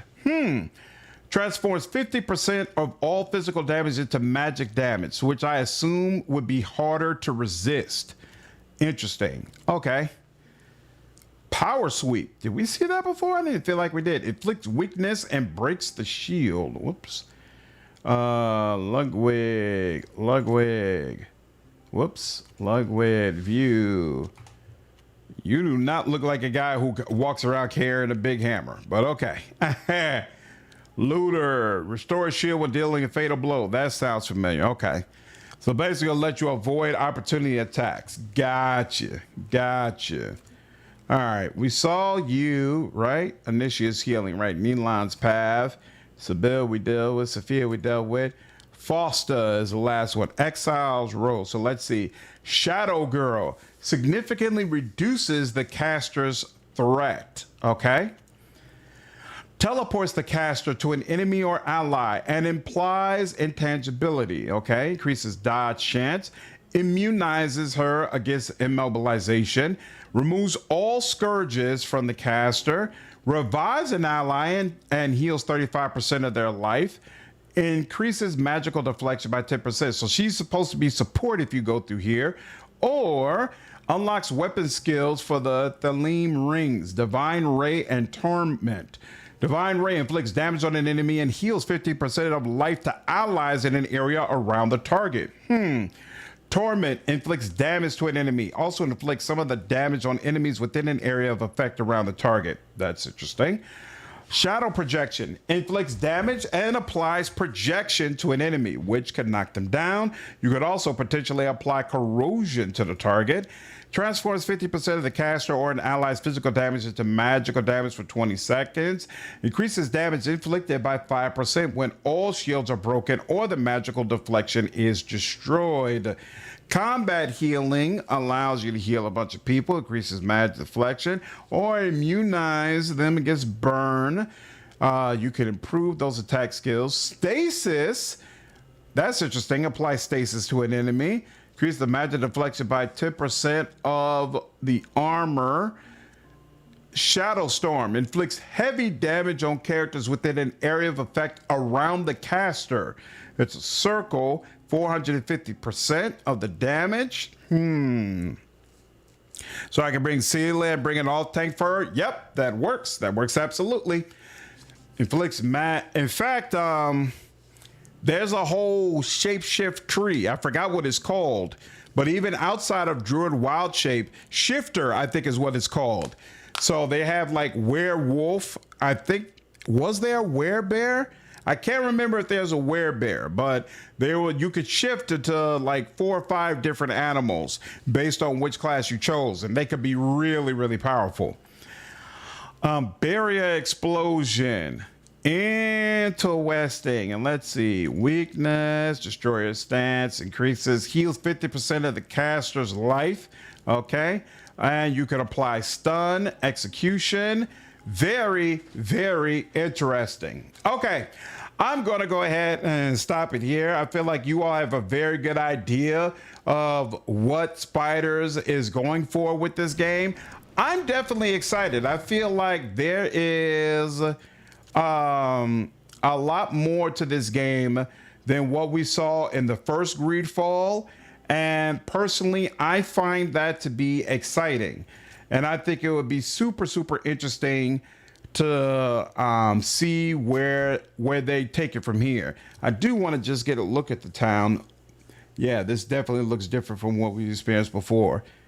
Man, I feel like aesthetically, Spiders has put a lot of effort into this game, and that's really, really cool. Like when you look at the different outfits and the armor. It's been an eternity since I've been back to Peren. It's a beautiful city where the traces of the past are omnipresent. But since we need to go to the Teleme embassy, we should go through the city center, if I remember correctly. Let's go. Yeah. like looking at all this, like I do feel like it'll be interesting to find out how much you can actually interact with the things that you see, you know, or is it more so, is it going to feel more so like a dead city? But as far as the layout and the architecture and even that backdrop, seeing those tall buildings over there, I think it all looks really, really cool. And again, the outfits and the things that you can wear look really, really cool. It seems like there's a nice variety of equipment and abilities that you can play with. And so it'll just be a matter of finding out if spiders can make it all gel and feel like a cohesive experience. I definitely think there's some work. I definitely think there's some work to be done, and that from that standpoint, based on what we've seen thus far. But I also feel like they're heading in a very exciting direction. Definitely deserves a playthrough or release. That's the way I see it. This game's going to be huge. Mark my words. I sure hope so. I sure hope so, because we don't get very many games that are like Dragon Age Origins, to be honest with you. The Cardinal would not appreciate you making me wait. Oh, you're here. Are these people with you? Yes, and the ambassador would like to meet them as well. As your authorization's a little old, I cannot let all of you enter the confines. Go ahead alone. Your friends can join you only if the ambassador agrees to it. I'm not going to let my friends wait here in the street. They can wait inside, but they cannot go up into the offices until the Father Cardinal gives his authorization. Very well. Thank you. I apologize, but you'll have to wait for me here in the entryway. It'll only take a moment. I am certain that you'll be able to join me very quickly. I don't know why, but I feel after Vampire the Masquerade, we need a game like this. All right, y'all. It's been 5 hours. I got to go ahead and get some rest so I get to work in the morning. But this was a lot of fun. Again, I feel like Greedfall 2 shows a lot of promise, and I really enjoyed my time with Hunter's Moon as well. So for those of you who enjoy deck builders, highly recommend you go ahead and check that out. And I'll definitely be covering Greedfall 2 when the full release of it comes out next year. So stay locked in here and make sure that you catch it when that content comes out. Anyway, that's it for today. Next stream, we might finally go ahead and start that new KCD2 run. So that'll most likely be tomorrow. Hope I'll see all of you there and that you enjoy the stream today. Take care.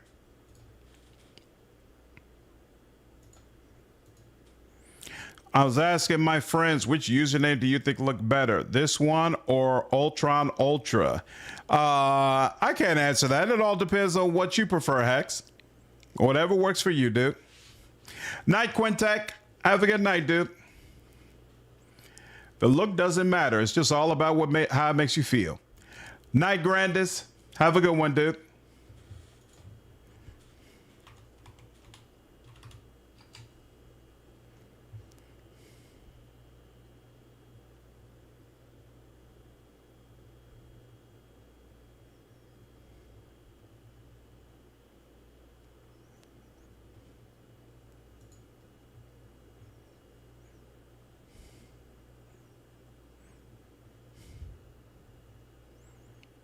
You prefer this one? Hey, if that works for you, that works for you, Hex. Awesome.